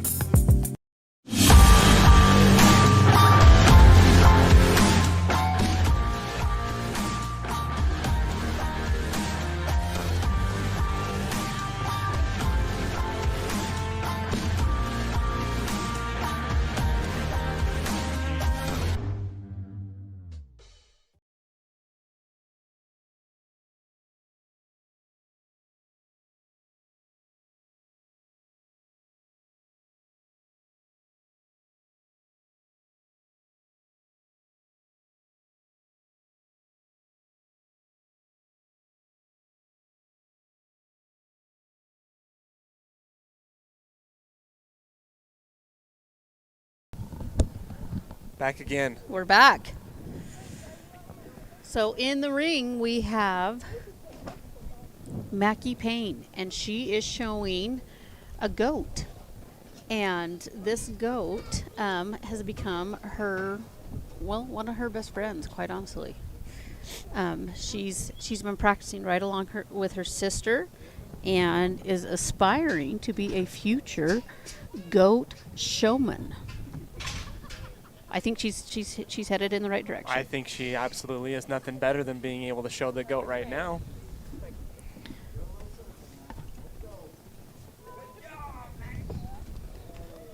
All right, this is Mackie and her goat, Mr. Pickles. And I asked her why his name is Mr. Pickles, and she says, I don't know, my dad named it. So, that works. My dad made it up. Why his name is Mr. Pickles, but we've got Mackie out here. She's doing a great job.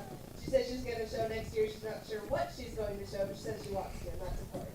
Great job, Matt. You can go ahead and take Mr. Pickle back. Thank you, Maggie and Mr. Pickles. Mr. Pickles coming out, and I'm sure that we're going to see her in the ring. All right, Mackie, good job. We had miniature Herefords last week in Salt Lake County. Oh my And goodness, the that's littlest cute. kids out there leading them around. I was like, okay, I want to do that. I'll raise them just so I can have little. Coming into the ring, we have Lily Kendall, and she is showing her heifer calf that she is raising on her own. She's got the smile of a showman, and she's got her stick, she's got her calf ready. Lily is also a little entrepreneur. She has some chickens here in the chicken show, and that she will show tomorrow, and she raises her own little herd and sells her eggs. So good job, Lily. Good for her.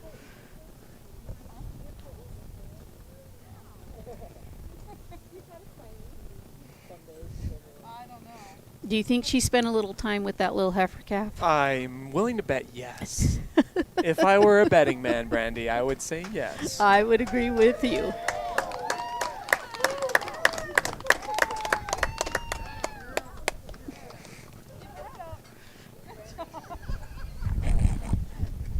All right, this is Lily and Maggie. She says she's 5. She's out here showing this cow. Guys, that's fun for me to see this.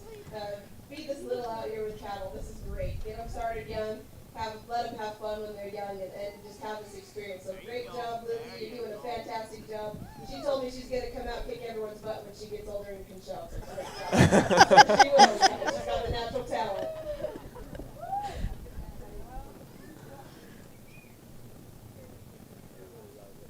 Good job, Lily.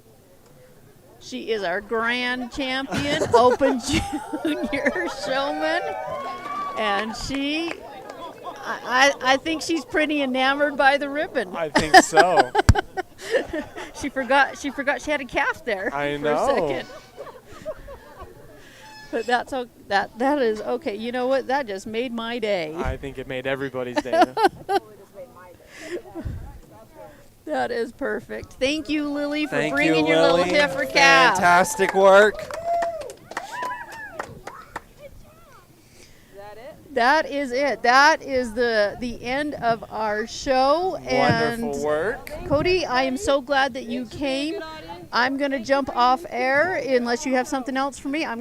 You've got your interview coming up, Yes, I do. and thank you again. Thank you. Thank you to everybody. Thank you for breaking me in, Brandy. It's been an absolute pleasure. Thank you so much for watching the Rich County Fair here, sponsored by Mike's Market, the one-stop shop in Garden City, as well as Dan's Ace Hardware.